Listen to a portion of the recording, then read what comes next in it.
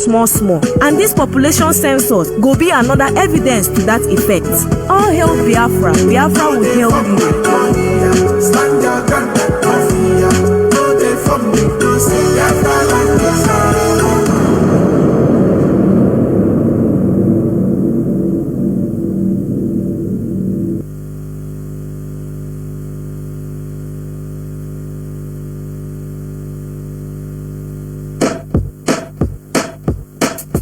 This thing not that good, oh. Lie. I say it not good, oh. Lie. This thing not that good, oh. Lie. No one knows tomorrow. Oh yes, oh yeah, make una open una ear. Hear this one. This one now for EEDC. EEDC want defraud Southeast with exorbitant electricity bills with no adequate power supply. On top the matter be say they no go give prepaid meter to their customers, but them go give illegal high estimated bills. They no want know if light day or e no day. Instead of them to fix them, they go force people to pay the bills where they no use, or them go cut the lights. I wonder how communities go use contribute money, buy their own power transformer, buy electricity cables, and yet pay huge amount of money to this Obodo Naija corrupt EEDC, but they no go gree connect or bring the lights. Even when they dismantle to repair community transformers wey spoil, they no go repair or return it to the communities. This issue don tire people o. Anambra State Governor Soludo, im don pay 100 billion naira to Emeka for an EEDC. This matter dey under agreement to provide light o, 24 hours light o, but from March 2023 until now, Anambra State still dey for darkness. Emeka don frustrate other companies wey wan give us light. The koko be say EEDC na the reason why Southeast no dey develop. This thing no dey good oh. Lie. I say e no good oh. Lie. This thing no dey good oh. Lie. No one knows tomorrow. Good morning, good afternoon, good evening, and good night, great Biafrans and lovers of freedom. This is Radio Biafra House of Service coming to you through the auspices of Radio Biafra London. My name remains Mazi, Jonathan Chinedu from Olu province of Biafra London. We are here live and direct. Today is Saturday, the 3rd day of August 2024. I welcome each and every one of you to welcome your friends and well-wishers onto this hallowed platform where we preach the gospel of emancipation, the gospel of genuine freedom, the gospel of liberation of mankind. Therefore, we must continue in doing the needful. We are in a midst of so-called protests by Nigerians to end the bad governance, which is their right, is the right of Nigerians. But they are, as I put it, they are making efforts in futility, busy pursuing shadow. Well, that is what I'm going to talk about. I'm going to talk about the current issues today. Today normally is dedicated to religious discussions, but I'm going to waive it till next Saturday, please, so that we talk about current issues in our land, current happenings in our land, because it's very big pity that Nigerians are going around, running round and round and round their problems. They seems not to understand their problem, or they are pretending. I am telling you. You see that there is a problem in a country. You try to look what is the cause of this problem. You go to the grassroots. But let me tell you something. The creator of Nigeria has modeled Nigeria in a way that, the pillars of Nigeria are corruption. The pillar. They empowered, few agents, few politicians, few agents we call politicians. They empower them, give them free hand to be making benefits, to be looting on,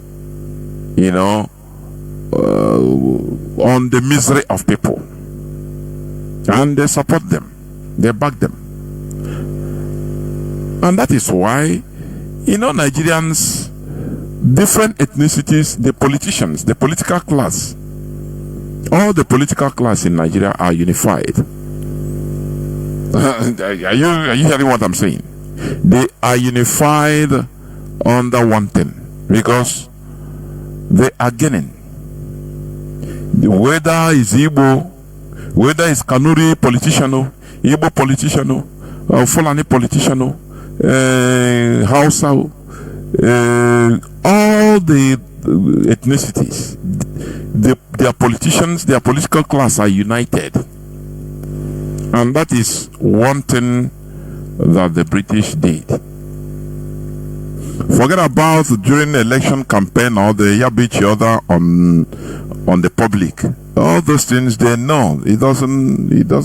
That's why at the background you see them chanting, eating and dining together at the background. Don't you see Wike and all of them, Biamila, all of them singing and making merry? All of them, both the so-called opposition, all of them. Nigerian politicians are united in crime in Nigeria. That is why they vow to continue keeping Nigeria for Britain. Because Britain handed Nigeria over to them. Before you become something, before you become a high-ranking political class in Nigeria, you must be made to swear allegiance for the unity of Nigeria to the British. What I'm telling you is verifiable. You must be made to swear heavy allegiance, secret oath to Britain, that that under no circumstance must you clamor for, or must you aid and abet the division of Nigeria. That is one thing. It doesn't matter how our people cry for one thing or the other. They know the problem, but they are incapacitated because Britain put them on oath, and they agreed. They enter there, and they start seeing the words. They look, all the high-ranking political class in Nigeria. First of all, they have diplomatic passports or service passport to travel anywhere around the world freely. Before you know, this one has gone to America, the next day is back. You cannot do that as a ordinary Nigerian. You cannot do that. Are you hearing me? So their children are abroad anywhere of their choice. Any school they want to go in India or in China or in America, any in Dubai, or they are there. Some children of politicians are schooling from 5-star hotel. They are in abroad in schools in America, in Singapore, in Dubai, in India, schooling. They live in 5-star hotels, or 5-star or even 6-star hotels, the highest hotels. Year in, year out, they pay millions of dollars. Their children. That is why they say, to hell with anything that will solve Nigeria's problem, because it didn't concern them. Britain modeled Nigeria that all the hardships, once you are a political class, it doesn't concern you again. It's just like a caste system. The caste system, whereby once it's the old European monarchy, where some people are more equal than others. That is what is happening in Nigeria. Forget about what they say democracy. This song about democracy is what the West uses in order to confuse people, deceive people. Let me give you an example. They had the election in Venezuela. Are you hearing me? A few days back, there was a presidential election in Venezuela. And the president, the incumbent president, Maduro, he won by, I think, 54%. Now, do you know what? United States of America recognizes the opposition candidate Gonzalez as Venezuela's president-elect. That is the news, today's news. I'll be yesterday's news. So, because the incumbent president is not the American stooge. He's not representing America's interest in Venezuela. He is serving his people, just like his former boss, late boss Hugo Chavez. Now, what America did, they have to recognize his opposition, because his opposition, they have empowered him in order to, because let me tell you, Venezuela is has one of the largest crude oil deposits in the world. That's why they are making them, America is suffering the people. They put them under sanction because Hugo Chavez entered there to serve his people. Hugo Chavez is an indigenous Venezuelan, indigenous American. Hugo Chavez. He was a poor boy. He was a shoe shiner. He understood what the people are suffering. But when he entered office, now he disagreed. He turned around from the exploitation of America. Let me tell us. In our age, you say, Ago lori beyato gologo. When that somebody is rich, it means that other people, either he's exploiting some other people, or other people are poorer, one way or the other. That is the world we are in. So, you do see American, the Western imposed democracy, in order to use it to impose on the people who they want, who is representing their interest. That is why, do you see this thing they call them Western imposed democracy? Forget, it's not the pure democracy Republicans that we hear originally. Are you hearing me? They are now using it as a weapon. Now, remember what the current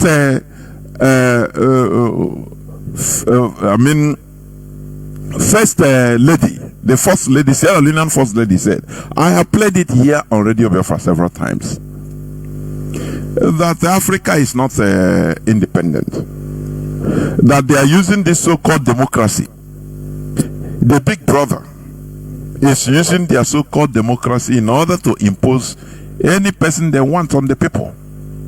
Any person that will represent their way. Look at now, all they are doing is to bring problem in Venezuela. They have put Venezuela under sanction. A very rich country, but they turned it, because of their sanctions, they turned Venezuela into nonsense. And they made the people, what they want is internal combustion, so that the people will retaliate. The people will rise up against their government that is serving them. People will rise up. That is what the West, that is what they remember Haiti. Are you hearing me? They turned Haiti into what it is today. So what they do, if you don't accept to serve their interests instead of serving your people's interests, which Hugo Chavez did, and they killed him. They poisoned him with advanced poison, and he died. They say, oh, he died of cancer. That's it. That's what we hear always. America and their allies, the West, 95% of their interests in your country. You are not serving them 95%. Now they will use so-called democracy to disfigure you, to turn the people against you.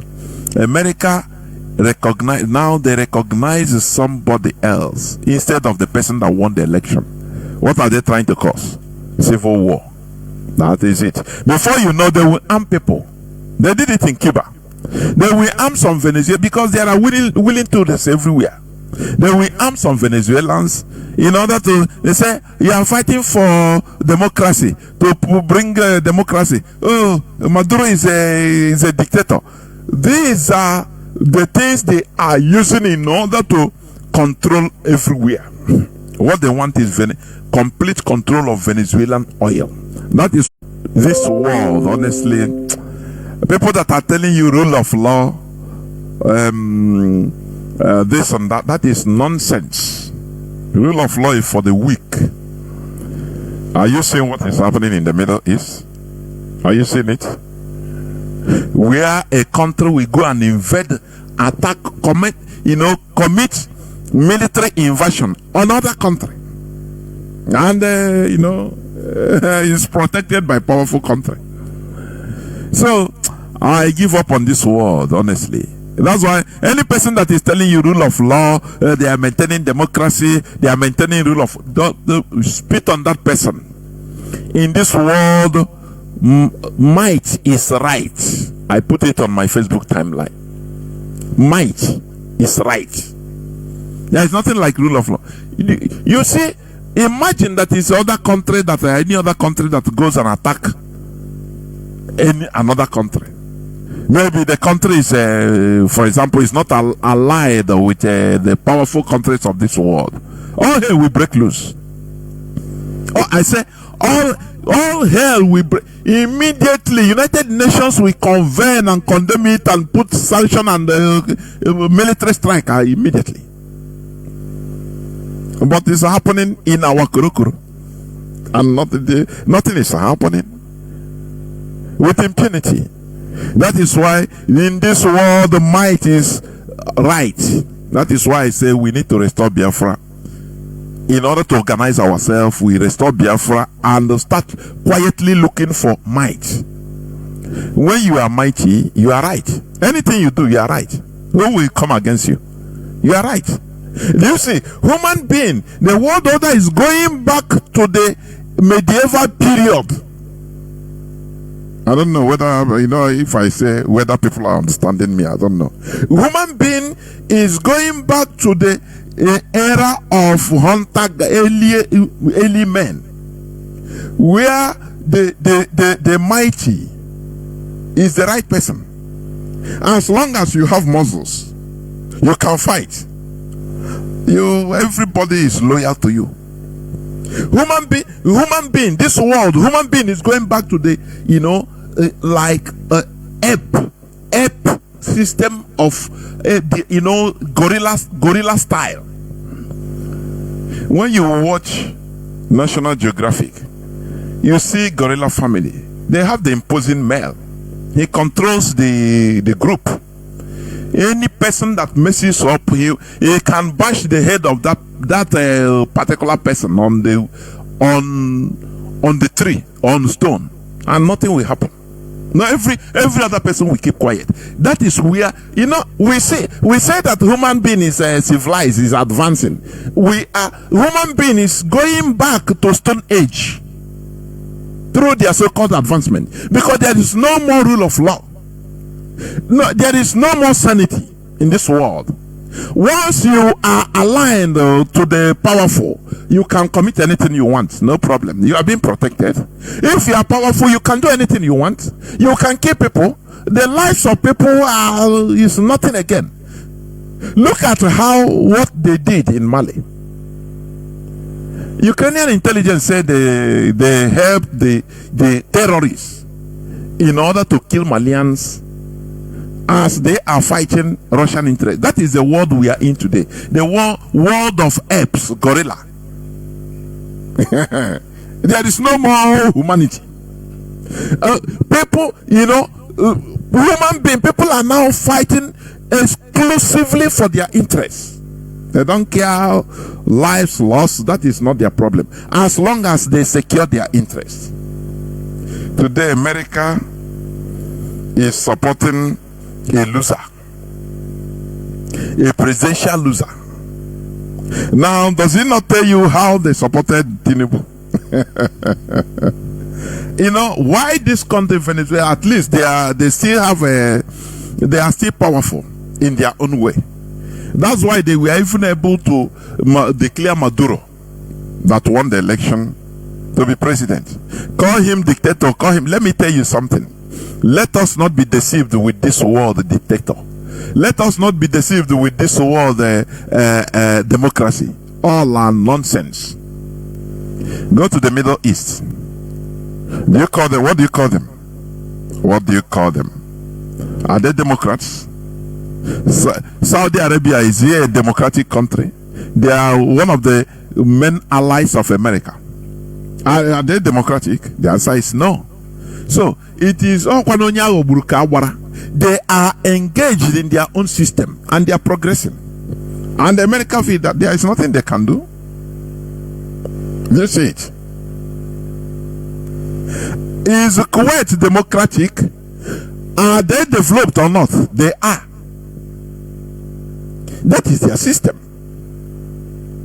Now you see Venezuela as a case study today, which America is trying. The sanctions they put, the difficulties they put on the people, because Venezuelans are suffering.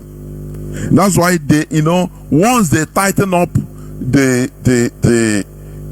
tap, the world tap, you see Venezuelans scrambling to travel to America illegally. The same way Nigerians are going to Europe and other black Africans. That is the same way mostly Venezuelans, Haitians, they are going to America. They pass through Colombia border, enter Nicaragua, Mexico, now risking their lives in their thousands. Now, but the America will be telling them through their media that the cause of your problem is your president, is a dictator. That is how they act. That is why I say there is no more humanity in this world. Human beings, we are going back to the Stone Age, to ape, to the time of ape, when Homo erectus. No, during the time of Homo erectus, not when human beings are not yet, have never evoluted to Homo sapiens. That is what we are going back. We are going back to there. Because people, as long as you are powerful, you have power, you can do it, you do it. There is no law restraining you. That is what I'm seeing in this world. As long as you have power, there is nothing you fear. You do it. It doesn't matter, people die, people are dying. It doesn't matter the policies you are getting. People are dying in millions every month, every day. That die doesn't concern you. You have the power, you can do it. Any country can go and invade any other country with impunity, and it's okay. It's okay. There is support. It's okay.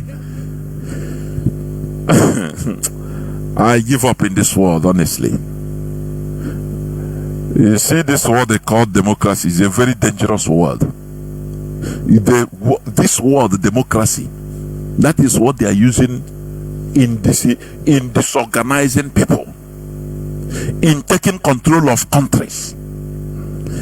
For your information, when they talk about democracy, how many European countries are democratic? How many?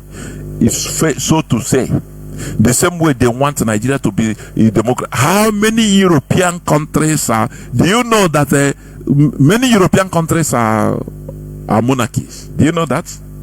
Spain is a monarchy. Do you know that?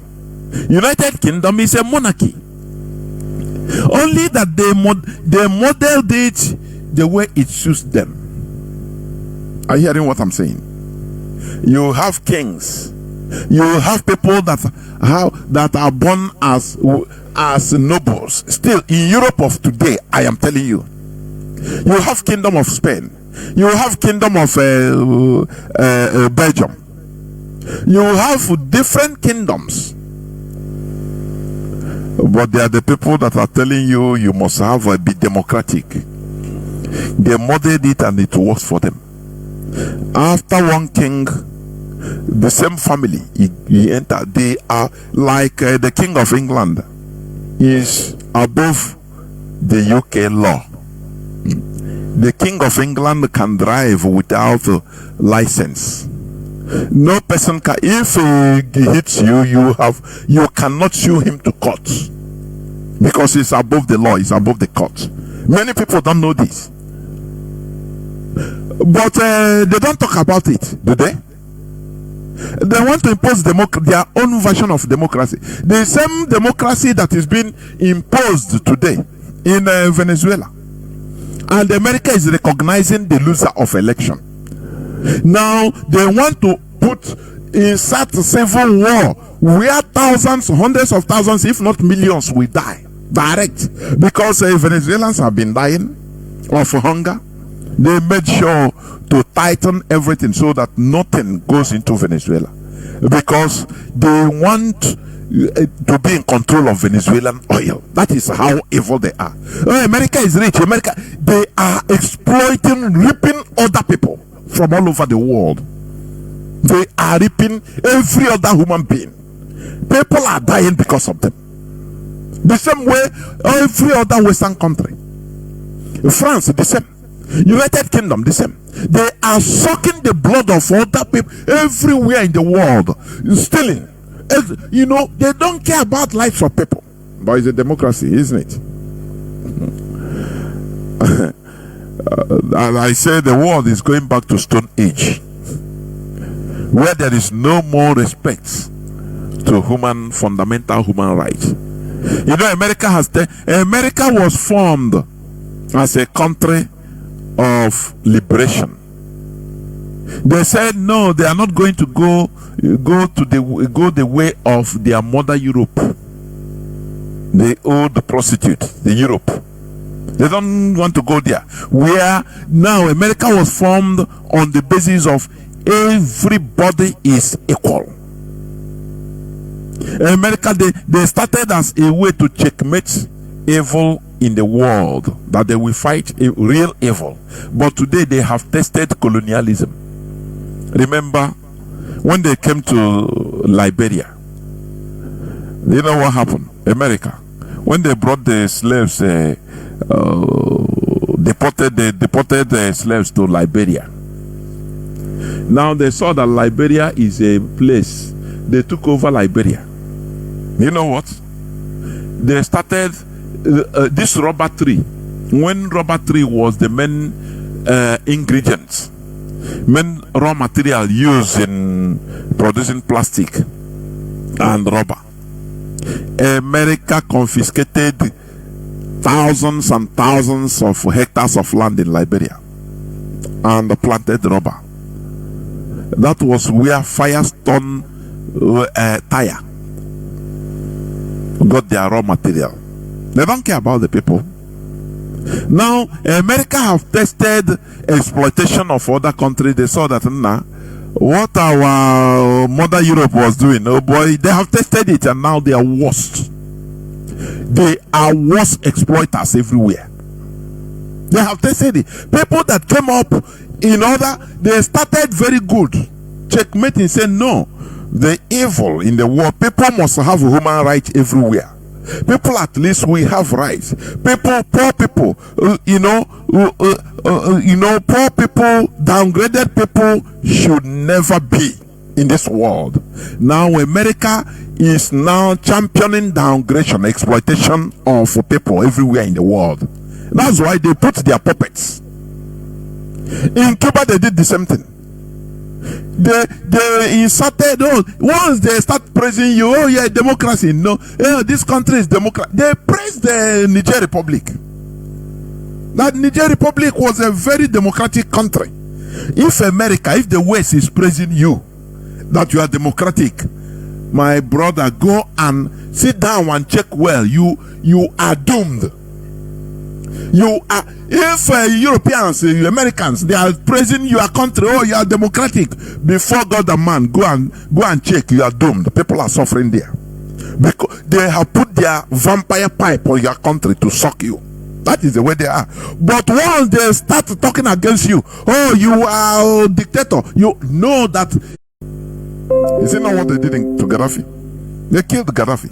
Gaddafi, for him, there is a dictator. They try to do this to China. Oh, it's a dictatorial government. Oh, they don't allow people to protest. Oh, killing students. China kept quiet. China was too big for them. You know what? China is too big for them. China kept quiet. And today, they cannot talk to China anyhow. Because among the whole countries, America is only afraid of China. Among the whole countries, China and Russia. China has economic power, potency. They have the population, the manpower. 1.4 billion people is not America is I think either 400 million or 300 and something million only.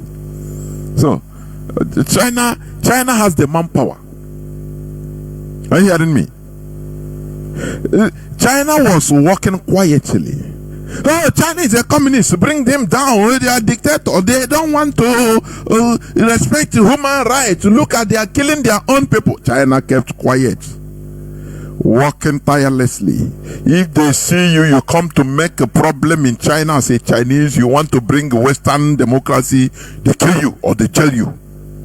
They don't care. Because they don't need this confusion. Somebody that brings confusion in their land. And today you are seeing the real China. You are seeing their their hard work is paying off. Don't you see it? The number one economic power, building things that are wonderful, more than anywhere in the West. But are they that do they engage in Western style so-called democracy? The answer is no. They modified their own system. It's a communist country, but after they divide, they modify. Everything can be modified as a human being. Why are you trying to impose your system on others? Why? That is the problem we are suffering in Africa. In Nigeria, that is the problem in Nigeria. Imposition. We want to be like Europeans. Oh boy, Oga, you know be European. You know be American. You are an African. You are an Igbo man. You are an Hausa man. You are a Kanuri. You are a Joe. Are you hearing me? You are a Gere. You are not an American. So what works for America must not work for you. That is our logic. That is our debate. Are you hearing me? Why must you impose your system on others, and they will be wobbling with it? You know, you become an eternal teacher. As you are teaching, you are sucking their blood. You go like this, say no, it's not like that. Okay, you push them. You push Nigeria to import buy electronic reader card, and they bought it. Do you know how many billions of dollars spent? At the end of the day, they say no, it didn't work. American experts didn't put this and that. Okay, don't worry, next time it will be fixed. All those things are money. They are just playing us anyhow. Go like this. Another time now, they can discard it and say, no, there is another one that will be good for you Nigerians. You know, just import it. The price is only $12 billion. If you don't have money, we can tell IMF to lend you so that you buy it. They will always put you to the wrong path. They will not allow you to serve your people, to be with your people so that you develop, because they don't want any challenge. They don't want you to come up tomorrow and they manufacture car, you manufacture.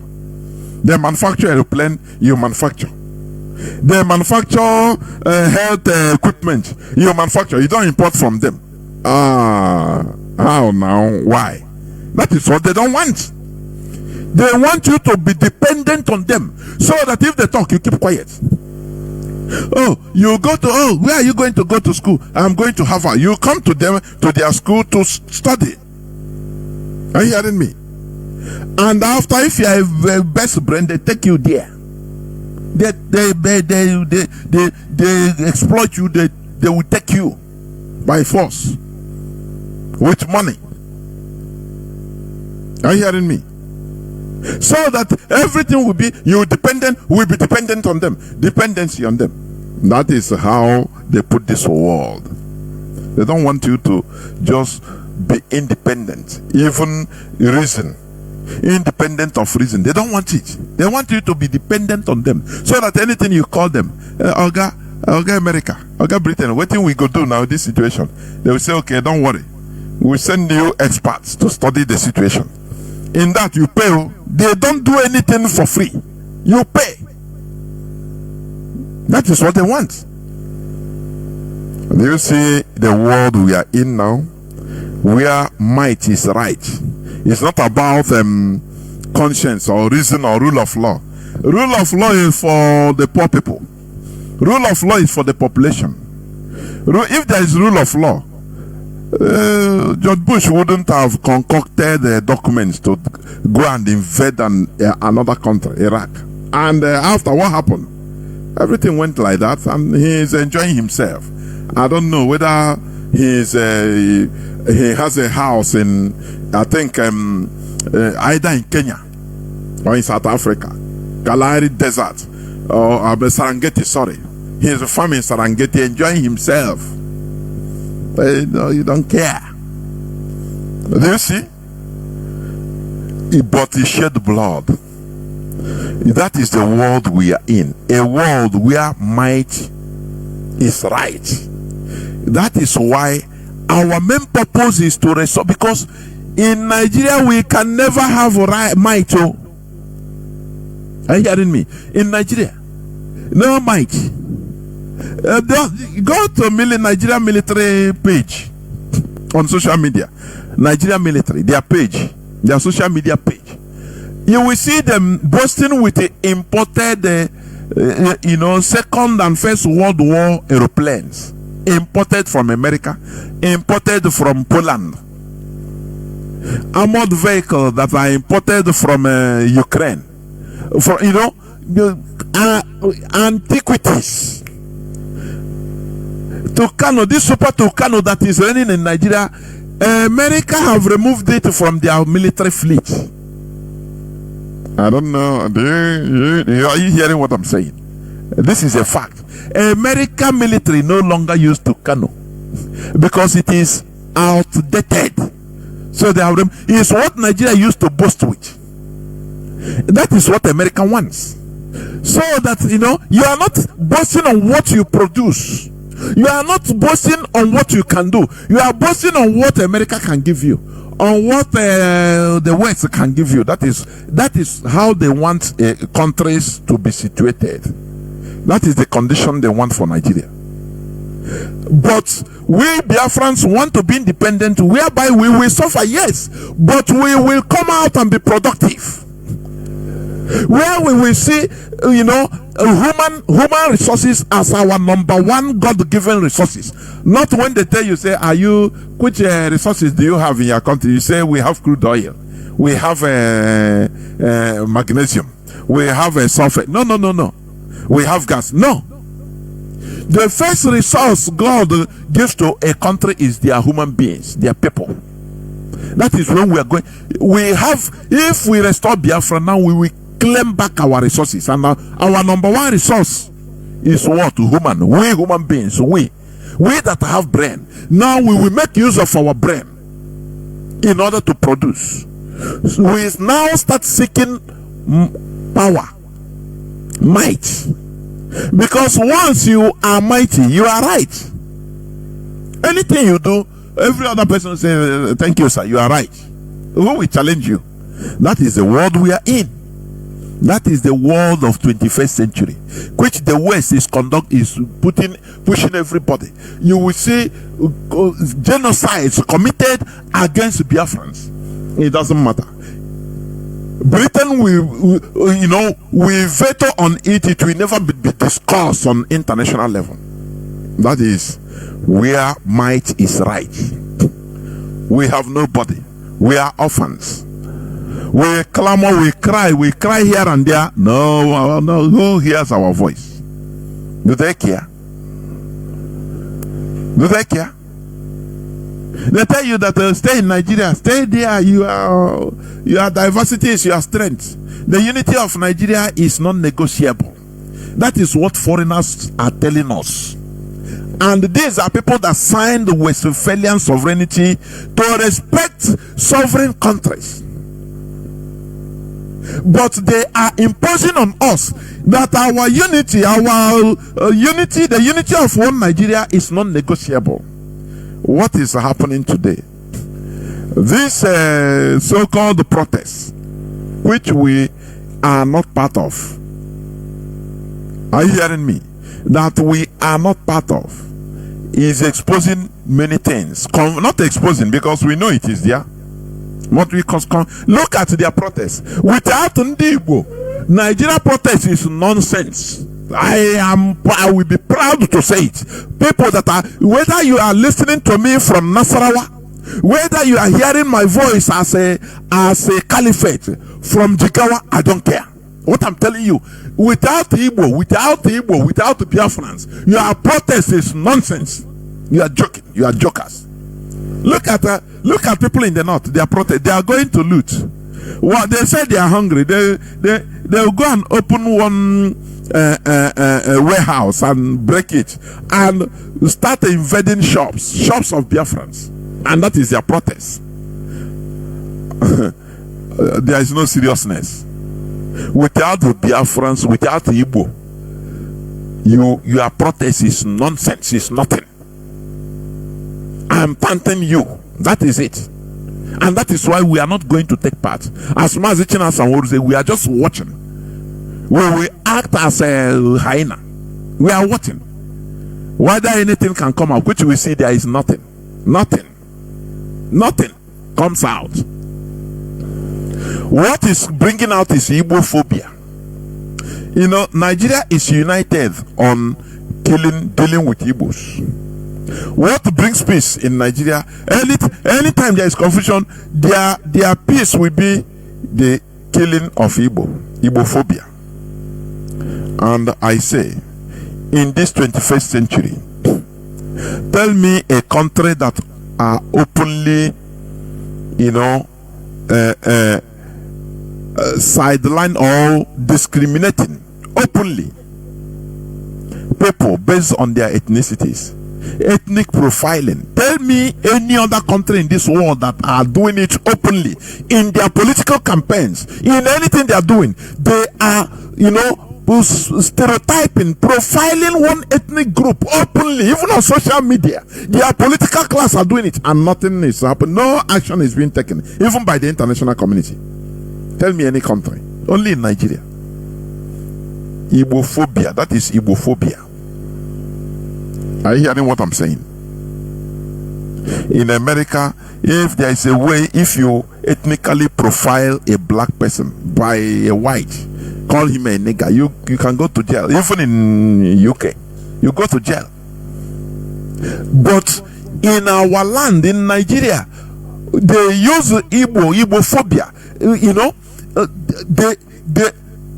Igbos are endangered species. I think I saw it as a barrister, our barrister, erudite barrister, Ejiofor.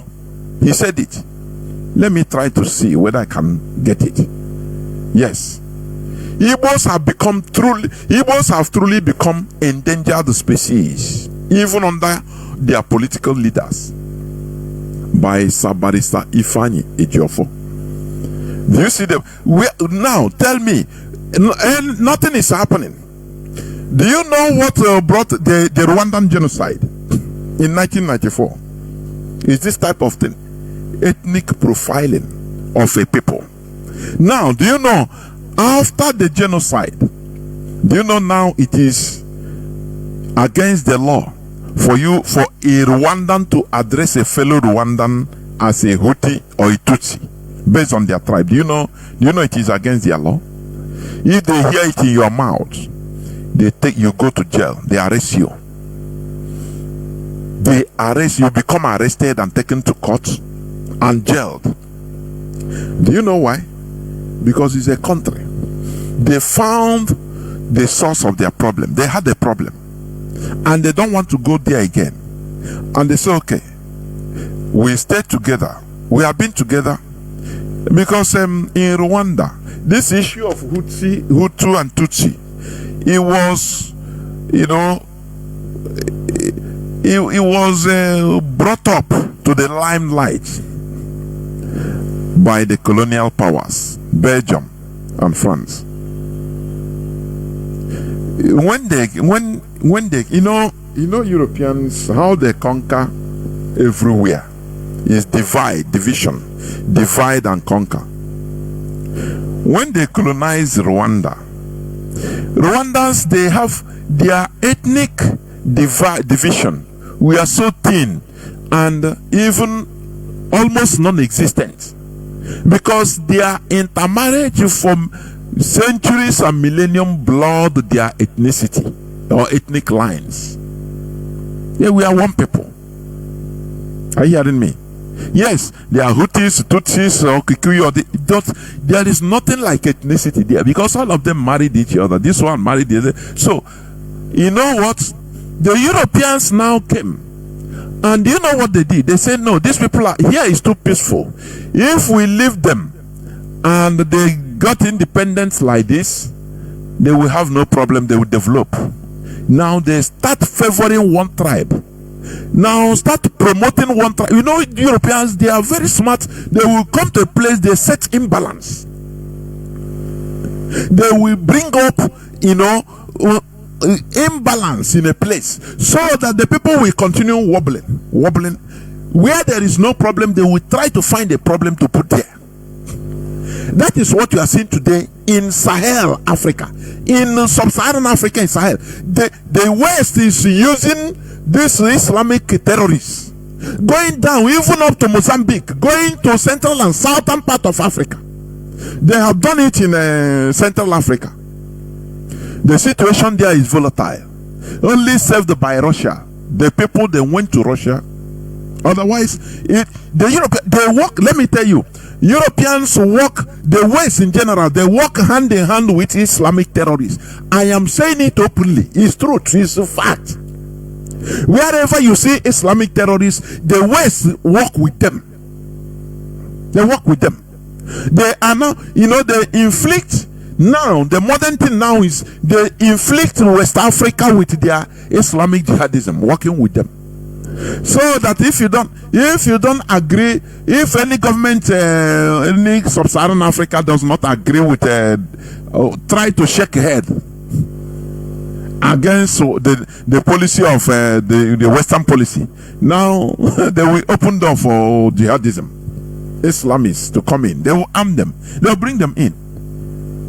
And they will try to scatter your country. That is how they behave. So in Rwanda, the Europeans, the French, and the Belgians, they set up imbalance. They favored once they see. They don't even know. I think they say once they see that your face is oblong. You know, you have a oblong face, not round. Now they call you are Hutu.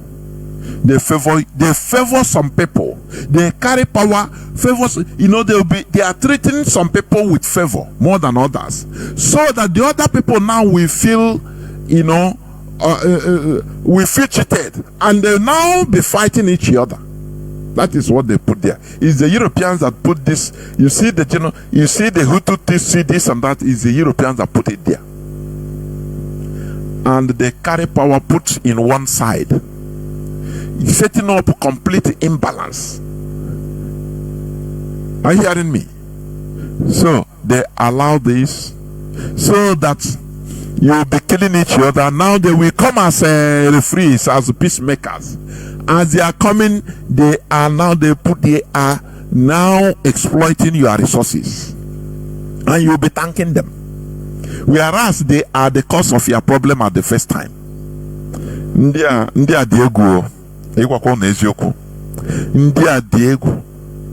I don't know the politics of their traveling, the age of discovery in Europe. They channeled it with their politics. I mean, with their political class. That is the best thing that happened to Europe. Had it been they started moving around, for example, they organized even their traveling. At the first time, during the age of discovery, people will travel. Their criminals will travel because the troublemakers in Europe that time, 15th century, troublemakers, killers, they will try to encourage them to go and find out in another part of the sea if there is anything there. Maybe they brainwash them that you can go there and find something good, so that to eliminate them. And all of a sudden they started traveling to the horizon. Many of them perished, and many of them reached shore. And after they saw things, they brought back riches. Now when they brought back riches, The government that time, their government that time controls everything now. As they come back now, their government enters inside and say, okay, we are going to be sponsoring people now.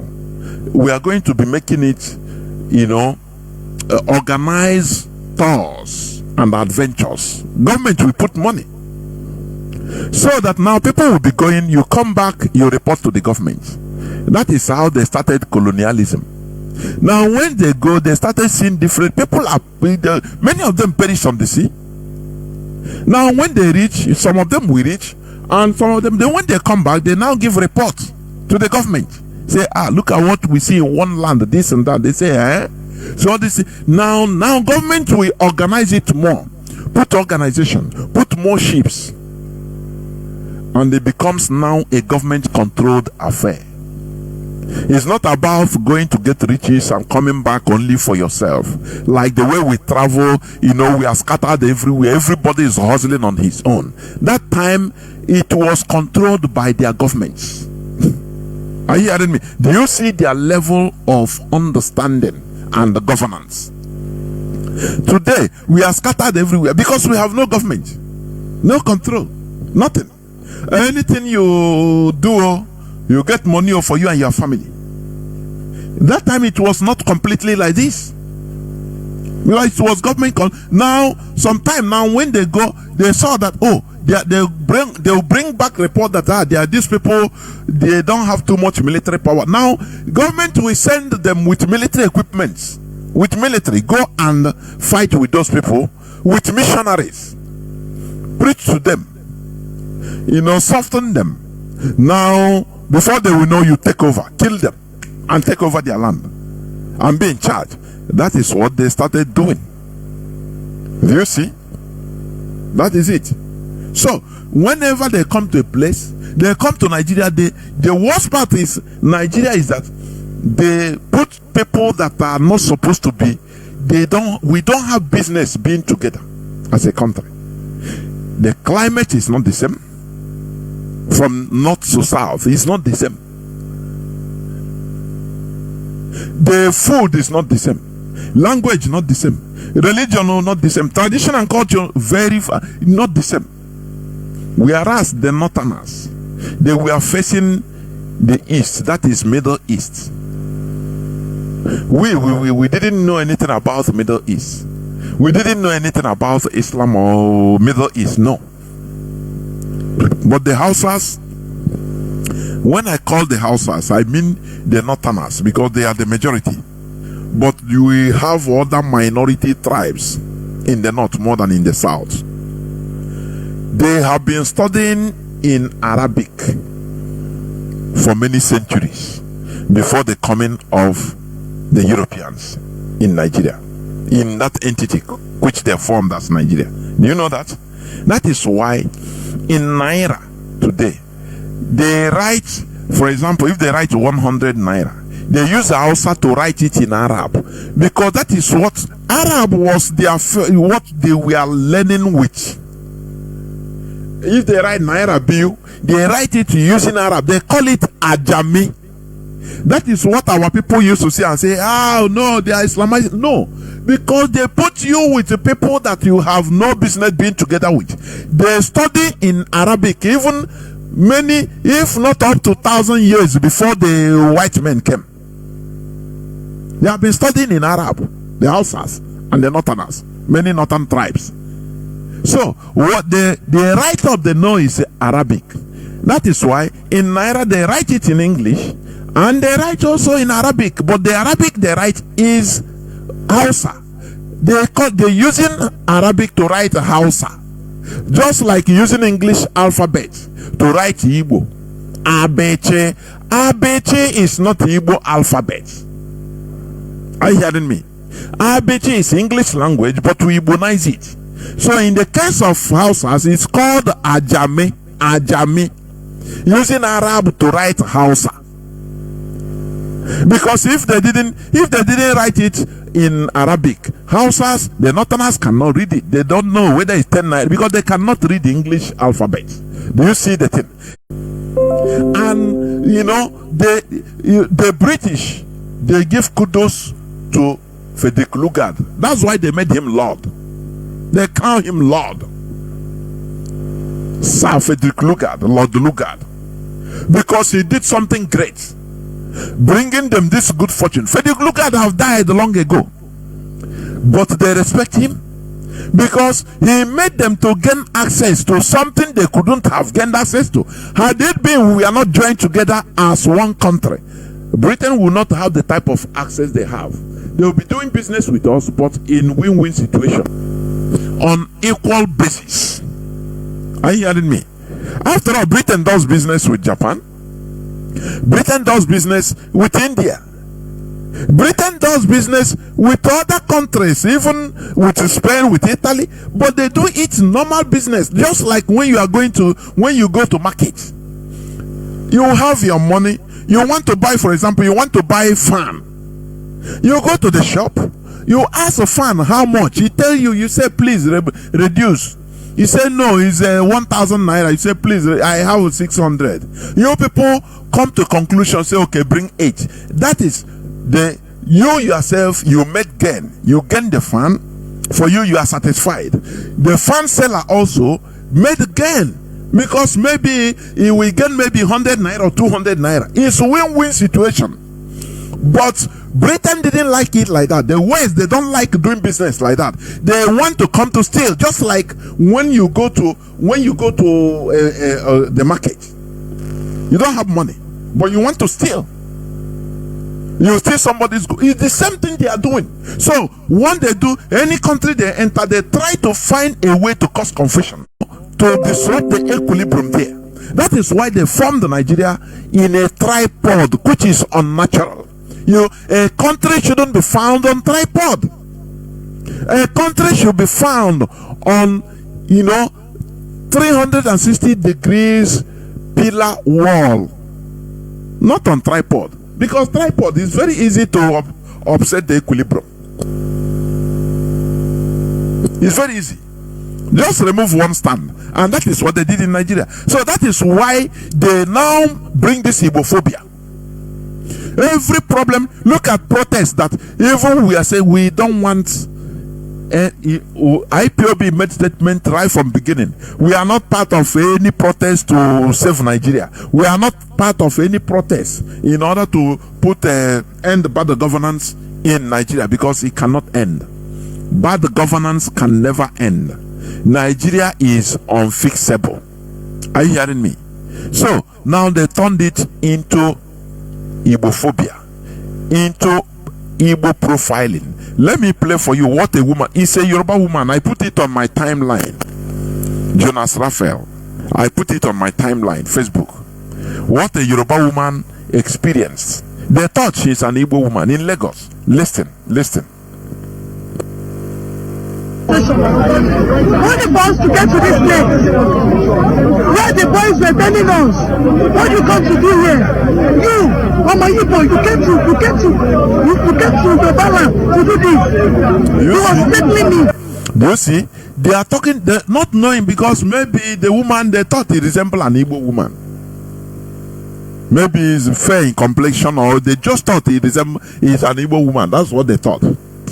So they were threatening her. Oh, Omoyibo, you come to Yoruba land, you come to Lagos go back to your land. Igbo must go. And we love it. Igbo must leave Nigeria. We must leave. That is what we are clamoring. This thing, Igbo must leave. Must leave Nigeria. Not only Lagos, we must leave Nigeria. That is it. So they stereotyped him, because it is what they do. They are being sponsored by politicians. When political class, we openly on national television, we talk, stereotype, profile Igbos. What do you think? Is it a mistake? No, the answer is no. Listen, continue listening. What you come to do here? You, Omoyibo, you came to the Bala to do this. You was taking me. Even if I'm Omoyibo, am I not in Nigeria? Am I not in Nigeria? Even if I'm Omoyibo. No, Omoyibo is not a Nigerian. That is it. That is the reality. You know, our people are trying to force ourselves. We are not Nigerians. The woman is saying, even if I'm Igbo, am I not a Nigerian? The answer is no. Do you remember during the election, presidential election last time, 2023? Do you remember a Benin girl also crying out in Lagos? He said she was prevented from voting because they say she's an Igbo. He said, what? So any non-Yoruba is an Igbo. That is not Igbo, is a Benin. They prevented her from voting. Even they did the same thing to some Yorubas, thinking that they are Igbos. Once they see you, maybe you look somehow, maybe fair in complexion a bit. Now they say you are an Igbo. The woman is asking, he said, even if I'm a Igbo, am I not a Nigerian? The answer is, no, you are not a Nigerian if you are Igbo. These Igbos must go. It must be our topic till thy kingdom come. No, Igbos must go, not only from Lagos, but from Nigeria. Have you ever had, since you were born, have you ever had where they do Igbo must go in Cameroon? I'm saying Igbo must go. They profile Igbos. No, it never happened. It never happened. But in Nigeria, it's all these things that are happening. How can you be in a country whereby in Lagos they tell you it's not your land? You, as a Nigerian, you have the right, as a law-abiding citizen with your legitimate business, you can live anywhere you want, you can afford, you want, anywhere. Fulani normally have the right to live anywhere, but what we are against is the Fulani headsmen and the federal government using Nigerian status to give them free land, which they don't do to any other person, any other set of people. That is what we are, so that people don't misunderstand us when we are talking. Nigerian government, they are using Nigerian government state apparatus in order to capture lands by force, like they did in Enugu. They are doing in Enugu right now. They will use Nigerian military to confiscate lands of indigenous population and give it to the Fulani. That is what we can never accept. But as a, let's say as a Nigerian, you have the right to go and live anywhere. If for example the people are selling land, you can afford to buy, you buy your land, you build your house if you want, or you rent a house. Yeah, you have no problem with anybody. Is it not what we have been saying? Fulanis that are doing their business in our land, they don't have no legitimate businesses. They don't have no problem with us. We don't have problem with them. They rent their houses, they do their normal businesses, no problem. But what we don't accept, we can never tolerate is using your private business like cow rearing, and you are damaging other people's businesses, farm. We don't accept it. Or confiscating people's farm, people's lands, and giving it to them like that free. No, we don't, because there is no place we can go. Maybe we confiscate land and take it by force in the north. It doesn't happen. It doesn't happen. So what is good for the geese is also good for the gander. But when you are treating the geese one way and you are treating the gander another way, that is what you are calling for pieces. No peace. When you say peace and tranquility, you can never get it. Where there is no where there is no justice, you can never get peace. Because peace is the byproduct of justice and equity. Very simple. Now continue listening to the woman. Is that a threat? There is no any security personnel there around us. None of them is there. They are both back behind us here. They are both back behind us here. They are here. We don't see any of the security personnel. So they want it to happen. They say Nigerian security, police and military were there. And they are threatening them. That they are Igbos. You people should go. We will kill all of you. You Igbos. Tell me where you have been, where in a country you will be hearing this type of thing. Ethnic profiling against one tribe, one ethnicity. And everywhere is quiet. Tell me. What is our position in Nigeria? What are we doing in Nigeria? Suffering all this. When do you think it will end? Now what they will do, the people that sponsors this, they will come and say, no, forget to leave everything in his hoodlums, this and that. It's life from the pit of hell. And the Igbos, they will forget, we keep quiet. Now, another 2 or 3 years election, they will disenfranchise you, disenfranchise the Igbos, and call you Igbos, go, this and that. They will destroy your properties, burn your properties, and vandalize your goods. Another politician will come and say, hey, no, forget, don't worry. It's a cycle. It will continue like that. Is that what we are in this world for? Is that what we are in this world for? Let us think. This world, we didn't escort people to this world. We come to this world like other people. Why should we be suffering like this? You see some people, when they give you any person that lives in the north, that's one thing I see. No person, I have never seen an Igbo man being a friend or any person I hear that lives in the north and came back and start telling you good news about how he stayed there. He will tell you, say, na management too. Several times I nearly escaped death. Some, they burn their properties, they burn their houses or burn their shops. And I continue wondering, I say, but all these things are happening to us there in the north. But our people are still going there, still staying there managing. God, they're going out, but what is all this? What is it? Sometimes, what is this? Why do we choose to be so deadly stubborn to our detriment? Well, a time comes in somebody's life and we think and say, nah, you're not too much. Nah, let me go. Meet people that have stayed in the north. I never lived there. I just visit there, go on some business and come back. 2-3 days, come back. Nothing more. Because right from time, our father, he gave us the story of what the war, before the war, and how he put it right from tender age. That these people, they don't love us so. So that is the thing. It's what switched me off. I hate that side. Even if it is flowing with milk and honey, I don't like it. Right? It's not because of IPOB. Right from time, I hate it. So all these things that are happening to our people, immediately after the war, our people went back without their brain.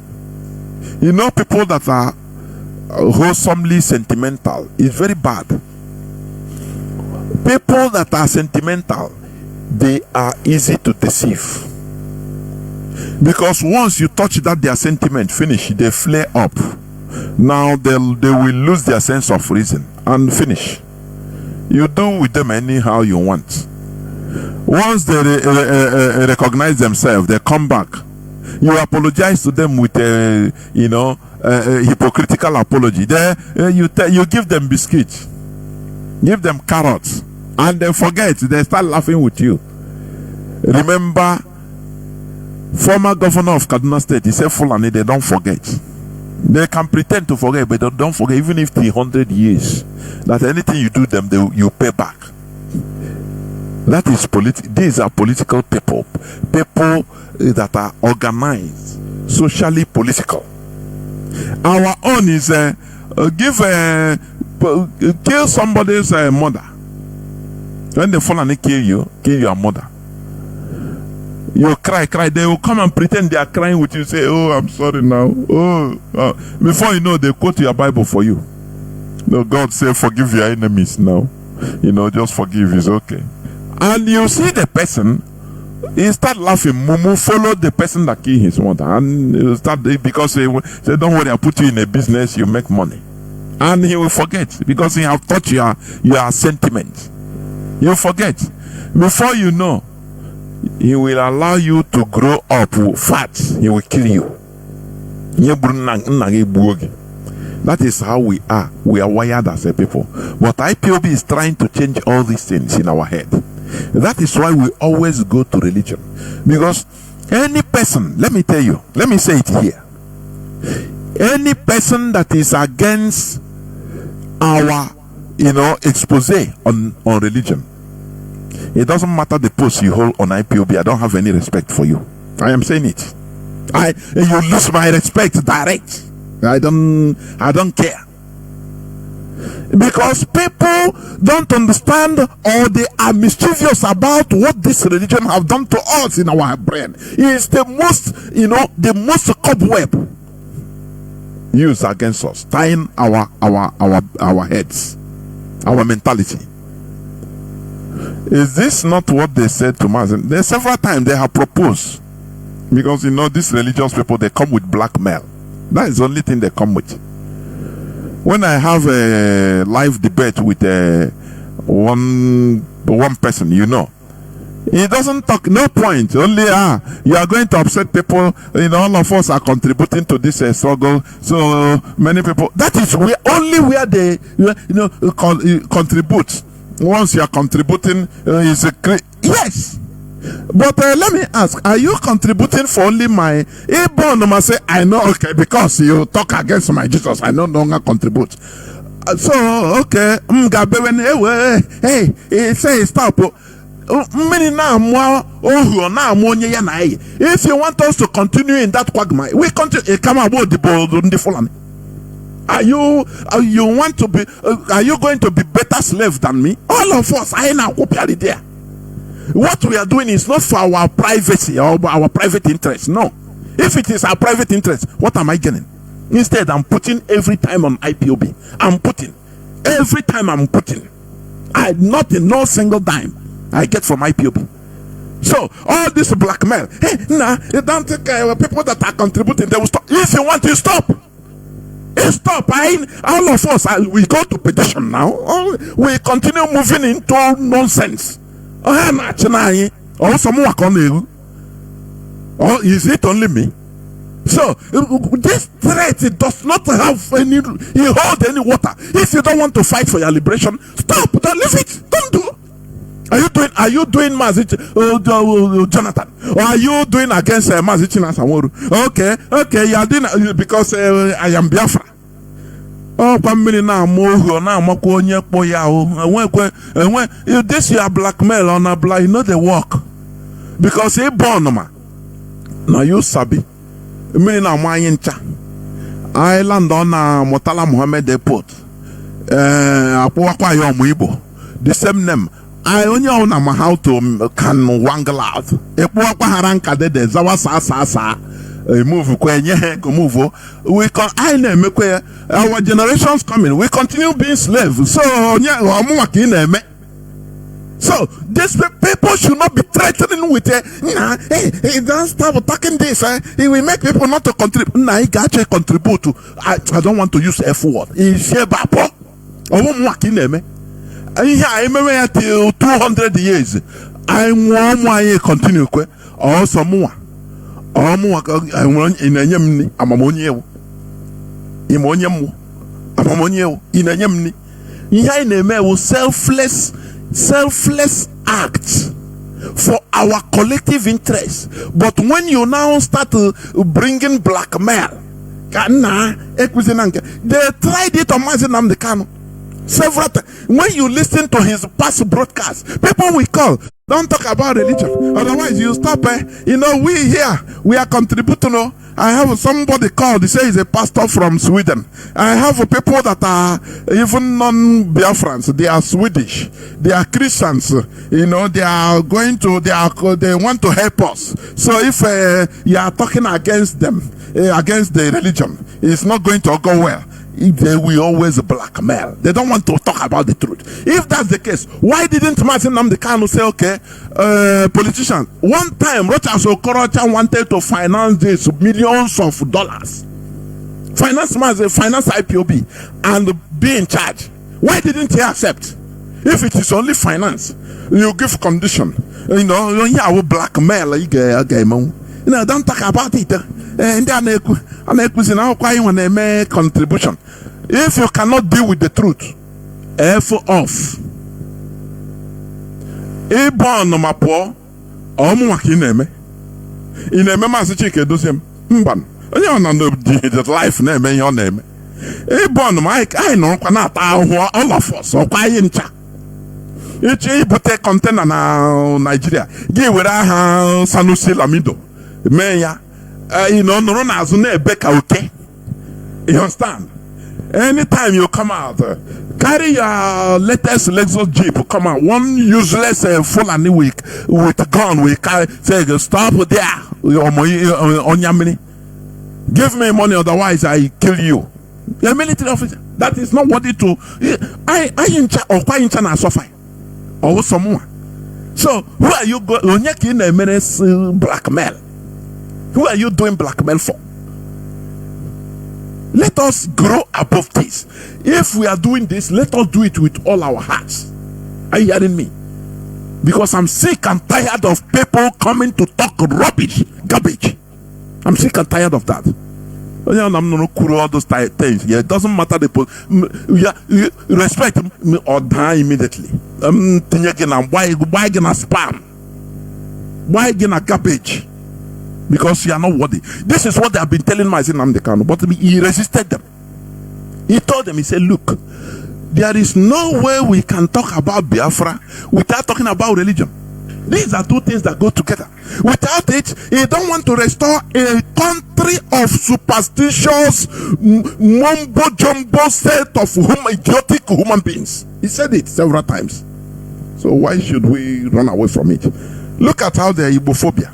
Is it not all of us? Is it not all of us? Is it not all of us? Look at the Igbos. Okay. Igbos are Christians. Okay. All this Igbophobia. How many Christian countries have come to defend you? Say, no, leave my people. These are my Christian brothers. Have Italy reacted? The answer is no. What of Britain, that is your Christian brother? Did they react? He wants you to be killed. Why can't you think? You need this Igbophobia. These protests have turned out to be Igbophobia. And the Igbos must go. Not only from Lagos, but from Nigeria. We must make it trend. Igbos must get out of Nigeria. Because we are sick and tired of this their nonsense. The only problem is that people in India work on all these things. India are corner. They don't only on the name many of them never come know here. You like it sometimes they say nah always happen only on a tower area. Only on a tower area. But we must continue because it is something that we have engaged. So let us understand that Nigeria is not for us. To get might, to get right, you must be mighty, and we cannot be mighty in Nigeria. You hear me? You cannot be mighty in Nigeria. We can only be mighty when we are in charge of our lives. This woman, they thought that is an Igbo woman. In Lagos, he's a pure Yoruba woman. He talked to her name. Let me finish it up. Because they will not come. They will not say they had bad government people. They started in Ojota. Is that what they want? That is why we want to go to the commissioner of police there and tell him, if you are here to protect us, we will not stay back. And let us be trusted by the state freedoms, the state sponsored us, that is threatening us. It's threatening life. He said, ọmọ Yíbò, kí ló wá ṣe níbí báyìí? Ọmọ tó ná gbogbo yín lẹ́yọ̀ kọ̀ọ̀kan. My name is Fumi Jalade Ajayi. I need to know if I'm ọmọ Yíbò. Am I not in Nigeria? Am I not in Nigeria? When does it become a crime to protest in Nigeria? You see it. She's a Yoruba woman. She's a pure Yoruba woman, but stereotyped. If it is another country, same country, all those people will be arrested. But lo and behold, in Nigeria, it is part of Nigerian politics. Stereotyping the Igbos is what keeps Nigeria going. The lifeblood of Nigeria is stereotyping the Igbos. But let me tell you, Igbos must go. When I talk about Igbos, Biafra, because if you are a Joe, you think in the same Lagos, if you want to, they will call you Omo Igbo. Is it not the Benin lady and her husband they called the Igbo during they disenfranchised her in Lagos during the presidential election? And she was shouting, no, I no be Igbo. Bini. Before you can start they disenfranchise her. Before, if it is killing, they will kill her. So when we talk about Igbo, is all of us. Joe, Fiko, Bibio, all of us are the same. Because our enemies call us the same thing. It is only when they want to play pranks, as they used to do, they will now say, no, you are Bayasan, you are Ikwere, you are a reverse man, and they give you a name. Because of sentiment, the name stuck. The name enters your head. Any name they give you, it enters your head. Reverse man, oh, Deltan, you are Deltan. And you say, no, from today I'm Deltan. No, what is your tribe? I'm Deltan now. I'm reverse man. Because of sentiment, they know that you are sentimental. That's why anything they give you, you take. Just like a small picking. A bingo. If you buy a dog, any name you give him, he collects. Because they don't have a mind of his own. That is the way they see us. Radio Biafra, we are here in order to restore our mindset. Remove sentiment. Remove sentiment. Igbos must go from Nigeria, not only from Lagos. Igbos must go from Lagos. Let it be our mantra. Igbos must go from Nigeria. Because that is what we are clamoring for. Because we are not part of Nigeria. During election, they disenfranchised us in Lagos. They say, go to your land. In the north, the same thing. They vandalize our shops. That is what they are looking at. Vandalization. I am asking our brothers in the north, mostly, think back home. Think like a reasonable human being. Life is greater than riches.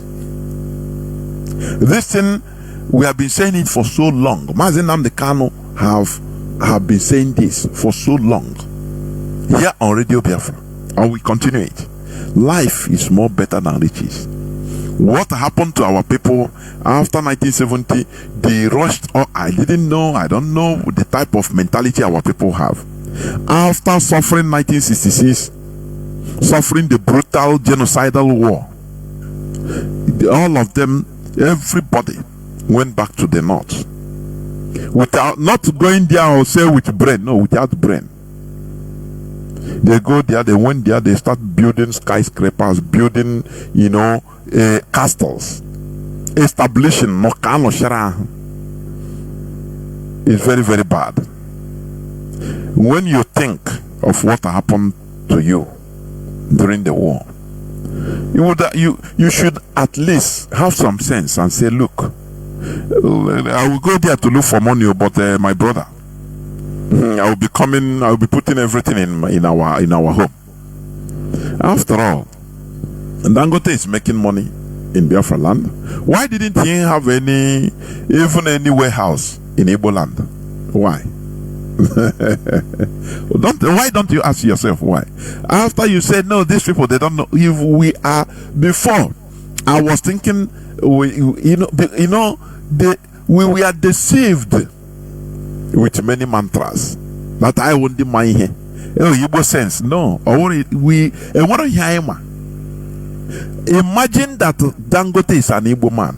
Before God, the man, every of his investment, or most of them, will be in outside Igbo land.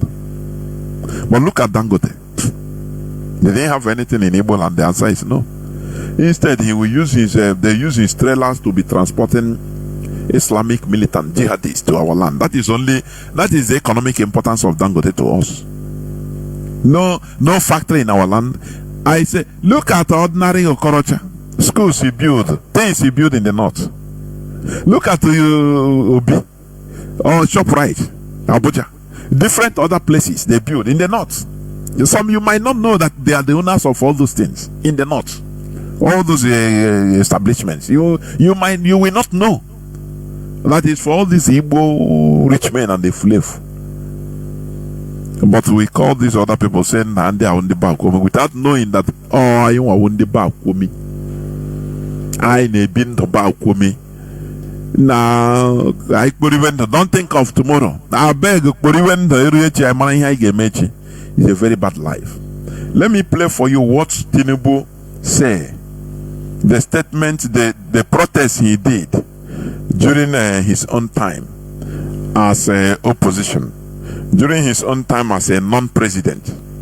Listen what he said. They make it better for themselves, for their comfort. The opportunity to make things better for us. They make it better for themselves, for their comfort and their families. Cronyism is prevailing. Today, our rulers in Abuja and across some of their... Our rulers. Today he is the ruler, but that time our rulers. Listen, talk is cheap now. Listen. Hey. You know what they say to us when they remove subsidy and we say no? Hunger is increasing, they say so what? Unemployment is a cause, they say yes, we know. Why are the people hungry? Is then let them face death. That is what is in Abuja of today. The current way of governance make nation building impossible. What it does, it makes poverty and the erosion of just society inevitable. We have gathered at this hour in this place to put an end to the national corruption and corruption. We have assembled here today to bring a new day and a new Nigeria to our people. Today, the Nigerian people are decent and hard-working people. They are equally long suffering. They tolerate for too long. Just because they are long suffering does not mean they should be forced to suffer until death comes. We, our people, we've had enough of excuses. Our people have had enough of having nothing. The current government's trademark is to throw empty words at our problem, as if doing nothing will cause our troubles to live for sheer boredom. Unemployment increases. Industrialization, we have nothing. Refinery, nothing is working. Electricity, they lie. If this is the government of, if this is the government's idea of transformation, and we have none of it, we should not have any of it. Because before, we said the government of slow motion. Now, it is the government of no motion at all. If they want to stand still at the bus stop or train station and be stagnated without poverty, they have the right to do so.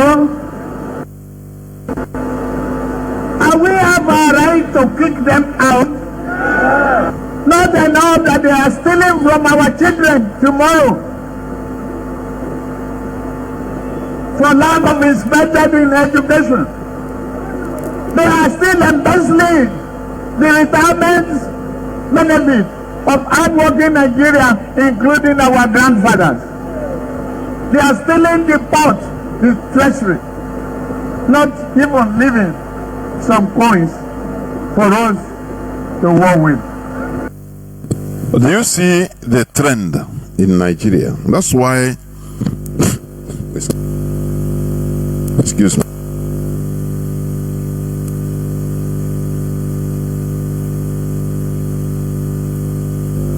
That's why I always disagree with people that say, no, the government is the problem. Nigeria, The government is the problem. No, I disagree with you. The Nigeria is the problem. It's not the government. Which government is going? Look at the nice statements he made in a protest a few years back before he became the president, castigating. But today he is worse than ever, isn't he? Anybody that is coming to tell you, no, let us kick this government out and bring another one, it will be better. He is living in cloud cooker land.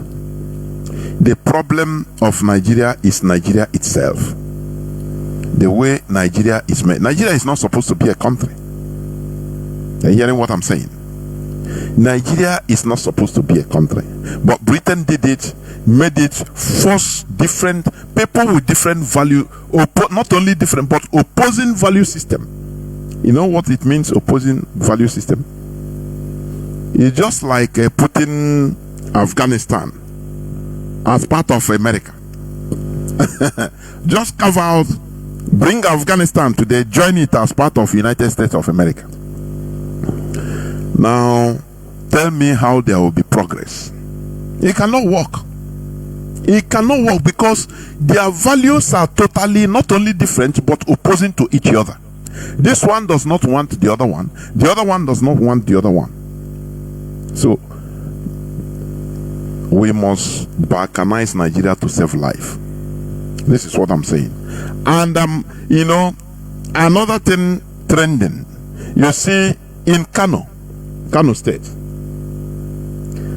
the people, they are marching, the protesters there, they are marching with a Russian flag, openly, Russian flag, calling on Putin, Vladimir Putin, to come and help them. In the north, openly, Russian flags everywhere. In Kano, Sahara reporters put it before, but before it could be copied, I know they were called. Calls came from you know, I mean, they got calls from the high echelon, from above, and they pulled down the thing immediately because they say, this one, another thing altogether. And when you go to Babangida's X page, you'll be seeing what he's writing, and you will understand that this thing is heading somewhere. But what we are warning our people, mostly in the north, if you can, don't say because you will die because of your property there. You die, and that property goes, you will still lose it. You lose your life and you lose your property. So it's better you save your life. Are you hearing me? Because this thing might be heading somewhere else. You have been seeing it right from beginning. So we hear calls for wisdom.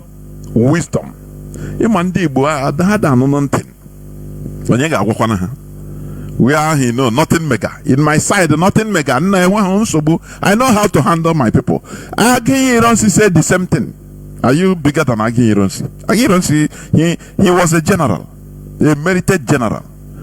But that Igbo man disease deceived him. Because Igbo man, here now, what he's seen is that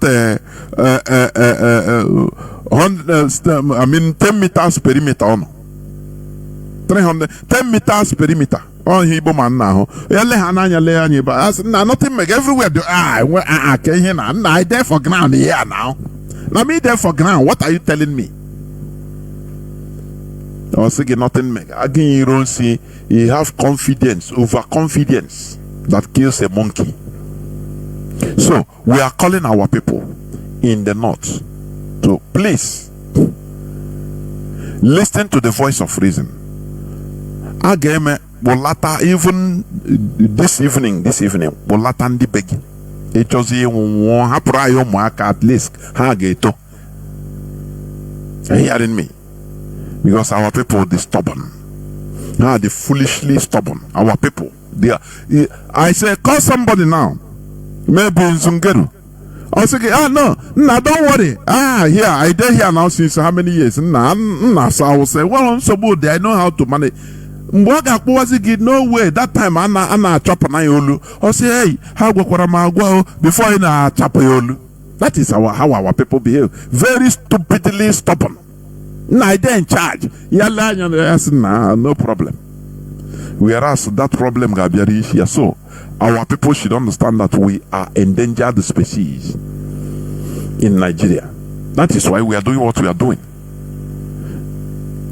We are endangered species. Igbos have truly become endangered species, even under their political leaders by Sir Ifeanyi Ejiofor Esquire. This is it.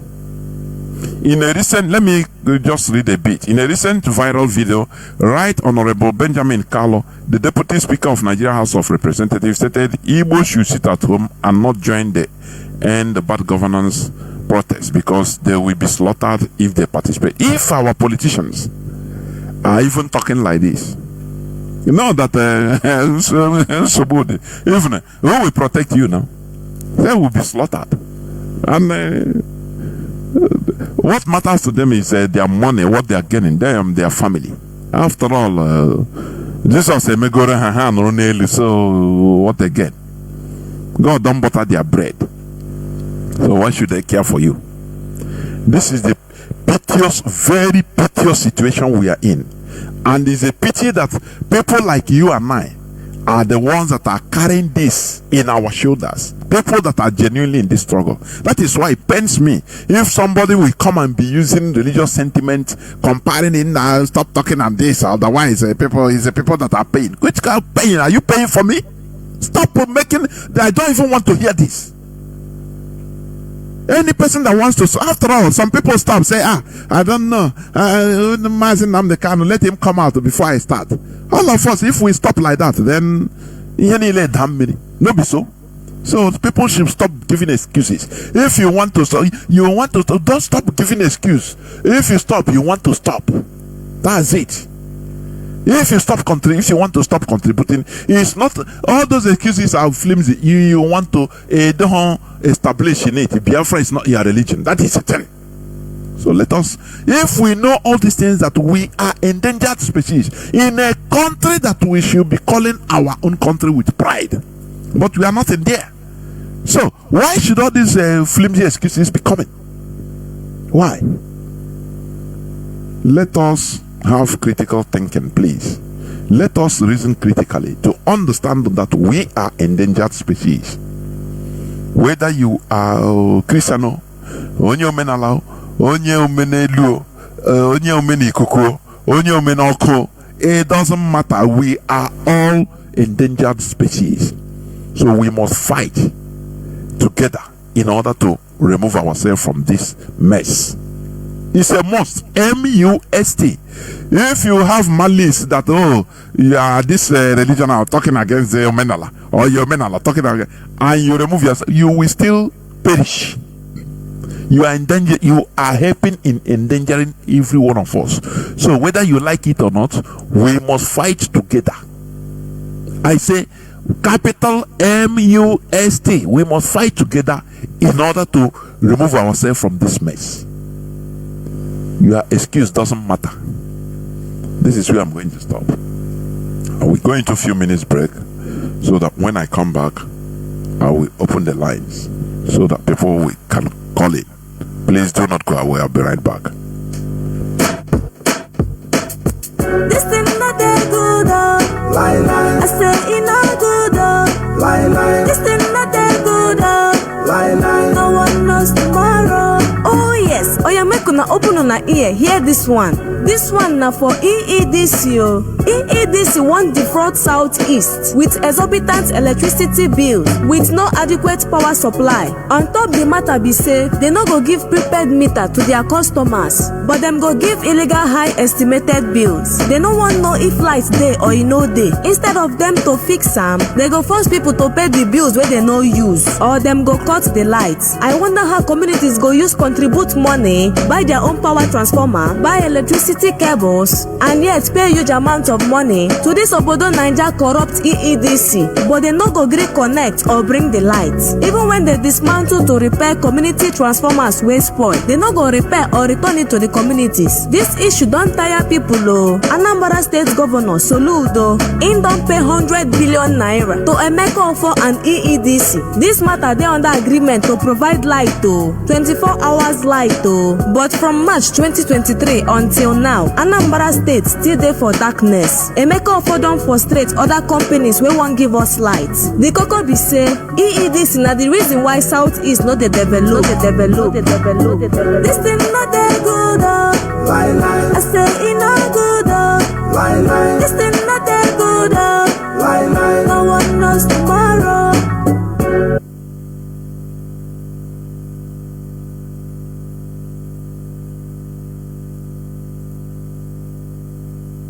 Invest in agriculture. Welcome to IPOB Rapture Media. IPOB Call to Action. Biafran's Return to Farming. Invest in agriculture. Have you ever paused to question the importance of self-sufficiency in food production? Food self-sufficiency, or the ability of a nation to feed its own people from its own resources, plays a pivotal role in securing a country's future. It's more than just filling our bellies. It's about nourishing our economy, our workforce, and our independence. Imagine being at the mercy of external sources for your daily bread. It's like a constant game of tug-of-war at where your sustenance is the rope. Any moment the balance could tip and you'd be left scrambling for resources. This reliance could pose potential threats to national security and economic stability. Outsourcing our food needs puts us in a vulnerable position, susceptible to price hikes, supply chain disruptions, or even political manipulations. But let's flip the coin and look at the benefits of self-sufficiency in food production. Firstly, it empowers our economy. When we invest in agriculture, we're not just planting seeds in the soil, we're sowing the seeds of economic growth. The farm-to-table journey involves many hands, from farmers to transporters, from retailers to restaurateurs. Each link in this chain represents a job, a livelihood, a boost to our economy. Secondly, it ensures food security. By growing our own food, we can control the quality and quantity of our produce. We're also less likely to experience food shortages, ensuring that no one in our community goes to bed hungry. Lastly, it promotes sustainability. Agriculture done right can be a tool for environmental conservation, preserving our land's fertility for future generations. So you see, self-sufficiency in food production is not just a matter of pride. Welcome back. This is Radio Biafra House of Service coming to you through Radio Biafra London. My name remains Mazi, Jonathan Chinedu from Olu province of Biafra London. We are here live and direct. Today is the third day of the 7th month, being August 2020. Is it 8th month? Sorry, 2024. Our lines are now opened. Our direct line is +1 213 328 6224. I repeat, +1 213 328 6224. Our WhatsApp and Signal line is +61 405 142 547. I repeat, +61 405 142 547. I have callers already online, but let me take this caller on direct line first, please. Let me connect the caller on direct line. Just hold on. Callers on Signal and WhatsApp, please hold on. I'll come to you. Let me take caller on direct line. Just hold on. Caller on direct line. Can you hear me? Caller on direct line, please. Can you hear me? Caller on direct line. Are you there? Yes, Mazi, I'm here. There, Mazi. Welcome to the program. Thank you, Mazi. Mazi, I have 2 or 3 suggestions to make. There is this impression I want to correct. The impression that our people do not know anything, that the Fulani are the wise one. Look at what is happening to us. What is happening to us is that the ideas Fulani is using is the idea of Dave Umahi, the idea of Ojo Zokalo. Our people, the action that they perform is the action of the Igbo mentality, but the people that perform the action is the Fulani. I want us to register that, because this is the only reason that makes these people to be relevant in the presence of Fulani people and in the presence of Nigeria. Mazi, can I? Sorry, I don't know whether you have a. Okay, no problem. You are calling from USA, no problem. Can I say something before you continue? Because we are interacting. Go ahead. This thing you raise, because Mazi, I told why before. I am telling you, there are many things that are lacking. We don't have political sense. You know why? Let us start from beginning. Not you are talking of recent politicians, this and that, but they are all Igbos that come from the people. Now, let me ask you, Mazi. People that suffered, they killed us in 1966, don't they? They massacred us in the north, in the west, everywhere. If it is a people that has political sense, even you don't need Azikiwe to tell you, say no problem, because you lived it, you have experience. Is it not normal, Mazi? Mazi, actually, in Anohemleku. I hear you very well. Okay. Now, to the extent that and no family in Igbo land that does not live this experience. Mazi mandi bibunu Hausa, mandi binugu Yoruba suffer this. Mazi, the same set of people immediately after the war. Yes, and with difficulty, yes, because I'm saying I want 1 million reasons to justify any failure. Now, Mazi, I don't know the money. I need an angel to come and preach to us. Say, yes, God hustle, but hustle with your brain. Mazi, I need the answer to your question. Yes, I need even a politician. I need a politician to tell us what people pass through. No. Is it not if we go? Yes, I don't say we should not go, but we go make money. In our land, ha get 20,000. Billions of naira. Pako, ihe ga be na buy ha hire ofu ebe ga hu one room, or let me say one apartment. Ha de 3, 4, 5 for Alhaji Bridia. Ha recha ego ha ni label onyina ya Mazi you oda amamihe onyina yi with that type of amamihe Mazi ayo need the devil mahi or Azikiwe to tell us again ihe I live from Mazi, please continue from there. Here now you continue. Mazi, look at the problem. The problem is that Eburai, but this very few that is doing this thing, that has caused all this thing. Remember the minister of Dosbin in Lagos. Ebu here now, when any of his relatives during the war, he didn't participate in the war. He has been in Lagos.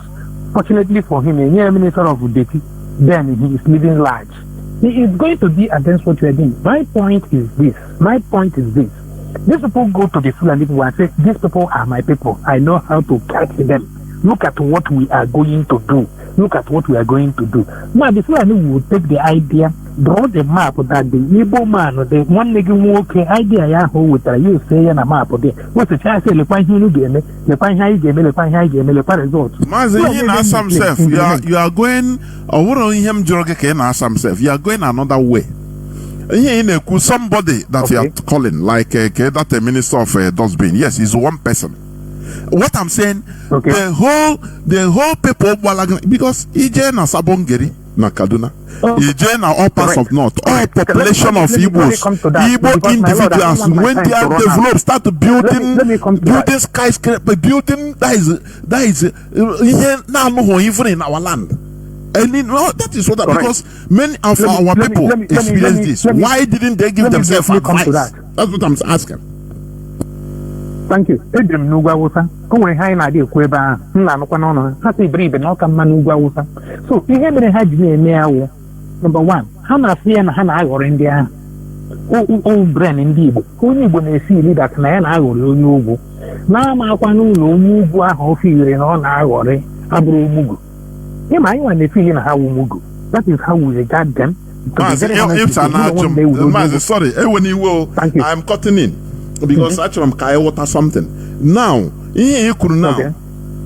You contradict yourself. You have contradicted yourself at the beginning. You say, "Naina say, actually correct." Naina say, "Nayamaro." Now, Naina says, "Naina agori." Without knowing that all how an agori, because in your own there, in your 4-story building there, Haga hapogi, may Allah the cheap, because they know that it's for them. You are not going to carry it to home. Any slight between we and them, Kendi Mazi, that is all him to Kendi Mazi. Because Thank you. We go on superior argument. Go on. Thank you. Look at my second submission before I forget. Please, my Lord, pay attention to this information. And when it comes to information and it is real. Only one governor in Southeast, only a tax city ahead of him now. That tax city ahead of him is very hard, and the Omagi called is in there. So my appeal to you, there is a task for him to do anything to stop IPOB radio Biafra. The leadership, let them go and they check our security in this radio Biafra from A to Z. Review it into maintenance, into software, into hardware. Please, this information is very important. If you want me to open, I will open, but I will not on air, so that I will be able to get more information when it comes up. Nobody should go back, because if one day, only one day, they shut this radio down, it's going to take you 1 week to revive it. And do you know the implications? What will happen in 1 week? A lot of damage will happen in 1 week. So while we are broadcasting, while we are live, take your time. Let the leadership take their time. Go back and the review continue. Blue eyeglass now, the leadership. Manage radio Biafra. There is a governor, and this governor warning the mother like governor. Somebody got me now. Everybody is taking the highest glory as it is now. But this tax has been placed before him to make sure that this radio Biafra is shut down. I keep telling you they are listening. They are listening far more than we are doing. It is a very heavy. The information they went around here from a deputy local government chairman. Don't talk about Mazi, please don't talk about the source of your information. It is unethical. Thank you. No, I just said it like that. No, don't say it. So my point is, while you guys are working on getting that done, I will also try to say something which I said the other time I called you on radio. That thing during the war, I was not there. That means I need 20 pounds to go and start life. It is a must that Nigeria integrate. It is a must. Let our people follow the trend. Go and study about blockchain. All IPOB community, all IPOB members, go and study what is this thing. Spend the time, go and study. If you are a businessman in Nigeria and you are an IPOB member, I'm not talking about Biafra. I'm not talking about Igbo people. I'm talking about IPOB. Oh, we need to be more IPOB. You step back before Nigeria, make up as an IPOB. Marana is big current. Marana is big radio Biafra. So we need this protest now. IPOB is not partaking. IPOB Agolandi are particular. IPOB Agola Biafrans are particular. Obe, the idea for no victim. You are a very stupid person. So my point is this: as an IPOB member who has been listening to Radio Biafra, who is following the world trend, with your teaching of what is happening in the world, of what the world is up to, go and learn about the blockchain. How you can move your money. Nigeria collapsed all today. 50 million, 100 million, naira, you cannot get it anywhere or get any value. Go and learn about it so that it will help you secure your fund. And again, the leadership should work also in looking into it, because all we are now sustain in the Palestine, all we are now sustain in Afghanistan, so that people in Biafra who want to contribute to this struggle can contribute. A lot of people on a Biafran land, people who paper, who say, I don't in support of paper, because people like that, I transfer somebody $100 to Britain. They stop. Punch my account, snap it here. They are doing information so to she transfer here. Can I transfer $1,000, $10,000 in a paper to you? Him and the possibility at the debate. So let us follow the trend. You know what we put out. That we are smart people, we are intelligent people. I need to here. Google no go no do I give you no way? People will be why you there. But I get as an IPOB member. Man, I hear one accord. For the protest, my lord, the governors known as Southeast, they take a lot of glory for what they did not work for. I saw one of the governors coming up on air to praise the people of Southeast as they have learned us that we were obedient and listening to them. We did not listen to you people. I want to make this clearly known to them. We did not listen to the governors. We know that Nigeria is not going to work, that no amount of protest will revive Nigeria. Therefore, we respected ourselves and continued with what we are doing. So any government who is coming up to say that after we spoke to our people and our people accepted our plea and they refused to participate in the protest is a lie from the pit of hell. Thank you, my lord. There my comrade. I'm not your lord. I've been saying this. You are. Oh, I'm very, very sorry. I offed somebody by mistake. Please, Mazi on WhatsApp. I put you off. It's a mistake, honestly speaking. You call back. I don't know. I was thinking it's the phone. Caller on WhatsApp. I don't know whether you are the person that have been there. Can you hear me? Yeah, Mazi, get up now. Were you the person I switched off now by mistake? Yeah, it's me. Okay, go on. Go on. Because you have been there. You are the first caller. Yeah, Mazi, I'll make a leg this. Now, he discussed this. My suggestion, my opinion or my contribution, I feel like this. Before them, no, my mother, I feel in this democracy and a thing.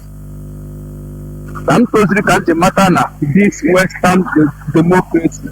I would democracy here another way of colonization. Yeah, the more you look, the less you see abracadabra. Ganiru Mazi, Ganiru. This is the new world.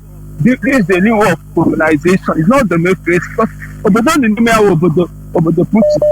I'm not. It might before I not on them mad dictatorship. Sometimes you see that dictatorship who the making your job. But if you study what is happening in this world, those super dictator is the people that is fighting against their own interests. Of course. If you fight against their own interests, they will damage your name with they have a media. They will focus on you. You know, to the extent people, they will turn people against you. Mazi, that is the work of their media.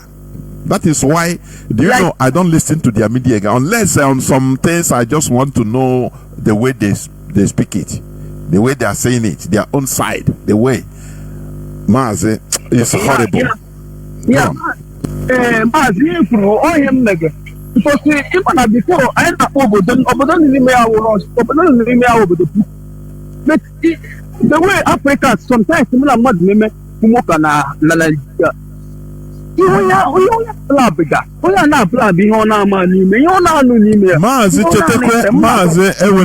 know, we are interacting. Chetekwe that etinyere Russia na amaichuku na catechism. Do you remember that? Kaikere Russia na Mazi before. Let me tell you, guy woman come chena that is I don't know, for example, I am a Russian. I want to make a mama boy. Because I would ask and they are persecute and they encourage Kuhane, Wundi Chris and Hane Menka, how what is she pentoraya? these people. Chineke kwena ihe ọjọọ. That is why Mazi eku about religion. You see how I say it with alacrity, because the lies these people purveyed. In their check where Mazi only with them to the bones. They misconstrued the whole truth. They turned everything upside down. And that is not how I wada. Oh yeah, you know only wem ntete iwe na wem. Mazi gani rubiko gani. Oh yeah. Mazi oh really me. Igagom na a lot of polish no kata. They were like na, for example na, he were Britain. Just were China. Where Saudi Arabia or where Afghanistan make oil upon content. Function? Is it possible that a country will function again with contradiction? Only in Nigeria, people that form Nigeria in say this, it's all tripod. It's the same thing. Go to the areas, go to the against what about use goes against me. Okay, what is about religion? Man, I like people. These people can never come to debate. Mazi, when we hear our brother Kuru and Okuroka last time you Kuroka about information. How can somebody like last program somebody now I can't hear these people who anybody who religion listening now this song. I don't see that person as a human being. I say as an enemy. This song I will say this publicly. No black religion listening now stuff. I see him as my enemy because on my home. You know where I'm at, Oma? How can you be talking? You want to divide from Nigeria. You want your own. You don't want to leave the freedom each you can have. You want your own freedom. You don't want to leave the other freedom. You want only one freedom. How can you be possible? Come to debate. You will not come to debate. Equally are here. Come to debate. Even okay, some platform some platform not bad and mad. Some personal person. But your own platform, you're not bad and mad. Even for your own debate. They will never come and debate. I know how to name how provisional. This is the radio. Masagam Boa. You put on me again. Educate Jesus again. You know again. You can't defend what you are practicing. Mazo no that no to Mazo no that you will no that to you our innovation, our innovation, our people. Because he was saying gonna Biafra land now. Africans now what they are seeing, what they are showing us is what we are seeing. They are showing us all this. He was trying to sponsor in order. Any platform that is a good, maybe a good message, bless Africa. That platform can never grow. That platform they will suppress that platform. But you see all this language, all this comedy, they are pushing it on. And make it time when one small boy launch all these design, all this stuff. They are online. And this anybody posted that video, how do many people posted? But I will comedy or I will they will post it. Think our Facebook will allow it like that viral. But those people that will bring innovation to this world, you can never see their post. But you must IPOP, that's a mega about our scientists no no. That's a kind of now, catch them young, because anyway, some innovative all these guys on na Biafra here them. We program Mazi okwana azota chala zoute. I don't know whether you remember when Mazi Nnamdi Kanu was on ground. Every day you see people with innovations coming to meet him. Mazi, you know, we saw it that time. Coming to meet him, Mazi, I can build this. Look at the prototype of what I can. If I this and Mazi Nnamdi Kanu, you know, everybody, our people, we are people that is filled with talent. But where is the platform for that talent? There is no ground. Mazi, that is why there is nothing you can do with all these people. There is for example, as an Igbo man, you go now, you have the money to invest on an innovator, a young innovator. You start building, maybe somebody that build a microchip or something like that for something big, to innovative. Mazi, before God and man, the politicians, if care is not taken, they can close there. They will start trying to spy. What are you doing there? Oh, I'm doing this in order to. They will find one way or the other. One day, again, Mazi, just do you remember Ezekiel Izog? Do you remember him? Yeah. Okay, what happened to him? What happened to his innovations, Mazi? That is it. Oh, yeah, Biafra. Now you see what will happen. But without it, there is nothing you can do because Nigeria is in charge. We are not in charge. We are not in charge.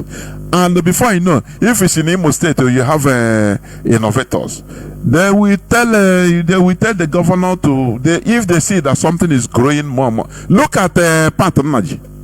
His station, his geometrics.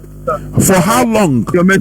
For how long was he trying to bring development, but they block it right from Obasanjo regime till today. It's only time now. They refuse to give him gas. They can refuse to give you license to operate because you're under Nigeria. So what are you going to do? So this is why it's all these things we see. Oh, I now social. You cannot be dragging for mats. You don't have any land where to put yourself. That is it, my brother. It's very sad, but that is the sad situation. There we go. Yeah, thank you, Mazi. Continue your Biafra is our religion. Of course. They are not going back. There we must continue. That is a sad situation. Caller on signal, Mazi. Can you hear me? Caller on signal, Mazi. Emi Chris, I think. I can hear you, Mazi. There we Mazi.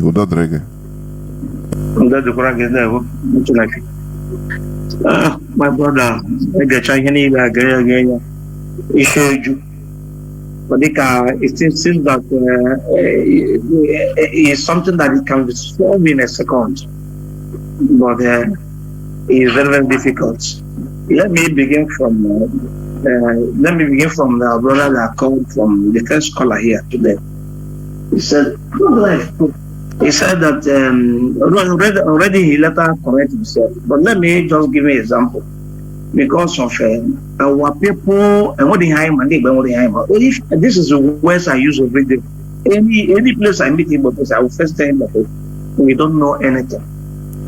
If you can on this modern political system that we are seeing today, if we don't have political power, we are nobody. That's number one. That is why they cycle every year in, year out, they begin cycling themselves in one thing and one system, one ideology. What is that one thing, one system, one ideology? They have every part of the world you go to there. They have Igbo meeting. If you go to Taiwan, they have Igbo meeting. You go to Japan, they have Igbo meeting. America, they have. London, have. Italy, they have. Even if you go to inside the Igbo land, they have a villages meeting. But now tell me, in all these villages and the town hall meeting and everything they are gathering, has it made an impact, collective impact in our life by building roads, collective roads, road network, railway, hospital, everything that we have seen in the Western world, seen in other parts of the world? Has it made any impact? No. Before somebody from Abia State will reach agreement to build a way that can link to Ebony State, they have to come together and reach the agreement. What they are doing it is separate. They are doing it separate. They are doing it separate. Cycling themselves in one thing. Every day you see them, they go there. They go to other Igbo land. They do your festival, your culture.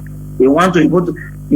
It's just that somebody came to my house and steal my things, and I never know that the person holding the thing is somebody who came inside my house.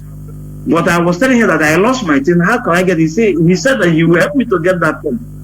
I can find that thing from now till if I don't make another move, depend on him. I will look for that thing to the end of the world. I will not see it because the thing is with him. It's just like in the Nigerian army. When they come and kill some, they say, let us do investigation, and they find the official. Have they come out with any investigation, any forensic investigation, saying that they know who killed this person? None. So this is exactly what Igbo are doing are doing all over the world. We can't see if you bring white man, no matter who you are, bring white man, no matter how there's one man from our group that make a lot of money.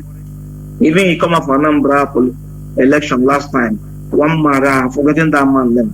So if he take some Americans to his village, the American will look around his village and say, you are doing well. But when he move from his village to another place, he will categorize everybody as very poor.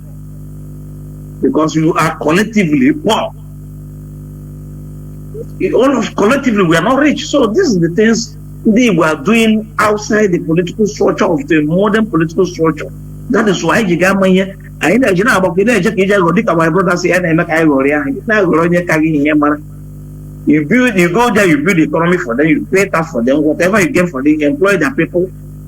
Where your people in the village are not doing anything, you go to where you build hotel. Your sisters or foreigners are coming there watching the hotel to have a woman, to have sex. And while other places they are working, you are employing them, paying tax to them, like Igbos are paying revenue to their houses, their shops in Lagos, they are in Abuja, their houses, their companies, they are paying revenue. That's why the Lagos have become the richest one. But to your place, you are falling. And that's the thing. Let me digress from that place. My idea, you talked about the religion. Anybody talking down on this religious issue we are discussing on daily basis, or anybody who's sentimental, I think that person is not ready for IPOB. I counted this in on IPOB unit where I am last Sunday, but for the sake of the environment where we are, I decided to mellow down. In other words, I could have made it worse so that either the comrade run away, he didn't come again, and I don't even care, or he abandoned his religious sentiments. A comrade called during Mazi program last week on BTV, and he still made the statement that there are many people making for many years. Forget a religious issue and let us focus on Biafra. That is a silly. You can't make that statement because the religion is the problem we are having. It's the problem. And let me ask this question. This is the major question I want to ask generally. Is it not those that believe in God or believe in Christ or believe in whatever they believe in Jesus Christ? Aren't they not the one looking for trouble? They come to your house trying to tell you that you have to repent, you have to give your life to Jesus Christ, that you are evil, you are doing bad. Somebody practices traditional religion. We are preaching to him to abandon his own, to come to your own. What you are doing then is you are condemning his own religion too. Because you are trying to condemn his own part of religion, telling him that what he's doing is bad. If you see a red cloth on the road, blood of Jesus of this blood, you don't even know whether red cloth you use in the house or blood of fowl you kill in the house. You become evil. You see all those things, it becomes nonsense to you. Then you begin to go and preach them, tell them stop this. Mazi, do you know that this is a colonial mentality? It's just like what I talked about democracy. You know, America, they are now supporting upheld a loser in election in the name of democracy because that person is their stooge. So whenever the colonialist felt threatened that the people he is holding hostage wants to liberate themselves, now he will put it out through the media that they are attacking him, that these people are evil, that they don't follow. It's the same thing, exactly the same thing. So you know, I used to hear people, you know, follow your belief. I said so now your people know about follow belief. If we have been going on this principle of believe what you believe, I believe what you believe what I believe, I have no business even being a Christian. I wouldn't have had any business being a Christian because the Europeans shouldn't have come in the first place in order to demonize, calling me pagan. And now I am trying to understand that look, they did deception. You say no, why you are attacking me? Mazi, you know, I say it's on blackmail. They are number one in blackmail. They will take one point that is nothing and now use it in order to try to, just like media propaganda, to propagate something that is not true, so that to demonize what you are doing. That is the way they act. It's a colonial mentality. Colonial mentality. That is exactly the same way they do. Mazi, go on, please. I told you. Thank you. I told you, my comrade on Sunday, that I've been here in the Western world for almost 20 years. And I asked him, how long have you been here? Not of 50 years. I said, okay, if you are intelligent, it will take you about 15 years to begin to understand the Western manipulation, both religion and political, whatever. But if you are not intelligent, it will take you over 30 years. There are some people, some Igbo people or some Biafran living in this country for over 30 years, they don't understand the political structure or the manipulation of the Western world. It's those that are intelligent who understand it, because there's a lot of manipulation. So let me continue from where I was talking. If you come to my house and say, in a walk, in a wonka, you don't know, or who for doing, if a white man, let me say, find a way to see something, you maybe a head or a root, he will mix together to put his body. When you shoot him with a gun, it will not kill him. He will do it more than you. They like practical. He will do it more than us. So the way you bulletproof, you put on bulletproof, you don't know what is it because it was covered with the cloth. Do you know what is inside? You don't know because it was manufactured in the Western world. You believe it. Then you castigate maybe what I put to my body to protect myself. If you show me, that is my own way. And when you castigate it, I talk about your own, you become angry. You want to promote your own and demonize my own. In the name, because you wanted to, you are a Christian. Who told you? I want to ask them a question general here. There was a discussion in the Bible. They said that God told Satan to go and tempt Job. That Satan told God that Job respect him and honor him is because of blessing he gave to Job. And God said, okay, no, go and tempt him but never kill him. Now, this discussion between God and Satan, I want to ask general question. If you're a pastor or an IP member, come here and answer me. I need this answer. I've been asking this question anywhere I go. Who was there when the discussion took place between God and Satan? Who was there and who transcend that message to us? Because the person might be there hearing what God said and what Satan said.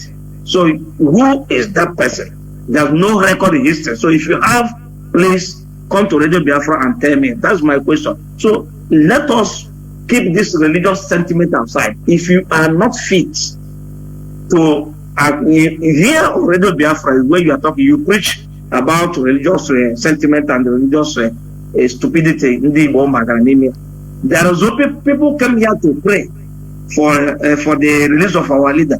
There are people who open their and they pray in their own language. Everything here is going together. If you don't take my own, and then we don't want, here is, we are working, everything is here. People that agree, people that doesn't agree. That is where you allow everything to be. I do call them, they wake up, they begin their program, they pray on their own way. It doesn't stop me not to call them. That means I am not sentimental about their own belief. This is what we believe, carry on. But at the end, the truth must justify who is right. Because it's practical. So, but anybody coming here telling us that we should stop talking about religion and when we get Biafra, no, it is better we don't get this Biafra under this religious sentiment, because we are being the Western world. The Western world are not practicing religion. Neither they are practicing democracy that told us. For me, I don't know anything that's called democracy. It doesn't exist. Democracy is for gain. If you don't gain, no democracy. If they gain, there's democracy there. So it is of interest. Democracy all over the world, both America, Western world, everywhere, it is of interest. I know some leaders in this country, Italy, who have been criticizing Africa. When they took off, take position as a president, they welcome African leaders. They change language, they change tone. Yes. there's one called Savini here. He even tried to go to Nigeria. Nigerian embassy refused him visa. He go through agent and got the visa and went to Nigeria. I came back and said, and see how Nigeria buildings are looking, how many places, and said, told the people not to give Nigerians begging money in the street because they're using that money to build a house. They're making money. This is the information we get. But even if he didn't say it direct, maybe there's another way he said it, that I believe that this man has something. And then when he took over, he's supposed to be a minister of petroleum who will engage to the president of Africa to negotiate for petroleum sector in this country. And they see the way he is talking, and they say this man who don't have the face to go to meet Africans is talking down. Then now that is why they push him out of government, because they have interest. They push him out of. So now the other one, now the current president called Georgia Melon, she was talking about Africa must be for Africa, Europe must be for Europe. When he took over now, he invited some African president and said Africa has everything to. He now begin to see what their government, because when they are outside their government, they don't understand what their government are doing to sustain life of the Europeans here. They don't know it. So when they took over, they will now see all those things that they need energy. And you have to engage Africa. You need this, you have to engage Africa. You need this, you have to engage Africa. It's unlike Africa where everything you do are not recorded. Here, government of this European world know, even where the toilet you flush go, they must know about it. It is under their record. They search for it, they get it. They call somebody, say, give me every details about it. They give you every, because it's under record.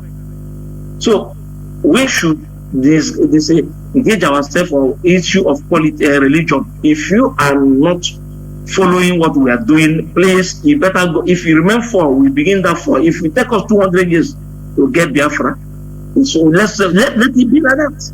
But to make sure that anytime we get it, we get pure Biafra, not those that are believing. No, look, if we don't bring all this into table now, when our children grow up, maybe my child become a man and a person, your own become a Christian, and these two people will come to make law that will guide or they will lead the country. How can they come together where they have disagreement already? So this is the thing. So everybody will put this statement aside. If you come here and talk down about my religion, then I make my own point and tell you how I feel. You can go with your own, I go with my own, but let us follow what we are doing. Our quest now is for Biafra restoration, no matter how it is. So anybody coming or calling, if you are even an IPO member, talking about religion, somebody might come and say, is that because I never hear Biafra? Or Makanem, if had he been like push forward, he could have abandoned the meeting on Sunday and run away. I just look at him and say, for the benefit of the environment where we are, we shouldn't make noise. So let us follow things, and that's how it is. So, my dear comrade, I appreciate everything we are saying, but let us, the Biafrans, know where we are going, because we don't use sentiments to destroy what we are doing. Let me make this small little point. There's a brother, a second, thank you. He said that something about Radio Biafra, and this will probably blow my interest. Here, if you remove this Radio Biafra, believe me, 90% of our comrades you see talking, you see them tomorrow, you tell them about Biafra, they will just fed up. This radio is our power for now. That's our strength. So if anything, as that brother said, we can even pay 10 years in advance. Let them make an emergency fund. We can pay 10 years in advance and make sure that we maintain this for good 10 years. Thank you, and God bless you. There were Mazi, of course. I think the leadership is taking note. Caller on direct line, thank you for holding on. Caller on direct line, can you hear me? Please go. Yes, Mazi Jonathan. This is Wiseman from the East, calling from Georgia. Because yes, I am trying to point it out. No, even it's like this guy just said it. That's the main reason why I called, because when you were talking, maybe that you're preaching, it's not to do with religious discussion. Yeah, but they don't really deal about religion. So some people when I just struggle, I wanna have religion and this, that you thought you got support for what this is where. No, let me repeat the way I said it, and I continue keeping like that. If you are an IPOB member and you come here to tell us that we should stop talking about or discussing about religion, my brother, I say I will. Their respect goes down on my level. Exactly. I'm telling you. If you come here to say stop discussion, because their blackmail is you see these people, it will make people not to donate. My brother, if you are donating or not donating, you are not doing for me, you are doing it for all of us. That's the thing. So what on your G Bayana hostage? Instead, they are holding us, all of us, hostage. Well, you cannot hold any person or all of us hostage. If you don't want to do it, you go. I now suffer. All of us are suffering. Nothing more. You see, and that is where I actually come in. So the reason why I tried to talk on that particular area with us now. Last week or ago, you didn't hold the distance of BTV. Somebody from London actually called. I heard that William were coordinator. So he lamented so badly about one of our media warriors, whom Metu. He always showcase the stupidity of Christianity in our land. The same religion now, the same Christianity now, the same thing our brother any land here. Those things have made the problem in Nigeria, in Africa. Do they do the same thing abroad? No. So why Metu most times he showcase all these things? It's just for our people for their eyes to open.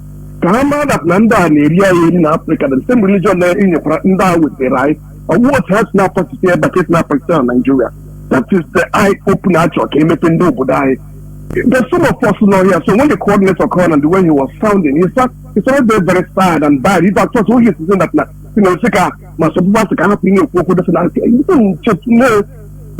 I'm like, if this guy that is showcasing the stupidity of this religious pastors or whatever in Nigeria, that Mazi Jonathan preaches on religion on religious this thing every most Saturday. So that means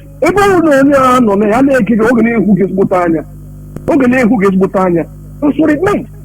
Here the is to teach our people for their eyes to open that the same way this people are teaching our people in Nigeria is not the same way over here. But I don't know why our people find it very, very difficult. The same religion. It's just like us in our father's house, the American mansions. And I was reading I came across this thing on somebody posted on Facebook. It was like in our father's house, the American mansions. But why are they still here suffering? Why don't you go there and live your father's mansion? Why are you here on earth suffering? So these are some of the things sometimes we need to ask ourselves questions. So I hope that now this religious something was something that we all go to church. I used to go to church a lot. I stopped mega church like about 8 years ago here in Atlanta. So until the pastor every time I don't know those that want Nigeria to break, it never be Nigeria is one kaka. So what you put that in I joined the IPOB.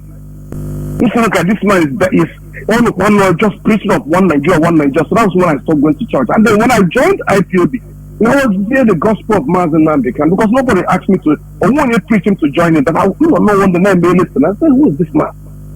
I cautiously said, this man is speaking the truth. I joined him. I followed him. So what I'm trying to say, like this last call I said I have with this religion without opening the mindset of our people back home. Okay, you're supposed to go. Okay, so it's better we keep preaching. And this is about this thing you're preaching. Our people are not beginning to realize that now. Now they have come back to their senses and start reasoning as human beings. Now when I'm aware, and now want them to equal with the hate on the Igbos. Mazi Jonathan, it's a good thing. I like the hate to continue, because the more hate I know on the Igbos, that's the more closer. Again, making the distinction of Nigeria. You are completely right. So how we told the yes, they will tell the hate. I even like it. The help of the people must. It's a good thing. That's a good mantra. Let them keep saying it. That's what we've been clamoring for. That's why we are campaigning now. Everybody should go on social media. Igbos must leave Nigeria, not only Lagos. Because this stereotyping is too much. Igbos must leave Nigeria. That is it. Everywhere. They will. Mazi, go on and round up. I didn't know this thing. A couple of years ago, Muslim was in London. He was speaking for one Nigeria. That was when he was saying that Nigeria breaking. Why is he locked up? It's not because of the same thing I've been preaching that made him made you know that place on now. It's not because of the bad governance. It's not what they're protesting for. But all these things they make everybody one after the other. And he has already said in his previous broadcast that the revolution will start from the north. And from the way we see things is going, and you the this man could have never come to pass, except you would say Biafra, which is the last miracle. It will come in our time. Mazi, thank you very much. There were, of course. Igbos not the time has gone for us only Igbos leave Lagos. No. Igbos must leave Nigeria. Honestly speaking. That should be the mantra. Call on direct. Mazi, you go. Are you there? I don't know how. Mazi. Do I have Mazi you go here on direct line? No. I don't know. I have calls flooding in. Please, today is not about religion, please. I only made comments. I didn't even have any single person at heart, but I just made a general statement which should be understandable. Let me pick this call. Calls are coming in. Please, let us talk about the current issues. Igbophobia that is going on in our land. Igbophobia. We must make it a point of duty. Igbos must leave Nigeria. Mazi, you go. Can you hear me? Please go on. Call on direct line. Yes, Mazi. There. Are you? I don't know. Do you? You are listening device. It seems another voice is coming. Okay. I think is it clear? No, your voice is clear, but I think whether you didn't off your listening device, so. All right, I think I have to leave it with the All right. Go on. Greetings to you, my beloved brothers and sisters. Continue to be with us as we stand on the side of this fight. You know, so many people, we told them that we are not welcome in this called Nigeria. And they thought it's a joke. But the Zoo people continue to prove it all over. Yes. Igbo must is Nigeria. That is the reason why so many of us will continue to lament for so many decades. We are lamenting. We are telling these people that we are not welcome. Then I continue. I will remind them, those of them that is working with the Zoo. Let me remind them the word of the prophet, our leader Mazi, who said that after you stab the Zoo, you are going to go with shame. But hey, they are going home with disgrace, and some of them are dying after they stab the Zoo. While some of them are suffering in the Zoo dungeon also, because you can never be like, and you are not one with them. You claim to be one with them, but they are telling you that you and them are not the same. So that is the reason why we are telling all of you to open up your eye, and you said no, that you want to fix Nigeria. You want to make Nigeria. But Nigeria continues to prove that you can never be top of them. So what happened in this few days protest, where they go after their sister, thinking that it's an Igbo woman, it's an evidence. But before that time, this time around, we are telling them that we have passed this level. We are not going to join any protest, and not because the governors said no. Who are the governors? The governors are among the people. No, there's something you say that is very, very correct. You see, Nigerian politicians, they love themselves so much, and they know what they are doing. They are in a good mood. They are in good condition. You think that they are quarreling. You think that they don't love it. They love each other. They have a very good unity to intimidate and kill you. You as a citizen, listen to me. The Zoo politicians, they know what they are doing. They are in unity in what they are doing against you. But it is you. You don't want. Oh, Mazi, your line just cut off. Maybe the 8th time because it's direct line. I'm winding down. Please, caller on. Let me see who is there first. Caller on Signal. Can you hear me? Call on Signal. Yes, Mazi Jonathan. There, Mazi. Good evening, sir. Dodrege. Dodrege Mazi. Mazi, let me quickly go to your topic this night. First of all, my name is Mazi Fine. Mazi Fine, calling from his location. Mazi, I want to talk to our people this night so that they will be wise and very, very careful. Let our people not let what happened to Aguronsi happen to them. Our leader Mazi Nandekala have been prophesied this scenario long time ago. The only true prophet on earth, Mazi Nandekala, have prophesied this thing. Our leader says,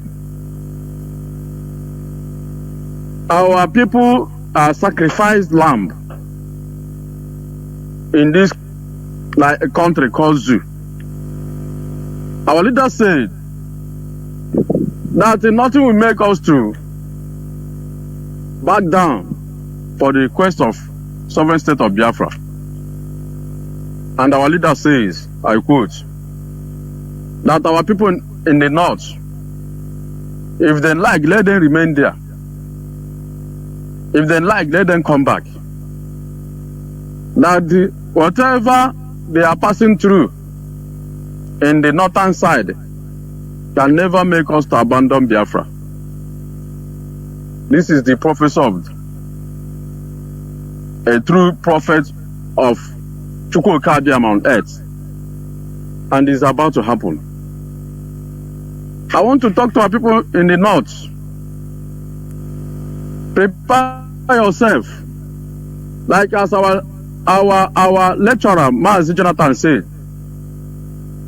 You can return your family, your children.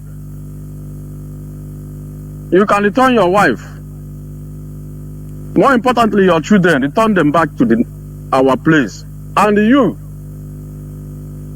behave like a Aguronsi and remain there. Whatever that happens to you, these children will continue life. They will not regret much. But if you heard this good news from our lecturer Mazi Jonathan, and you do deaf and dumb ear and leave your family there, this breeze that is blowing is going in another different way. You will lose your family, you will lose your life, you will also lose your business. Don't behave like Aguronsi, that always be comfortable and confident for himself. He believes that nothing will happen to him. Don't have the same mentality, don't have that kind of mentality our people living in the north. Mmiri anakwa na amonye mi ife. Mmiri jiri eji ana amonye mi ife. Mmiri na-eji chebe ga agbaba ka mmiri hapụ ịma gị. Unless me di beribe. It can never be in a big stream or ocean bathing and soap will enter your eyes. In other words, ị gara anọ na mmiri ncha aba aga anya. The breeze are blowing. The breeze are blowing and the mmiri na-aji. Our people in the north hear this voice. Make a move.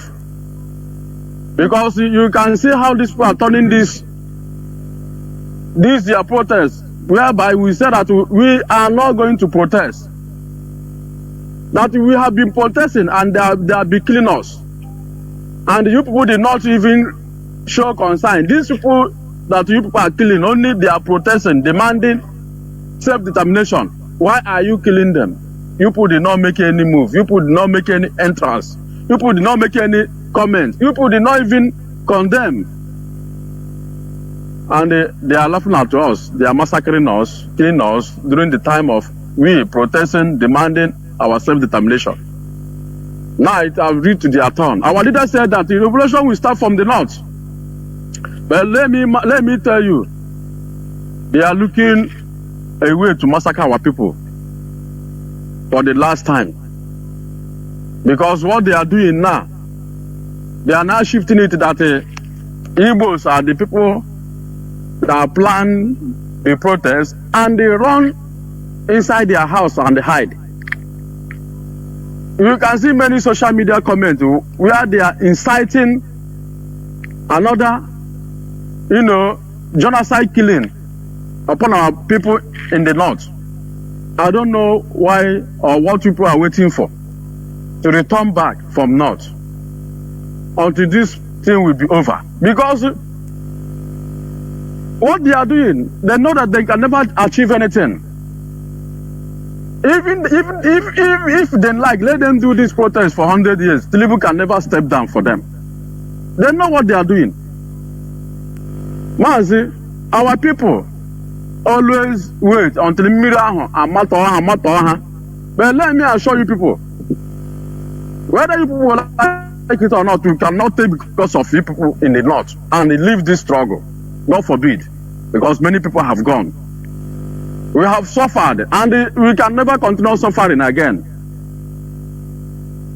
Uno mara ife, onye mara asu ya so n'ikwe, imakwa na asu, so ya n'ala Igbo cancel. Be wise enough, because this is about to happen. I thank our leadership. The people that sees far, sees tomorrow. Don't mind these wicked politicians, these governors. They are trying to take glory where they did not reap. They are trying to harvest what they did not sow. I don't blame them.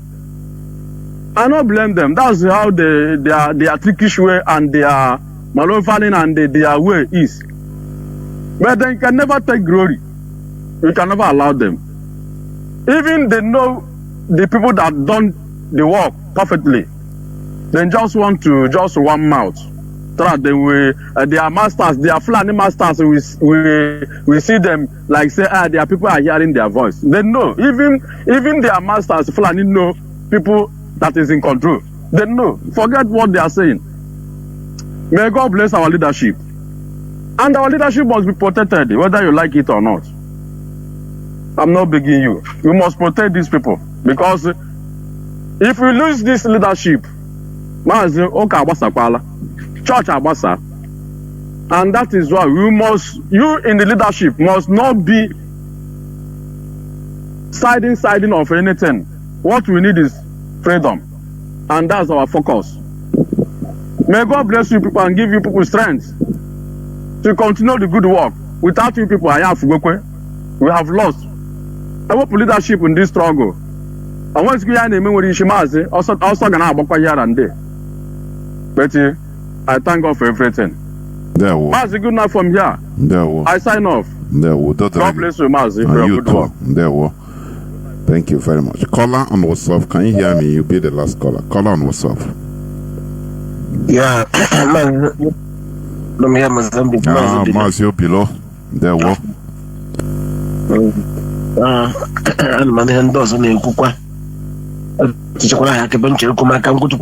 Because of na asa tolo mra ma tolo finish ga no here onye say bu mas na ga bu jopo on and masia o do bonda na ha tuko na na yes une kuko na je manye no like manye no lo kan na na Gaddafi wa onye ojo no da no ga bi wa ojo mad work Russia, work China, work South Korea, all our job mad. But I'm here with our job man, through the Biafra, through the war. Come at the end down to protect their own people, how they protect. Not to the candle job at a job mad. Here, we could say the more like the soldier, they took it. But I had a togi. I'm going to take a language in a togi. I'm not going to name one, always show club. Ala ya bụ ndị America, ndị a ji ndị ebe anyị n'ọrụ, ndị England ji ndị ebe anyị n'ọrụ, ndị Russia, ndị ala ahịa France ji ndị ebe anyị n'ọrụ. Maazị ịgwa gị eziokwu,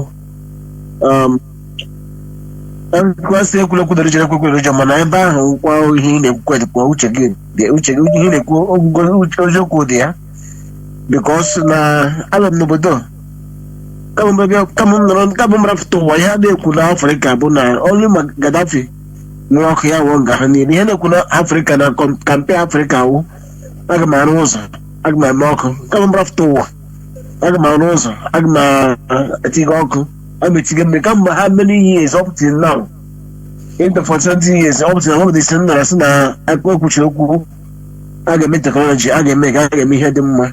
Every year a ga-enye gị ọkụ, a ga-enye gị mmiri. Every year ihe ka mbe a na-eme n'Afrịka. After everything nwere ka a na-eme. Ndị ọrụ ahụ ndị ọcha sị na ha ebe ka ha dị mma, ebe ka ha dị mma. Ndị ọha akpọnwe demokrasi, nwanata ha ajọ ọnụ ha sị na ndị ụmụnne ha tinye ha ọkụ, tinye ha mmiri, mere ha everything once for all. Ha bịara Mozambique, ha mee financial something, ha bịa bụrụ finance ego ọla iji gbapụ mmiri mere ndị nke ndị a. Ha bụrụ nnukwu ego ọla, bụrụ nnukwu ego odola. Ọkwa ka ha erite gị ihe n'aka, enye gị small financial issue, erite gị ihe n'aka, a na-agbalịkwa n'elu. Mana ego anyị mere nga ego ndị a na-ebe ala zuru iji mee ihe na ga-eme without ndị abịaghị ihe a, ihe na ga-eme bata ọwụ onye ga-eme na ya akwa ndị mere agreement with them.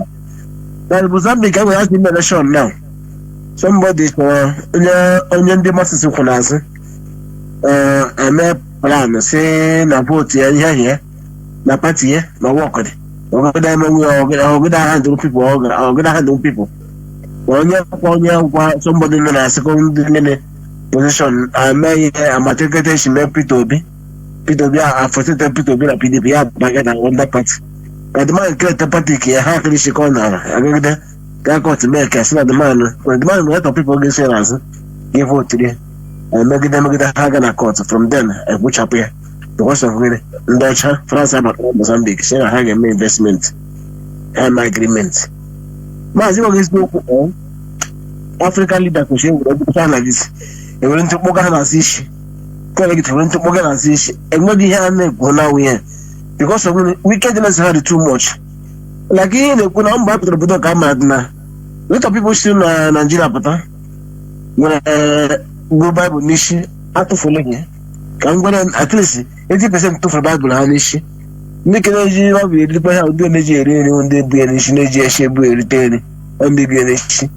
Nwanne ihe isiokwu Mozambique na-anụ na at least ndị fada ụkọchukwu na-ebe na enweta ndị na-agba ọkada aga na ndị na-adị mmadụ moto enwe parịsị enwe mere ebe ka anyị azụ ntazi bikọs ndị Naijiria ndị na-ekpe ka ha kpe ha eluigwe n'ala. Obodo na-eji ike ekpe eluigwe ọkwa na anyị gwara obodo some people na-ebe a na-ama na enweghị ihe ka na chọọchị a na-ekwu ihe na ọnwa anyị gwajaka iwu ihe na-ejeka na-agba ụwa isu isi na nwaanyị iwe ọchịa na ị ga-ahụ fada obodo ụgba mechiri na-aga na fada bekee na-agba ihe mechiri na-aga bekee na-achịga ọwụ dị level ọwachi ọwụ emegheghị n'ọwụ ka eji sie fada ka iji nweta ego ka imepe pastọ ka iji nweta ego anyị megide ka eji gaa eluigwe bikọsi ụlọ ọjị ka eji gaa eluigwe onye na onye okpuru ibi ya mana ihe megozi ka ji akara aka ha eji chọta ka aka ha ji gba moto saịn ochi ha ka na-agba ọrụrụ.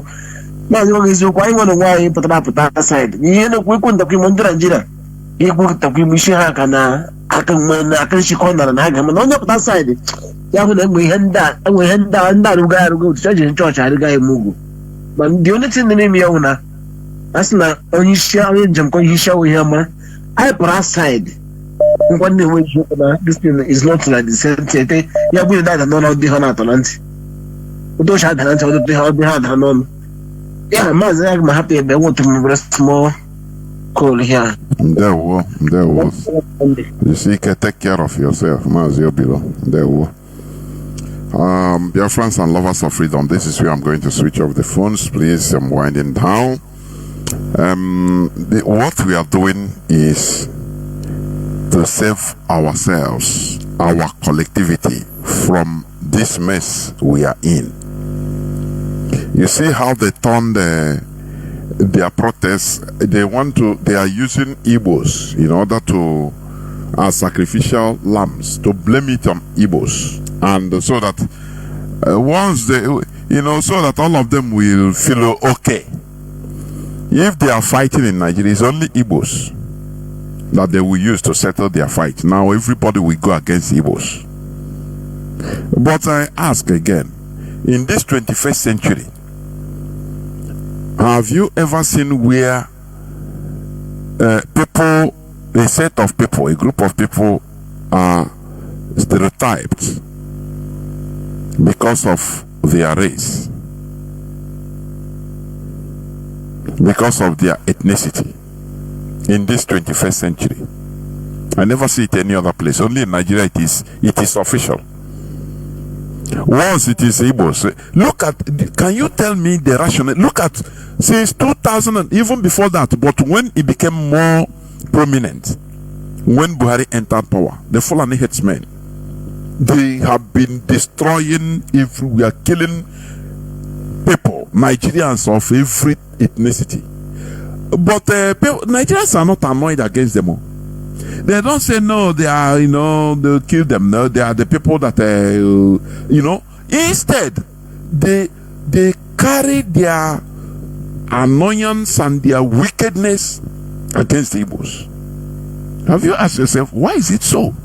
Fulani jihadists that are everywhere killing people, they sack villages. Do you see, in different parts of the north, in Benue the other day, about 2 million people from Benue only displaced in internal refugee camps.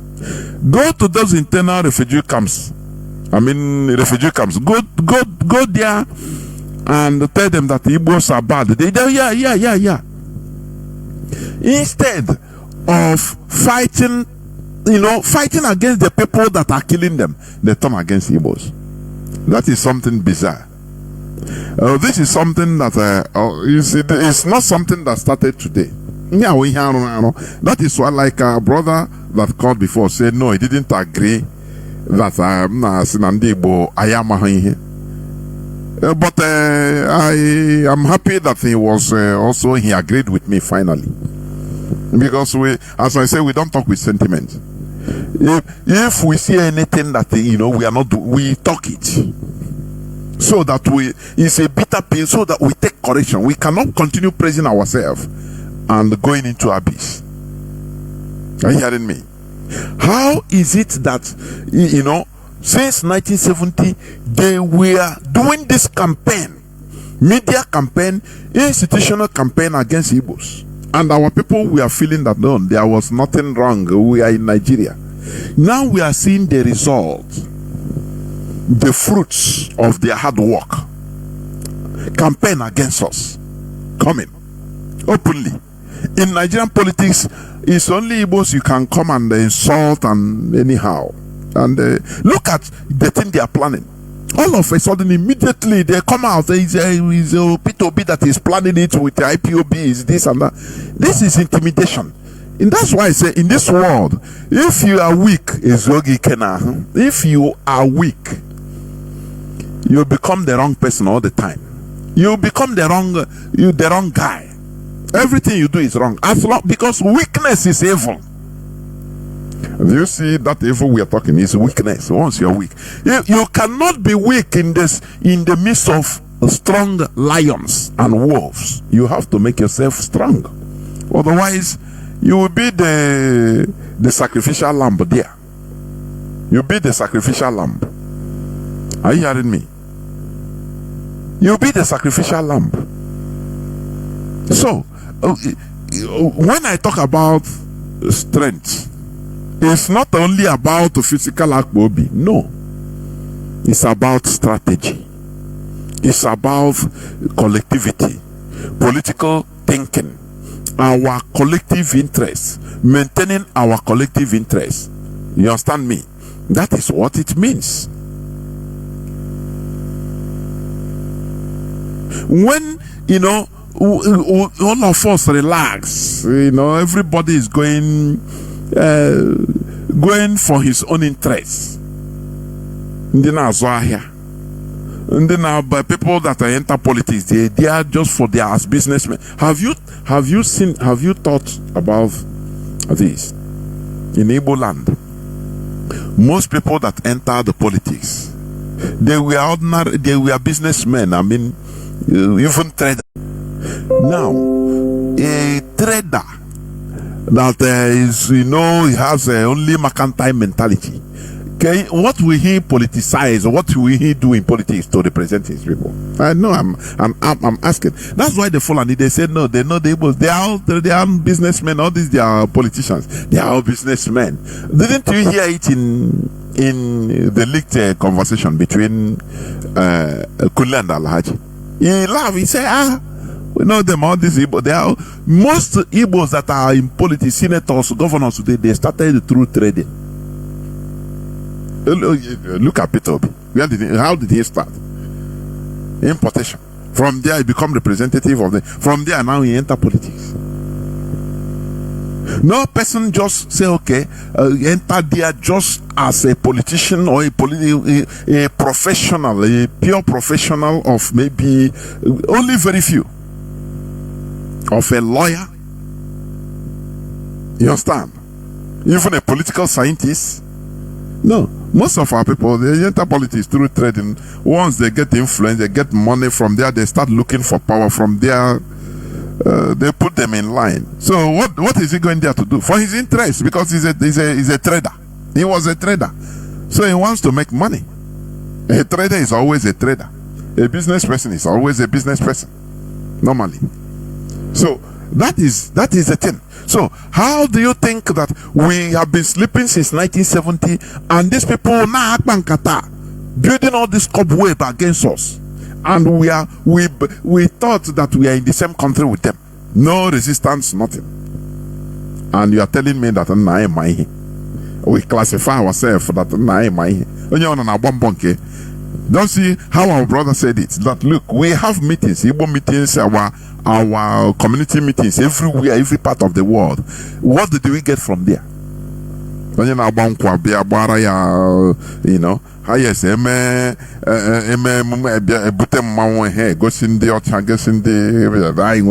just nothing. Well, no political influence, nothing.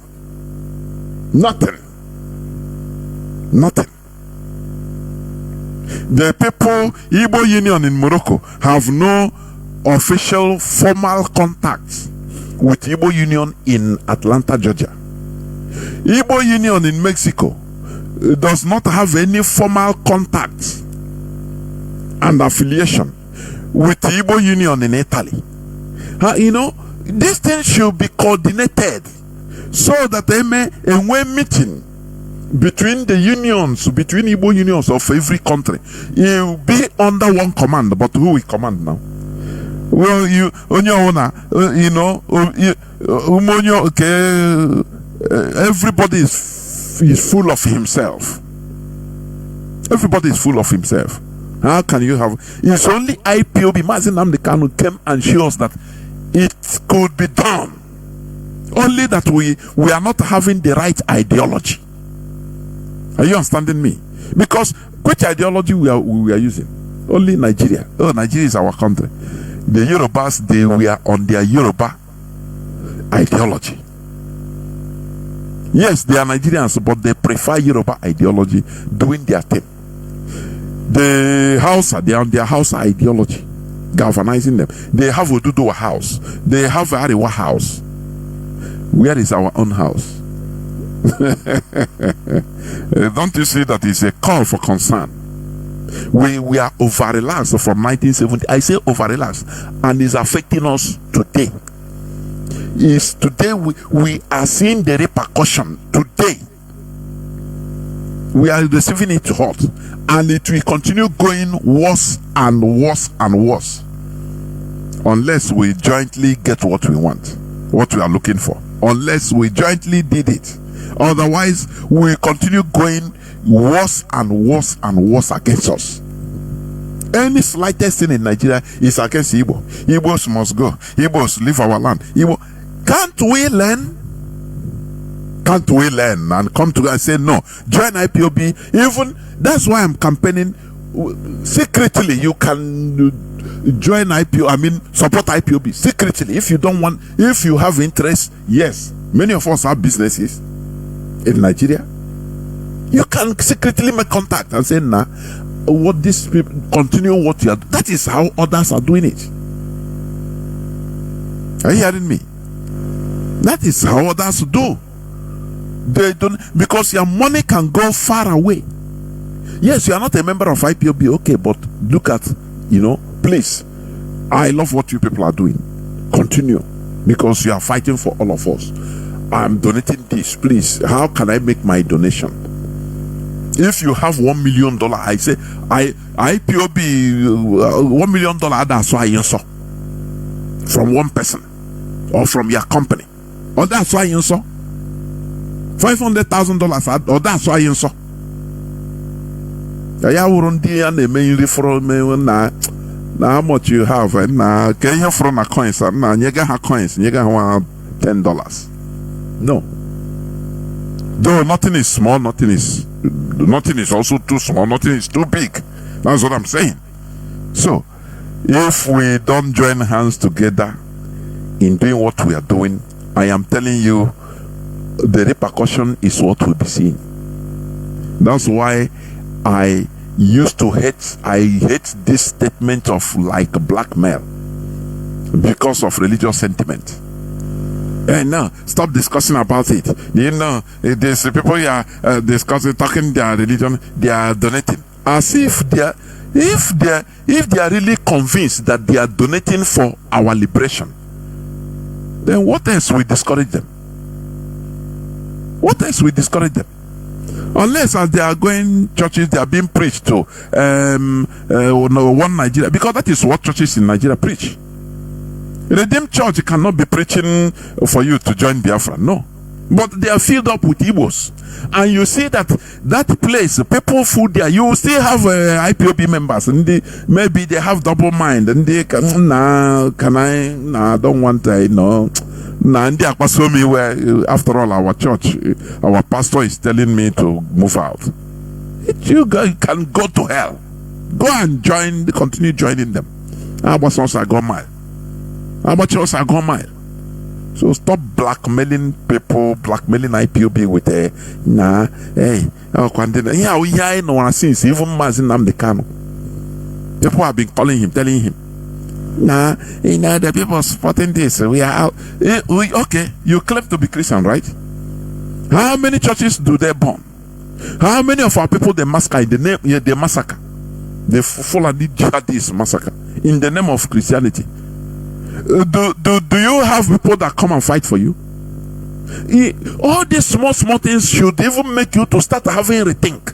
Now, these people that brought us this religion, okay, we are here worshiping the same Jesus, but how come they are supporting people of other religion to kill us? And if they kill us, they don't even talk.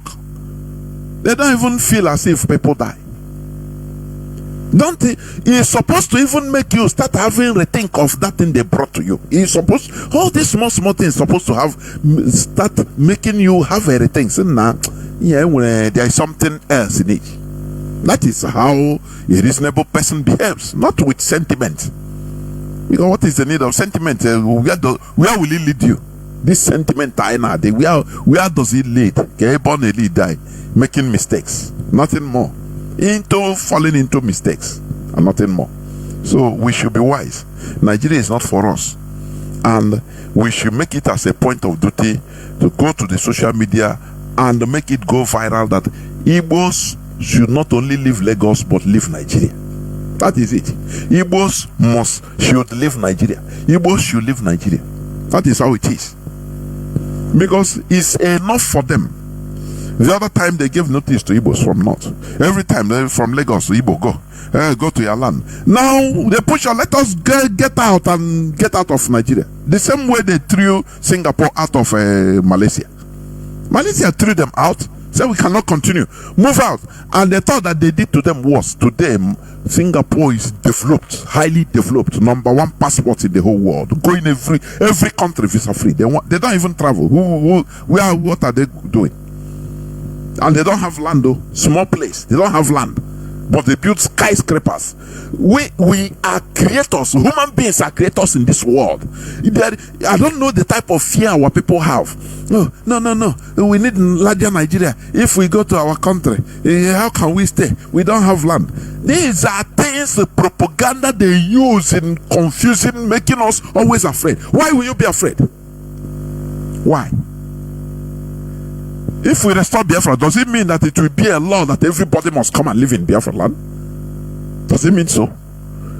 Restoration of Biafra means having our country, being in charge of our. Look at Israel today. Let me tell you, Israel, as Israel is even fighting with Arab country, there are Israelis in different Arab countries today.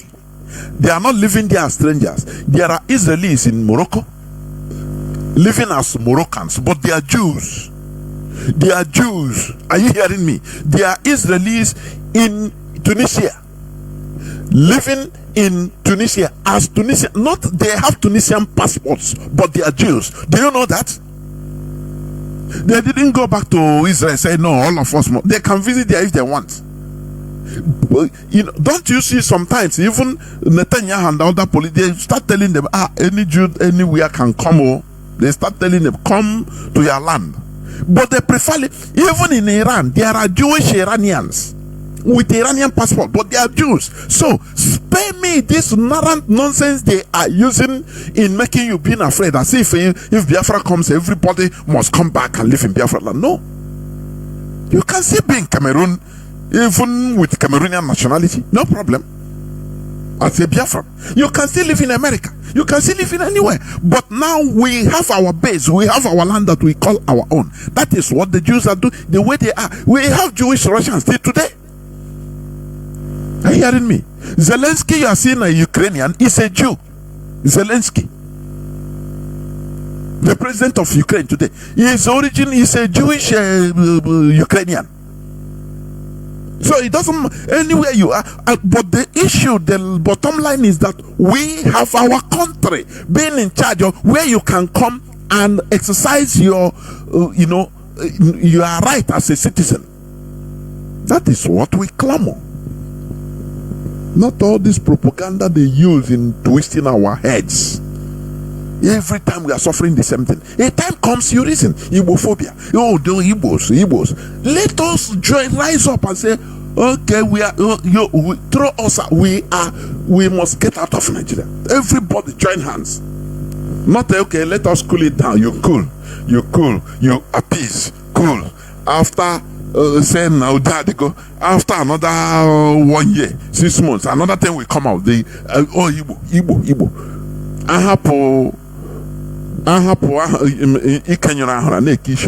The Fulani are there killing people, taking over people's lands in the north, in different parts of Nigeria, displacing people. They don't have any problem. That's why I say, you see black people, they love their killers before God and man. You see black people in this UG mostly, they love their killers. They hate the people that come and play nice to them. No, they love their killers. Fulani people, the Fulani killers, they have taken over many communities in the north. But those people, they don't talk against them. They talk against Nyamiri. Before you know, they tell them, come and let us go and vandalize the Nyamiri shop. They will do it. Because they love their killers. That is how these foreign religions talk in our brain. No more. Many of our people, they lost their sense of humanness. Because they defended the colonizers. They didn't know. They didn't fully understand what happened, the way we were being imposed this religion. That is the bottom line. We were forced, we were killed, the heads of our ancestors were chopped off in order to impose their religion on us. That is their culture on us.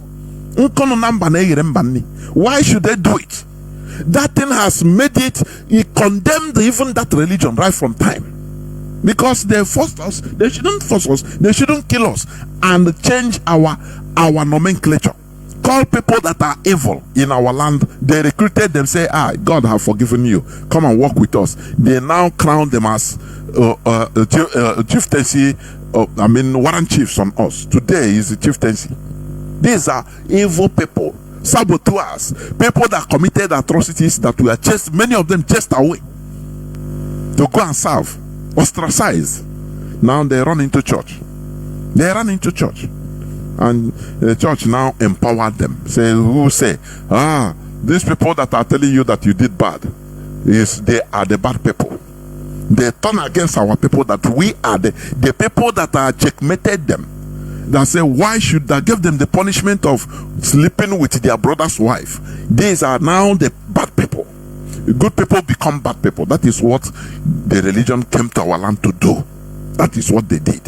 And the thing stuck. And today we are defending our killers. People that sold us, people that took away everything. We are defending them. because that is how we grew. But we are in a time of awakening where we ask questions. The Europeans you are seeing today, what made them relegate their Christianity is their culture. Thousands of years. What made them relegate Christianity? They started asking questions also. The same way we are doing today. The Europeans did it. 14th century, 15th century. They did it. They started asking questions. Say no. Oh, this is because Christianity promoted right of kingship, divine right. What does it mean? That some people are more human beings than others. Are you hearing me? Is it not the same today? When you see that the Jew people, you will see somebody 30 years old boy, a 70-year-old man will kneel down, calling him daddy. It's the same thing, that they are more better, more human being than you. That is it. The problem we have in our land, and people say we should not talk about it. To reveal, we have the right to reveal the history of what we are entering. If Mazi Nnamdi Kanu did not tell us talk much about Biafra, many people wouldn't join. We wouldn't know anything, and we make more researches. That's it. So it's on everything. Why should they come? It is good for them all. But it's just like we are talking democracy. Without channeling our own system of government, from now till 1,000 years, we cannot ever get it. I'm telling you honestly, we modify the system, our own system, modify it. No tradition is perfect. Europeans learn from us. They learn from east, west, north, south. So also we can learn from. No tradition is perfect. In every tradition there are failures, there are loopholes. But what makes us human beings is to take from here, remove something from the bad thing, check from the other side, and now that is innovation. We continue moving on. But when you say no, we completely discard our own and and you are telling me that is the best thing. No, it is not. It is not.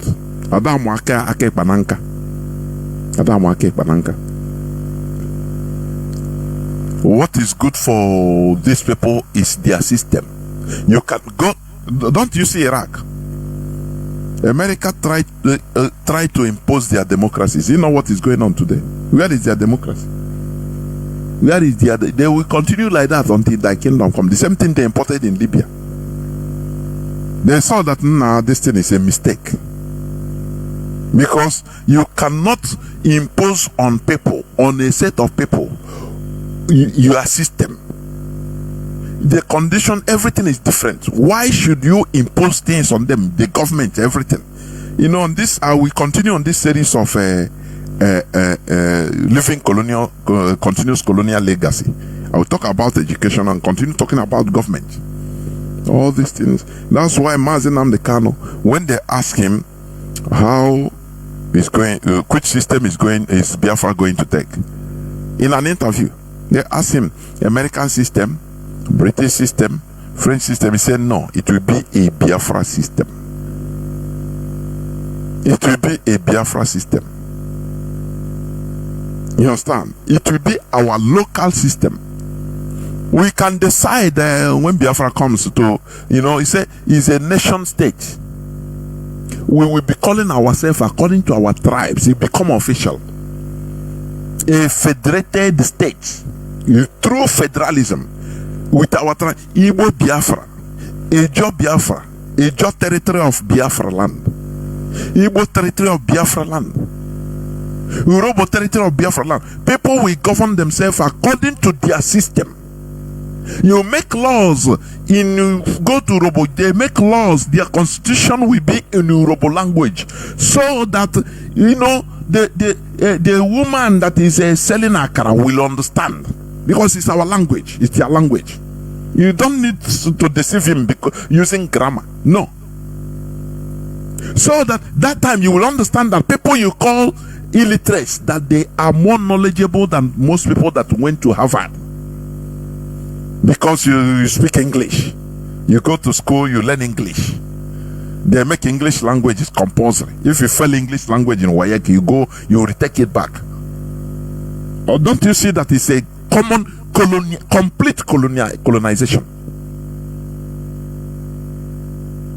You hear me? So that when we make laws in Igbo language, in Igbo part of Biafra land, you can no longer deceive people.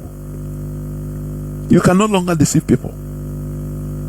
Because you come, you use Igbo, make constitution. Our Igbo language will be updated every year. Now, whether we call them, I don't know any political title we give to them. Whether Ndisi, Onyisi, our head of state can be called Onyisi. While introducing him even in the United Nations to make speech, they will call him Onyisi of Biafra. It's our own thing, the way we want it, our own local thing. And he will be like that. How beautiful it will be. Constitutions will be made in our different languages, and the people will be free. It will be a very loose federated country of nations. So what then are you going to lose again? You control what you have in your territory. Everybody controls what you have in his territory. Why paying just tax to the center, little tax to the center? And there you will see talents coming up. Because that time you will understand that we don't really even need this crude oil and gas to survive. We start producing, investing on human resources, on our talents. That is where, like, when what our brother asked, how are we going to arrange all these talented people? That is when we are going to all hell will break loose. We invest on our talents, our talented people. That is production. Imagine you go to China, you start seeing, you enter Chinese person room, you see made in Biafra things inside there. You see made in Biafra cars in London. How proud are you going to be? So this is what we are fighting for. Thank you for listening. Biafra remains our religion. Biafra remains everything we have. Our ideology. We must continue doing what we are doing. Therefore, Igbos must not live only Lagos. No, Igbos must live Nigeria. That should be our mantra. Thank you for listening. From me, Mazi Jonathan Chinedu, from here, it is simply good evening.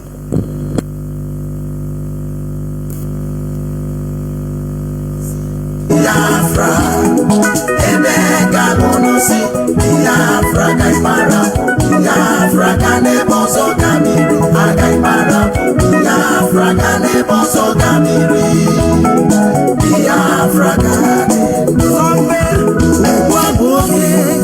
Anijala, Nawama, Ona Demo Kamana Longo, Wana Juno, was in Biafra Natago.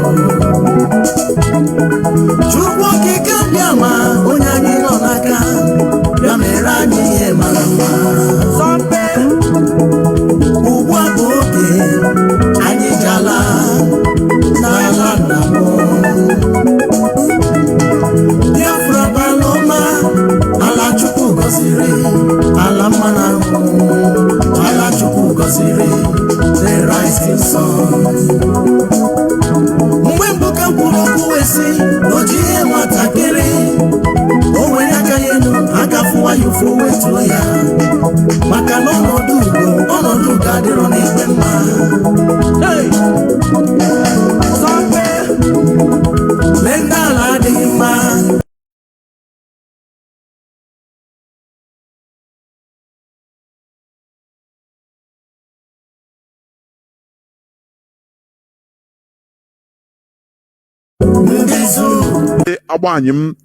The European representative. Mazi, please welcome to the program with your group. Over to you, please. Go on. Thank you, Mazi Jonathan. Thank you so much. Good evening, Biafrans all over the world. Good evening, good afternoon, and good night to some of you, depending on your time zone, your location. Good evening, Biafrans in Europe. My name is Mazi Abanyim. I am the European representative of indigenous people of Biafra. I come from Ami Kechuku. Ami Kechuku is in Biafra, in all the province of Biafra land. So it is always a great pleasure to come to Radio Biafra once in a while to enlighten our people, to inform them, and to keep them abreast of what is going on in our struggle. Because information, they say, is power. And from that information, you gain knowledge. And knowledge gives you understanding. We found it very, very absolutely necessary. It has become imperative that we come on Radio Biafra to inform our people as to where we stand in our struggle for freedom. But before I go ahead, I would like to say one or two prayers to our people in Biafra land, especially the ESN and Mazi Kano, who is our supreme leader. I want to pray that Chukwu Kabiama will continue to sustain him wherever he is.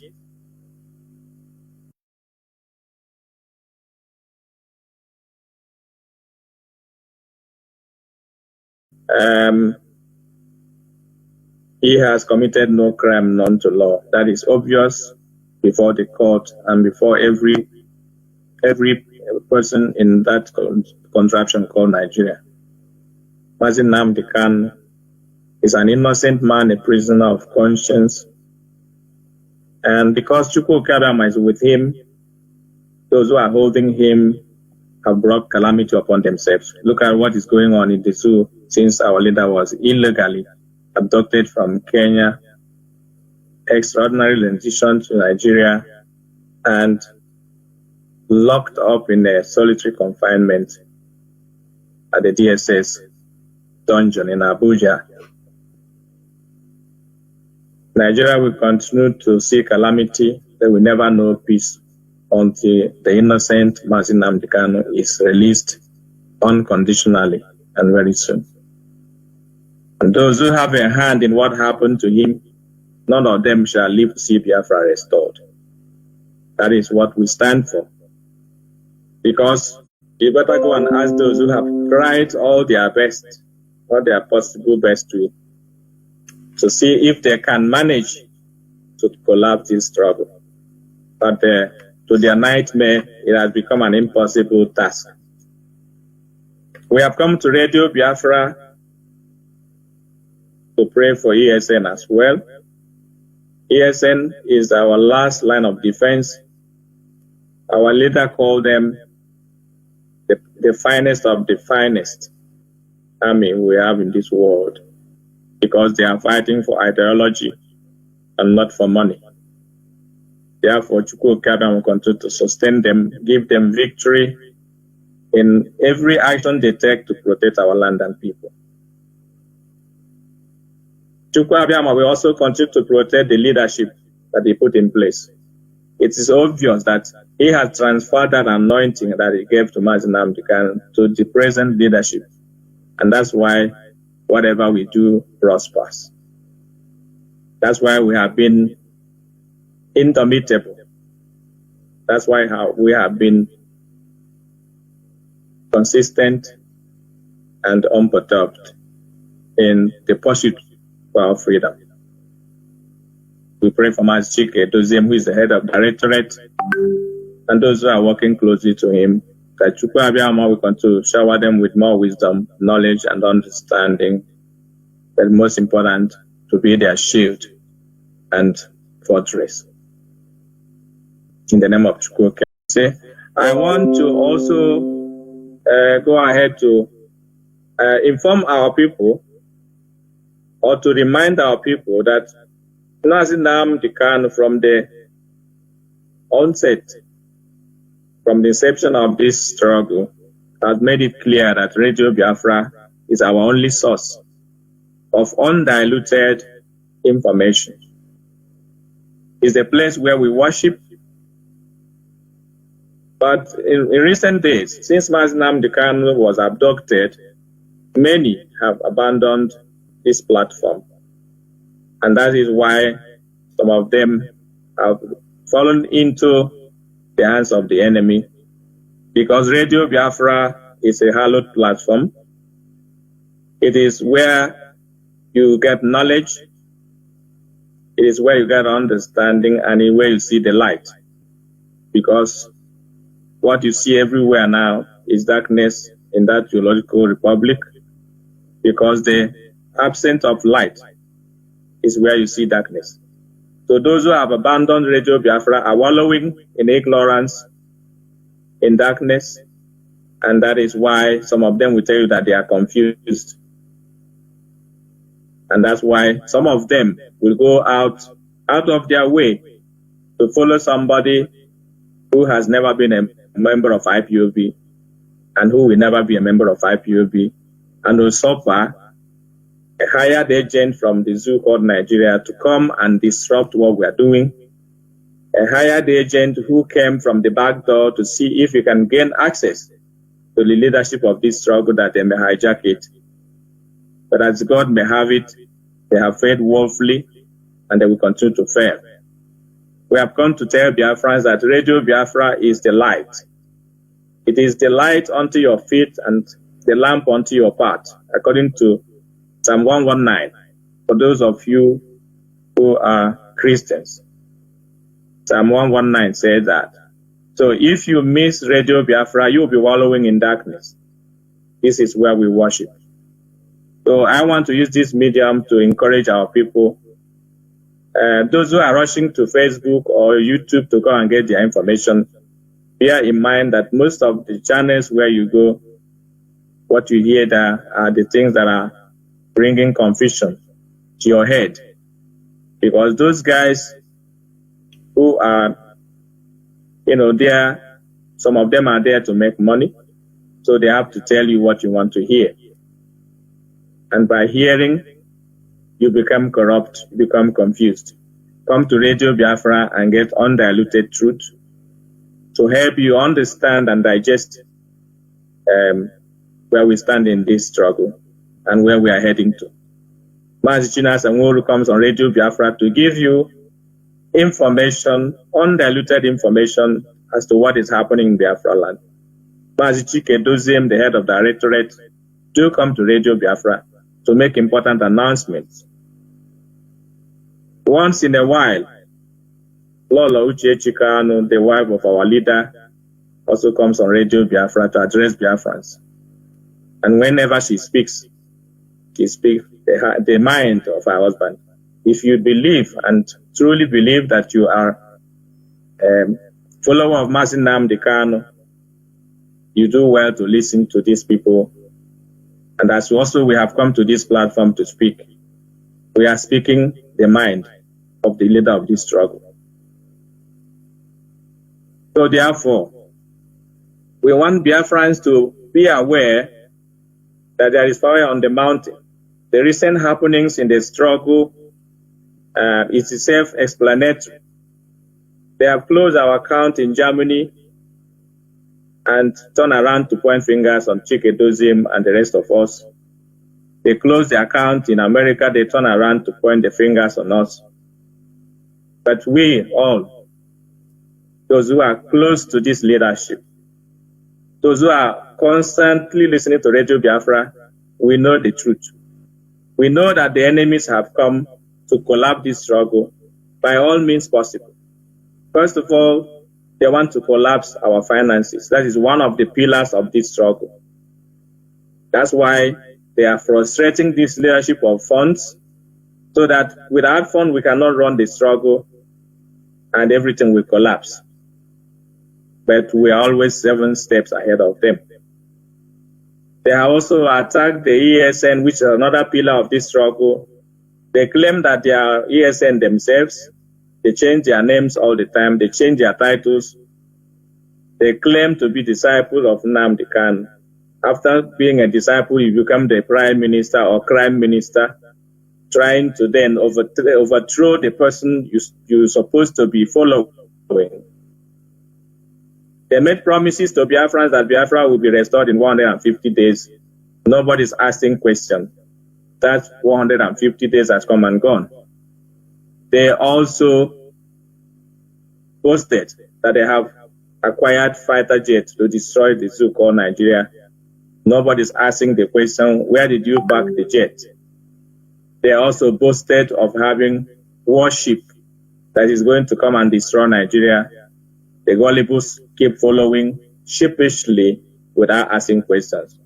That's why it is absolutely necessary that you come to Radio Biafra, get enlightenment and get knowledge that the people that we have in our land, we have come to to save them, to protect them, because Mazi Nnamdi Kanu saw this many years before they are beginning to unfold in our own eyes. That's why we are doing what we are doing. We can never turn around to kill the same people we have come to protect. But those who claim to be fighting for Mazi Nnamdi Kanu's release are the ones killing the same people we have come to protect. Killing poor market women who are coming out on Monday to do their businesses, you kill them. You put a seat at home for 2 weeks so that those who are the peasants who must come every day to make their living, you keep them indoors so that they may starve. This is the height of wickedness. It has nothing to do with the struggle. If releasing Mazi Nnamdi Kanu is what you can achieve by sitting at home, what have you achieved for the past 2 years sitting at home? Nothing. Because the Nigerian government doesn't want to know whether you sit at home or not. The pain is only on the Biafran people. Nigeria has no economy, talk less of the economy that you are going to inflict injury on them. When they don't have money, they go and borrow money. They don't care whether the economy is going up or going down. So you cannot keep trying the same thing and getting the same results, and you keep trying the same thing. In this struggle, we have learned to change strategies and make sure we achieve our goal. You can't keep doing the same thing and getting the same result, and you keep doing the same thing. Sit at home, sit at home, sit at home, achieve nothing. This particular leadership of IPOB worldwide have changed different strategies to ensure gotten what we want, to ensure that we are going to achieve it, because when you use one strategy and it doesn't work, you have to brainstorm and see what else you can do to make headway. But this is to show you that they have come to steal, to kill, to maim, and to destroy. Their aim is only to collapse this family, to commit atrocities and hang it on Mazi Nnamdi Kanu, because there's no amount of years you are going to sit at home that will make Nigeria government to do what they don't want to do. But there are many ways to kill a rat, and that's why this leadership is doing what we are doing, which we are not at liberty to tell you in the public. But those who are watching closely will see with their eyes the result of the work of this leadership. They have done everything to make us, they come and they tell them what we have in mind, what our plans are, but that's not going to happen. Remember when our leader bought the transmitter in London, sent it to Biafra land, they started saying he has embezzled our money, there's no transmitter. The pressure became too high. Mazi Nnamdi Kanu went and took a picture of where the transmitter is in Biafra land and made it public. A few weeks later, the zoo came and arrested those who live in that house and took that transmitter till today. So for that, we have learned our lesson. There's no amount of pressure that will make us tell you what we want to do. But when you do it, you are going to see it with your eyes. We are not here to play, because many lives have been lost. Blood has been shed. Millions of us have been killed for this particular freedom. And we are not here to make money with it. We are not here to make money. Some people who call themselves relatives or siblings of Mazi Nnamdi Kanu has the mindset of turning this struggle to a franchise. And that is very, very sad indeed. Very, very sad that many people have died in this struggle. Many are still dying on a daily basis. And some people still have the guts to. Freedom fighters never fight for money. If you are in this struggle and you are depending on the money you are going to get, or you are placed on salary, then you are not a freedom fighter. Freedom fighters fight for their ideology. They spend their own money, their own hard-earned money, not to embezzle what people are contributing to make sure that this struggle moves forward. So therefore, Biafrans, I will be calling on some of the coordinators who have come with me tonight. They will introduce themselves to you, and they will also say one or two things to let you know where we stand. We are here to tell you that Mazi Nnamdi Kanu remains our leader, our supreme leader. Mazi Chinedu remains the head of Directorate of State, deputized by Mazi Nzurumike. There is nothing like Biafra government in exile. There is nothing like Prime Minister. There is nothing like Biafra spokesperson. All those nomenclature are the scheme of the enemy to try to see if they can destroy what we are doing. But they have failed woefully and they will continue to fail. And none of them who has soiled their hands in blood, the blood of our people, shall ever live to see this Biafra restored. In the name of Chukwu Keabiam. Let me call my deputy Master Zayuba to say one or two things before other coordinators will be called upon to speak. Thank you, Biafrans. I will be here standing by as we go ahead. Thank you so much. All hail Biafra. Mazi Zayuba, please, I'm calling upon you to come and speak to our people who are listening attentively tonight regarding why we have come here tonight to this broadcast. Our European rep, Mazi Abadim, thank you very much. I hope I'm coming out clear from your end. Yes, Mazi, go ahead. You are coming out clear. Okay, thank you so much. And thank you to our host tonight, Mazi Jonathan Chinedu, and greetings to Biafrans all over the world and the IPOB family. Depending on your time zone, I am bringing you good tidings from my location here. My name remains Mazi Zayoba, and by the special grace of Almighty Chukwu Kabiama, I serve the indigenous people of Biafra as the Deputy European Rep, and of course also a member of the Directorate. Thank you so much for coming around this evening to listen to us. Of course, my European Rep have said almost everything. Just to add a little bit spicy in what he has already said.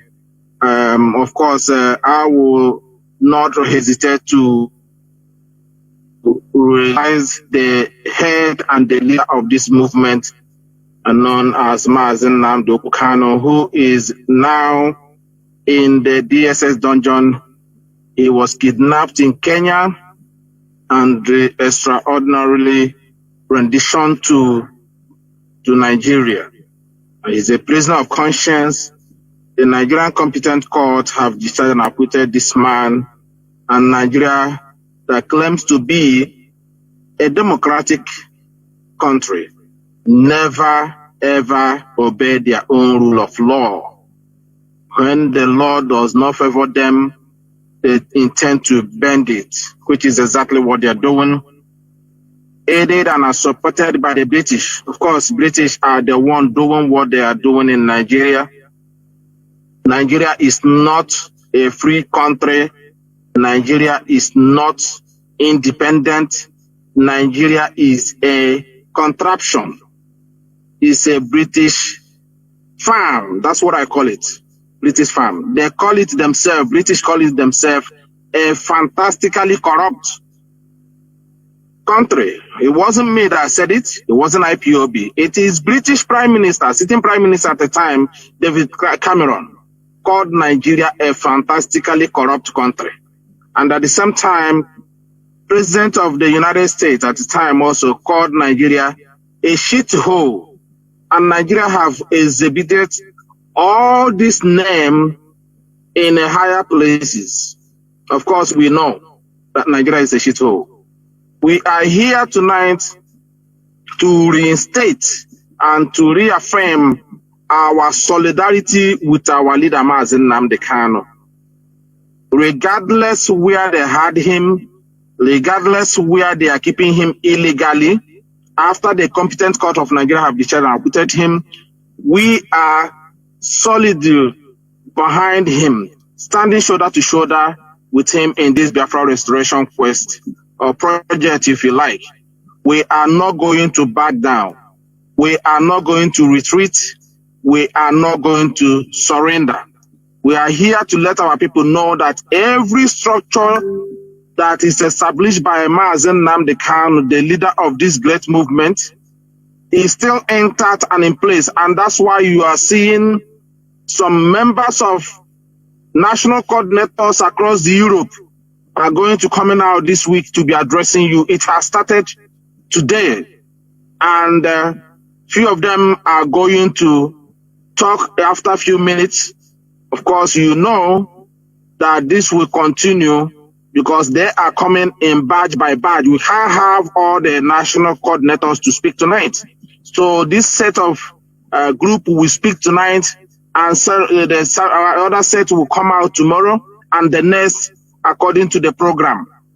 So this will reassure and tell our people, in the absence of Onyendu, in the absence of the attack, in the whole invasion of IPOB family, we want to let our people know that IPOB family are still intact anywhere they're located. It's quite unfortunate that some, disgruntled fellows have fallen apart. Onyendu mentioned 100 men. Also, no got back bokum, but ogaha wupu. This is the stage where we are now. We are coming here this evening to let our people know that this Biafra and this movement led by Onyendu Mazi Nnamdi Kanu, the heart of it cannot be allowed to see any corruption. And we are going to protect this Biafra restoration project. We are going to protect Onyendu. And we are letting the Nigerian state and their handlers and the British government know, with or without Onyendu, we are not going to back down, and we are going to restore Biafra in truth and honesty. No corrupt individual will be allowed to see the heart of this movement. You can only try, you will fail. That is a promise. You think when you kidnap Mazi Nnamdi Kanu, you will collapse this movement. You try to install somebody who is never a part of this movement after nearly 10 years of hard work of Mazi Nnamdi Kanu. You want to introduce an infiltrator, somebody who have never at any given time been a part of this movement. You use your media preponderance to bring his name all over the place, that this is the person in the name of a disciple. And today, they are falling on the wayside because they are not meant for this Biafra restoration. They can only make noise wherever they are. They continue to make their noise until we came to their domot to shake hand with him. As a coward, as useless as he is, as a mouth-making basket mouth, he went on a hiding. He never come out to address his fellow Biafrans as he claimed to be. He disappeared. He didn't show up anywhere until we left. He came out today bragging with the military regalia and wearing the helmet that we are using to ride a bicycle here and motorbike. Using your brain to mess your brain up. Killing our people with impunity. With the sponsor, heavy sponsored. And it's quite unfortunate that Chinedu announced this thing to our people. That Nigeria have mapped out to set out billions of dollars. That many of our people will be buyed. Many of our people will be bought. Many of our people will be deceived. Many of our people will be sent to early grave. Our people refuse to listen. And today it has happened. Pregnant woman being shot in the street of Biafra land. Unborn child baby being killed by these infiltrators. Our children in the schools being pulled up from their schools. Teachers lie down in the open, being flogged by the criminals themselves that claim that they are fighting for the same children. How can anyone attribute this kind of criminals to IPOB? Mazi Nnamdi Kanu have laid his life for. His parents died in this struggle. And we are here to reaffirm that we are not going to tolerate this. Anybody, any individual, any group involved in intimidating and harassing and killing our people will never be forgiven.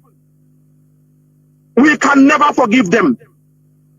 The same people who come out yesterday accusing IPOB leadership, the same people who came to blackmail Mazi Nnamdi Kanu, the same people who kidnapped him are the ones that are blackmailing IPOB, are the ones that are working so hard to put themselves in the position of the leadership. Everything is there in the open for us, for everybody to see. The same group of people, until they naked themselves in the open. Even their women, they call themselves Umada Highway. They call themselves different kinds of names. Until the same people naked themselves in the open.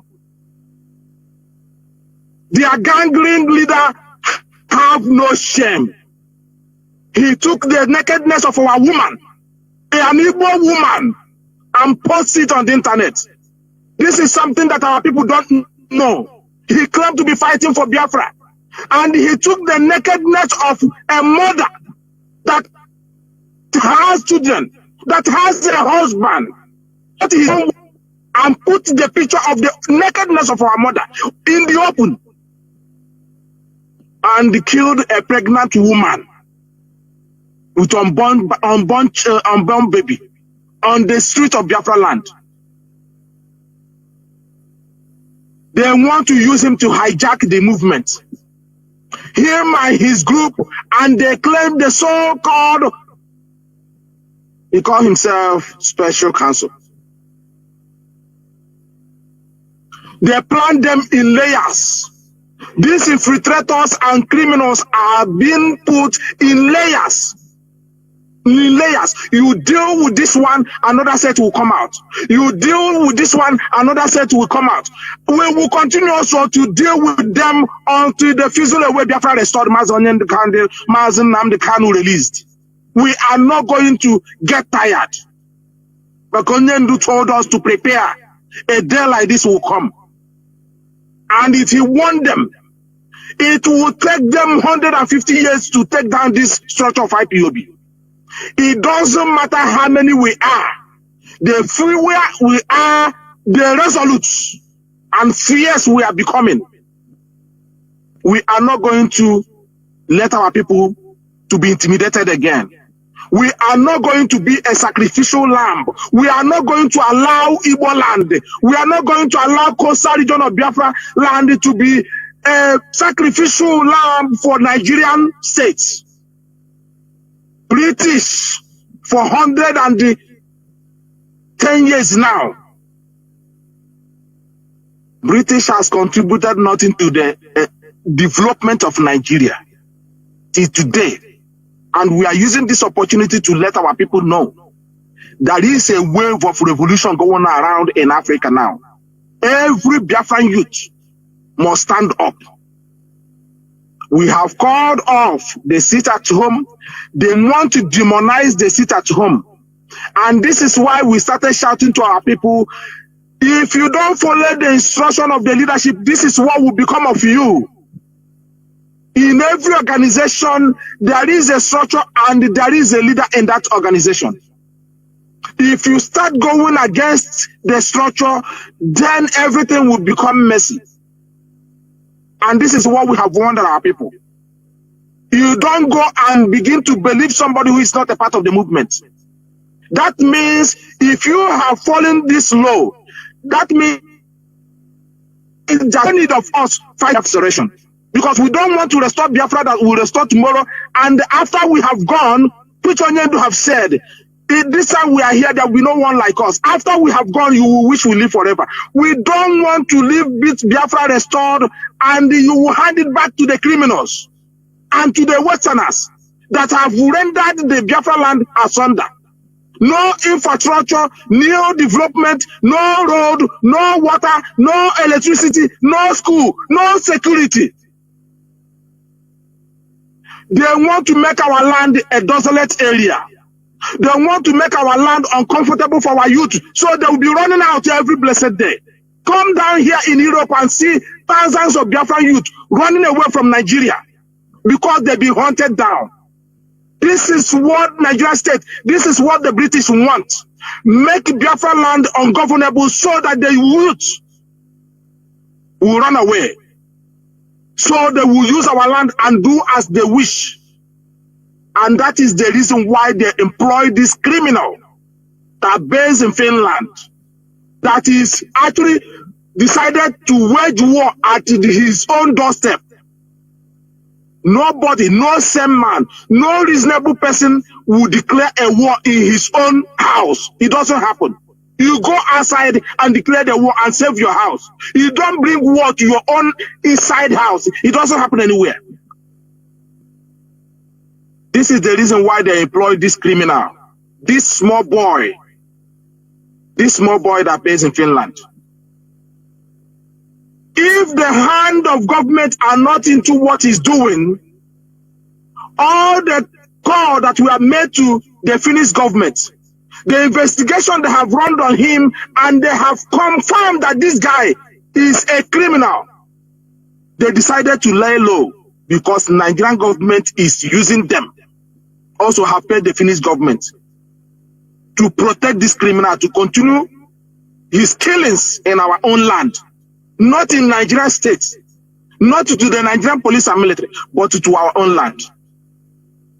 We have come here to let you know that whatever that guy is doing, whatever him and his group is doing, whatever him and his lawyer that is going to the heart of Mazi Nnamdi Kanu, getting out some information, Mazi Nnamdi Kanu will think that he's talking to somebody. He doesn't know that information is given is going to the hand of this man. And this guy will be coming on the television, on the radio, on the TV, on the internet and dancing, drinking Hennessy. And he's fighting for your Biafra regulation. We are letting you know there is only one IPOB led by Mazi Nnamdi Kanu. Anything else is fraud. Our people, you must know how to follow instruction. This is why British fragmented Biafra land. They give all the place they call the South that does not exist in any cardinal point. We are asking the British, where is your own South in Britain? Can you point out where is South? And today they are laying a pipeline from Biafra land to Niger Republic. One of the things that is causing the problem today in Niger. This is what the British are doing.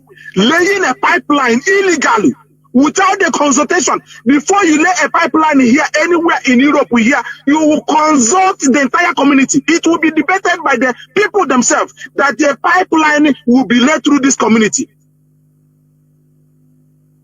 But this thing is happening in our community. Rather, they will wage war. They will instigate violence in that community, and they will chase our people out from that community. They will start their illegal mining. We are letting our people know that we are here to protect you, not to kill you. The sit at home has been suspended. We suspend it and we call it in whenever it's necessary. Anybody using this to fool you, that is at your own detriment. Learn how to follow instruction and directive. This is how we will protect our land. They said these are the mantras they use to destroy our society, so that nobody will listen to anybody. There will be no leader. There will be nobody directing anybody. And we have come to amend that. We have come to correct that. This is why you see them. They have waged war into the finance of IPOB. They kidnap Onyendu immediately. They started the wage war against this movement and the IPOB leadership. From the leadership himself, to the head of directorate, to the IPOB finance, to everything, even to the sit at home that we've been using for May 30th to honor our fallen heroes. Look at what this criminal is doing with it, to destroy our land, to destroy our economy, to destroy our people. And they now want to demonize it, so that anytime you hear sit at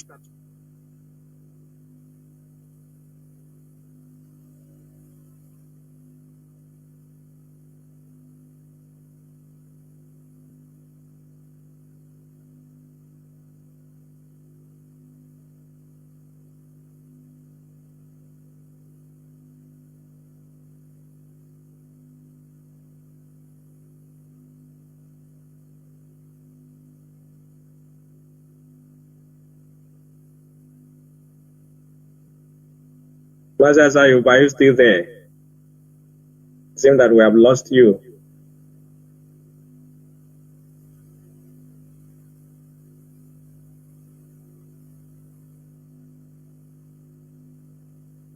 Mazi, we have lost you. Unmute yourself.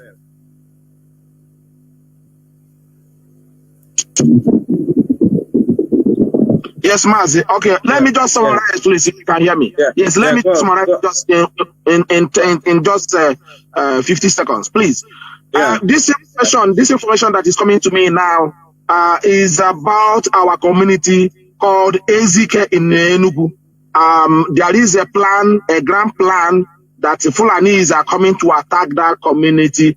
Please, our people in Enugu should be at alert. This is one of the states this infiltrator have taken hostage in the last couple of months now. These criminals have taken hostage of one part, some areas in Enugu. Please, our people in Enugu should listen and follow IPOB leadership led by Mazi Nnamdi Kanu. This is where our leader's wife have come and addressed our people. Please, this is for your own safety. Mazi Nnamdi Kanu said he wants Biafra land to become this leadership that he established also in the same token as saying that we want Biafra land to become. We want you to live. We are here to protect you, not to kill you. Don't anybody outside IPOB. These are government agents. We are coming here to let you know that we are the real IPOB. We are the leaders of IPOB. Please, our people in Enugu should take note. And also there is an information coming that 1,000 hectares of land has been given away by somebody, Eze. Oh no, let me just get it, please. Just 1 second, let me just get it. They call him Eze Onukusigo or something like that. Eze John Onukusigo has given almost 1,000 hectares of land to the Fulani in Owerri for Ruga, Owerri Imo State. Our land is under siege. Our people need to wake up. We need to stand up with other countries now. The Biafran youth. Stand up now with other youth and defend our land. At least what happened in IPOB now, our people can use it now to identify who are the criminals, who are the sponsors of these criminals. The politicians are involved in it. But however, we have now exposed them. Our people need to know who the enemy is and stand up and fight for the freedom of Mazi Nnamdi Kanu. And not only for the freedom of Mazi Nnamdi Kanu, for the liberation, for the freedom of our land. Now that every other countries are doing it, we cannot allow our people to be left behind at this critical time.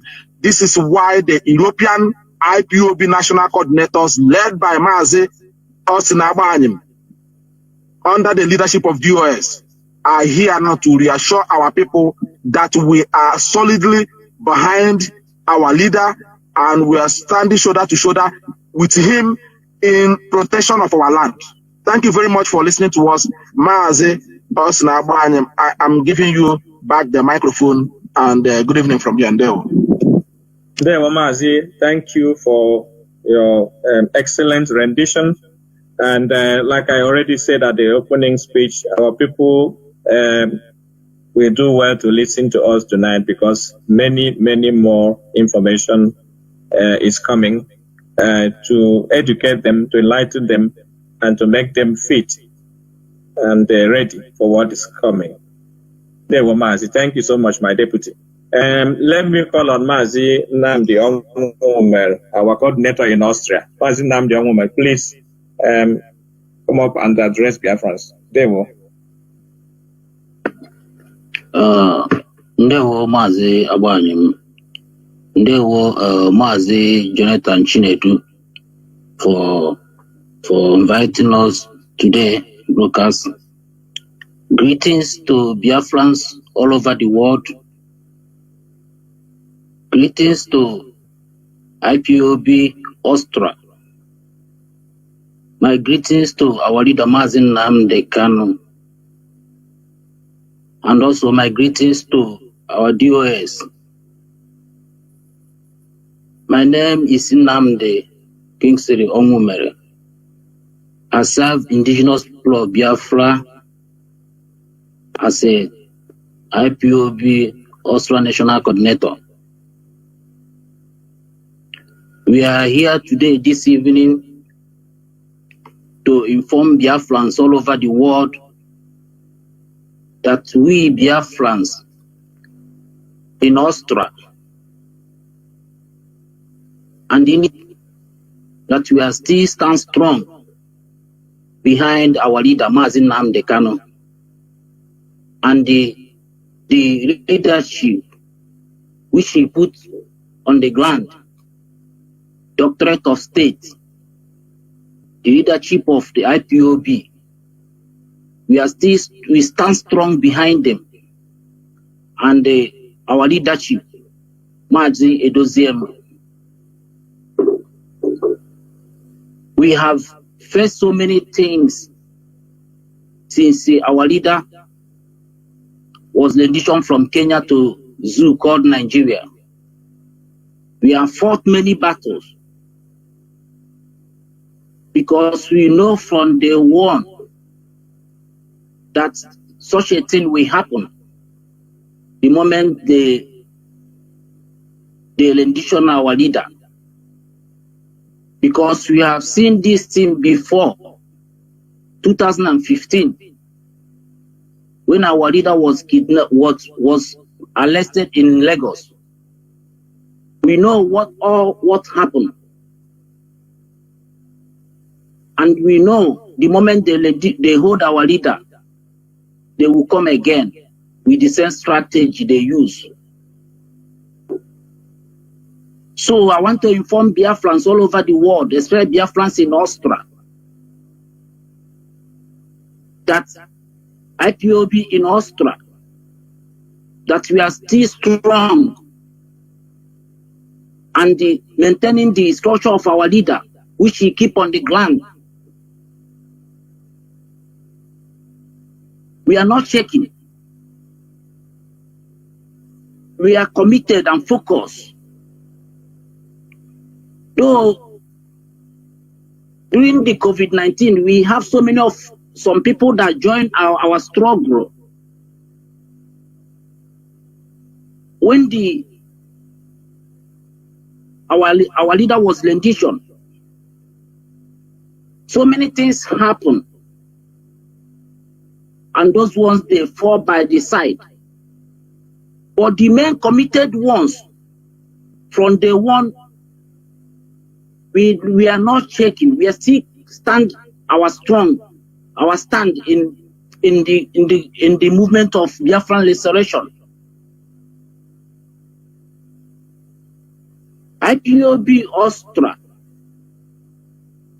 we never lose focus. We maintain the structure of IPOB, structure of our leader, keep on the ground here. We never lose focus. So many things have happened among our people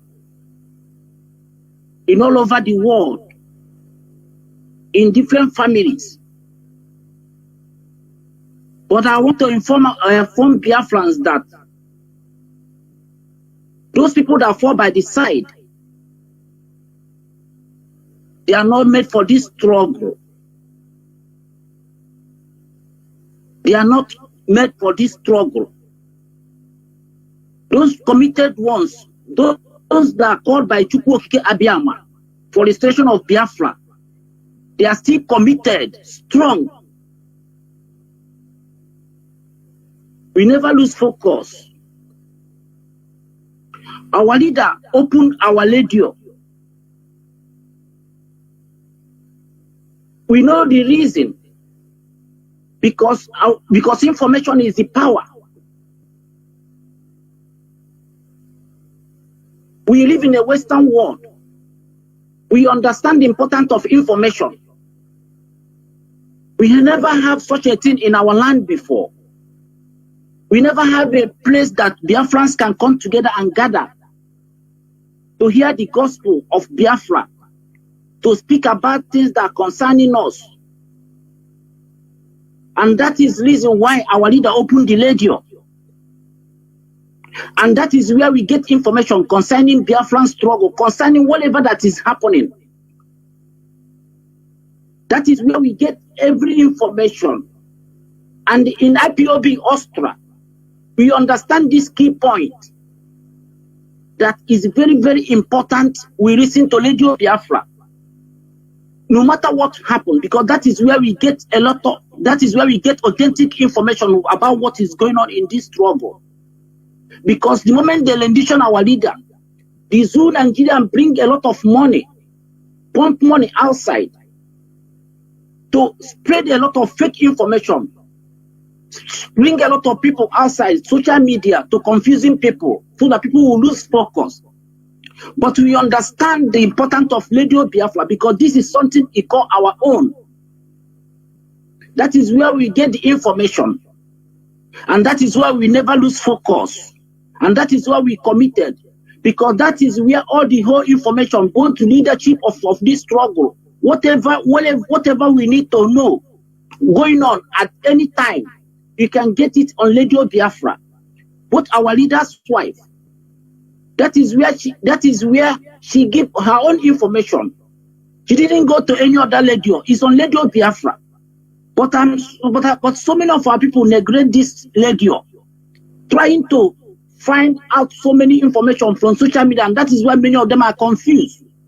That is why many of them lose distracted because of they start hearing from, and sometimes they don't understand that those people they are listening, they are agents of the zoo. That is why they bring them out to bring a lot of fake information to bring a sweet talk that will make our people lose focus. But we understand all this strategy. That is why from day one we never shake. Those ones that fall by the side, they are the ones that they are weak one among us, and those ones that come during the COVID-19, they don't understand exactly what is going on. And then because they still have the mindset of the zoo. But our leader Mazi have already informed us, have already prepared our mind from day one ahead of this thing that is happening this time around. He already prepared our mind to be focused, to be mentally tough. And without that, we cannot be able to achieve this Biafran struggle we are going through. Because we cannot have the same mindset of the Nigeria. We can never have this mindset of colonial mentality to enter a new Biafra. You must prepare your mind. You must change your your thinking. Understand what is going on. Critical thinking. Because in one world, we live where there is a law. Without discipline. Without a proper organized. we cannot be able to achieve what we are doing. We cannot be able to face a criminal gang up, a mafian country like Nigeria, where all the whole mafian around the world, they are hustling. Nigeria is a hustling ground for mafians all over the world. If you don't know it, all over the world, all criminals from around the world, from Romania, go and check one of the richest man is a mafia. They are all in Nigeria, all over the world. But our brother,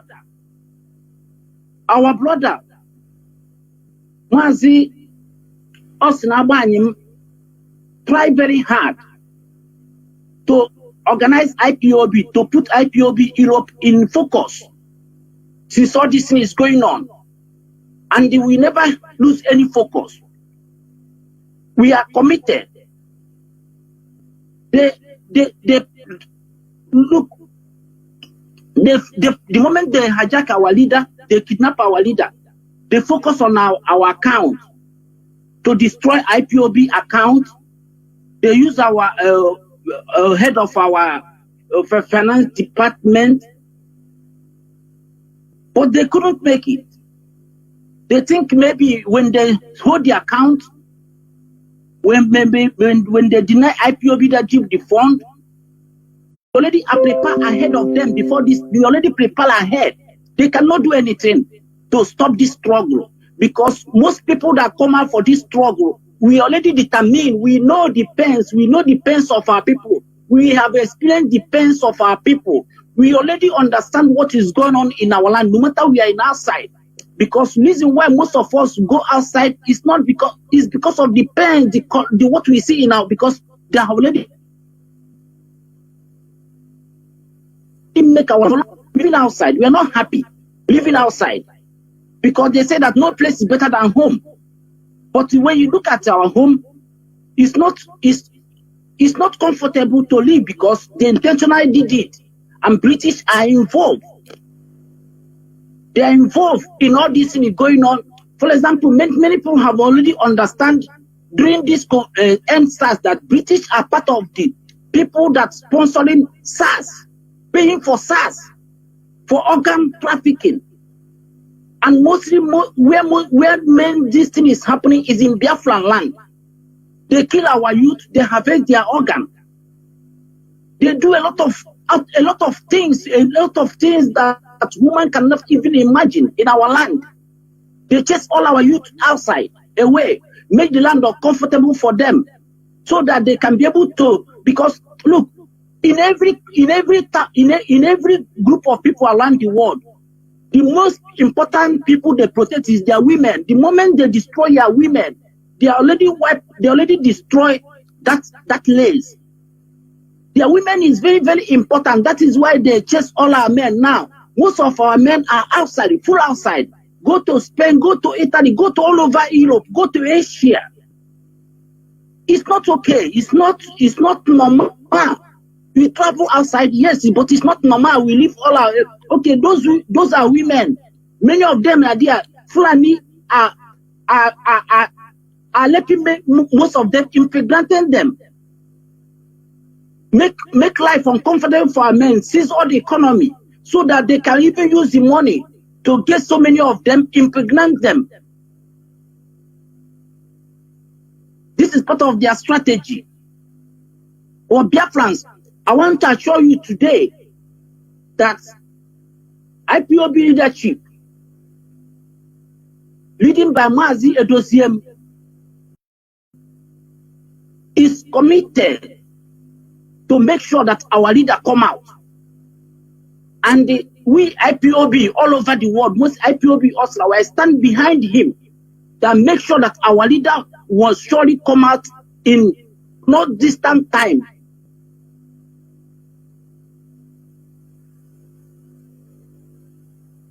Sit at home. Our leader have already informed us that sit at home must stop, because that sit at home is the strategy of IPOB to fight the zoo. What they did is to disorganize, to destroy that sit at home. That is the reason why they are open every Monday sit at home. Every Monday one day sit at home, to make our people to see that sit at home as unwelcome things in our land, to make it, to destroy it, so that our people will not be happy anytime they mention sit at home. They will be afraid. That is the reason why they make it. Every time they go for fundraising, create fake ESN, so that our people will hate. Whenever they hear ESN, they will hate it. They will hate ESN.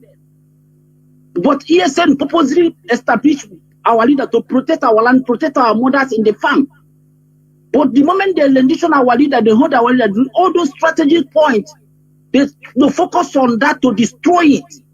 Our radio, our ESN, our IPOB leadership, the pillar of the struggle. They send all infiltrators in all our families. But all those things have come, they have come because they couldn't achieve the purpose of establishing them. All the money Zoo have spent on them have gone because we are mentally prepared. Our leaders have mentally prepared us already before this time coming. We know it will come. I know it will affect us, but we still stand strong and we are not checking. Epelima cannot do anything. We know him in Austria. We know him because of in 2000 during the lockdown when we lost one of our brother here in Austria. That was the first time we have a contact with this Epelima. All Epelima focus is to fundraising. That time he started telling us to make fundraising for our brother. We tell him, no, we don't need it. We should go. You stop. We don't need any fundraising for our brother. We can do it on our own. We don't need anything. We are surprised. How can we use our brother dead to be making fundraising? That time we know, oh, this guy only focusing in fundraising because anything fundraising, we didn't allow him to continue with that fundraising. I say, no, we don't need that. We can take care of our brother without making it public to the world. And he couldn't go on because we didn't give him a chance to go on. And we do everything our own. Our brother go home in perfect peace and was buried. Now they recruit him again they use him in different strategies, but all the plans they use him have already gone. It doesn't work because we know him from day one. It's only weak-minded people that fall for his own rubbish talk because what is he talking that we never hear? What is he going to say that we never hear? Because our leader have already informed us in everything we need to know. We already prepared our mind in whatever we are going to do. And we have our leadership that we need to be focused. Because in every movement like this, the leadership is very, very important. Because without a leadership, we cannot achieve anything. Without a leadership that leading us, directing us, to tell us to stop at the time we need to stop and tell us to go at the time we need to go. Without all these things on the ground, we cannot achieve anything. So Biafrans all over the world, I want to inform you, I want to assure you that we need to be strong and be focused in this struggle. Listen to Radio Biafra. It's very, very important. Radio Biafra is very, very important because that is where we inform our people what is going on. That is where we inform our people. Believe me, because this is our own. We spend our money to make sure that Radio Biafra is on the air. We contributed for every month for Radio Biafra to make sure that Radio Biafra is on the air. We spend our money. We don't take. We spend our own. We are not coming for Biafra to raise fund, to make fun for our own good. No, we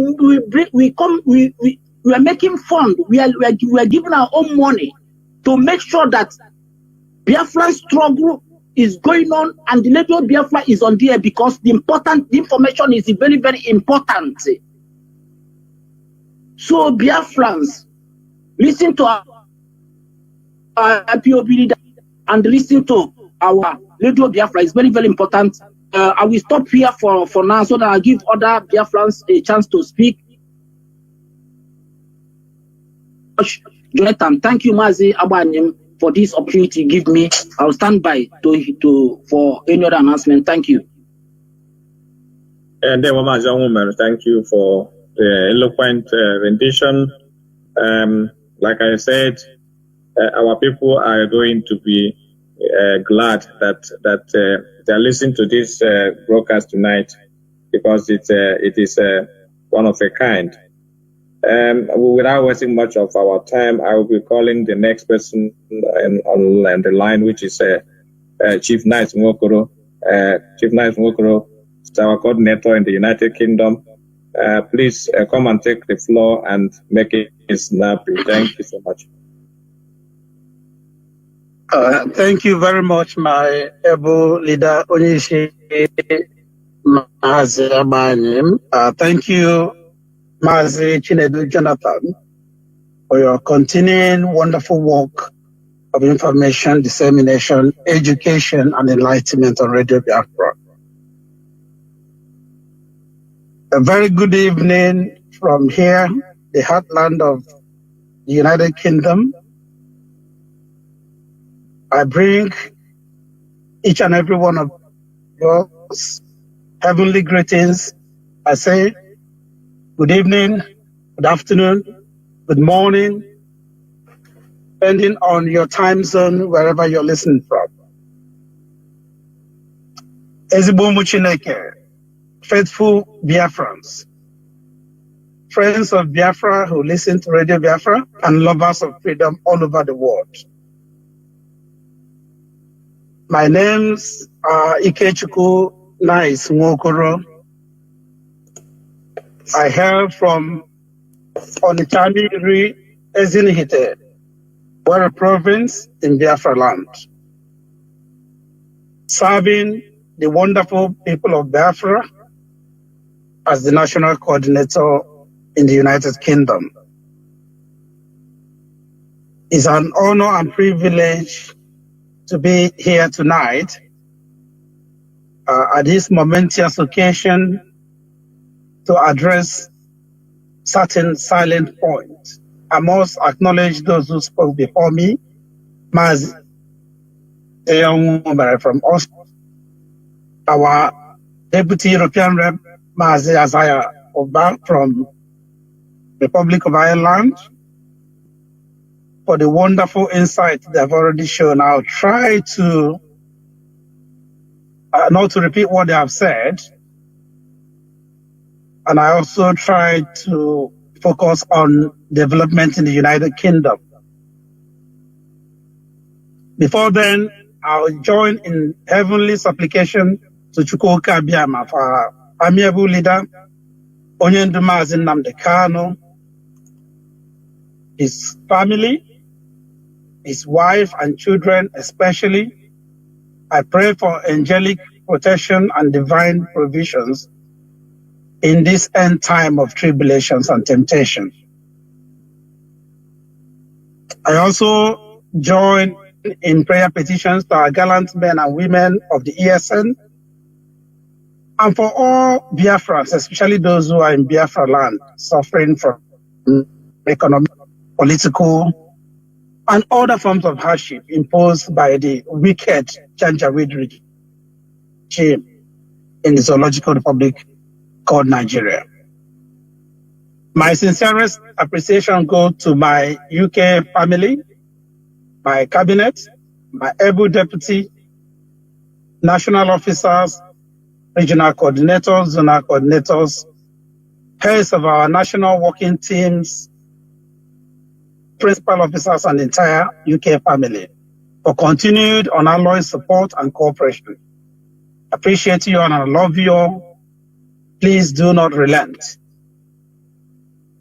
I'm here on your behalf tonight to reaffirm the UK family's loyalty, solidarity to the leadership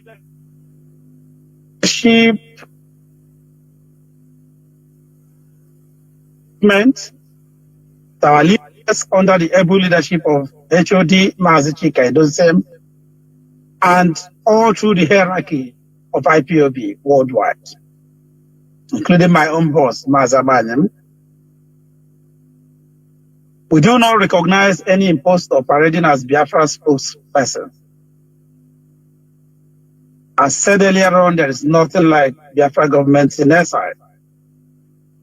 Anyone parading himself with the designation of a prime minister of a certain non-existent government in SI is only a crime minister. And we want to reiterate that this struggle is about the life of great men and women who have paid the ultimate price. It's about blood, sweat, and water. And it's not something to be taken for a ride or a joke, as we have seen the criminal in Finland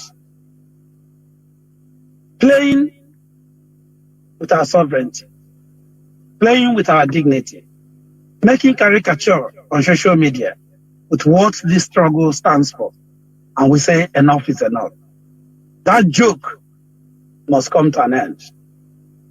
Yoruba people say, joke na joke, joke na person name. And enough is enough. I also want to talk a little bit, I know my colleagues mentioned them, about infiltration and detraction, all we have suffered, especially since the criminal kidnapping of our leader and the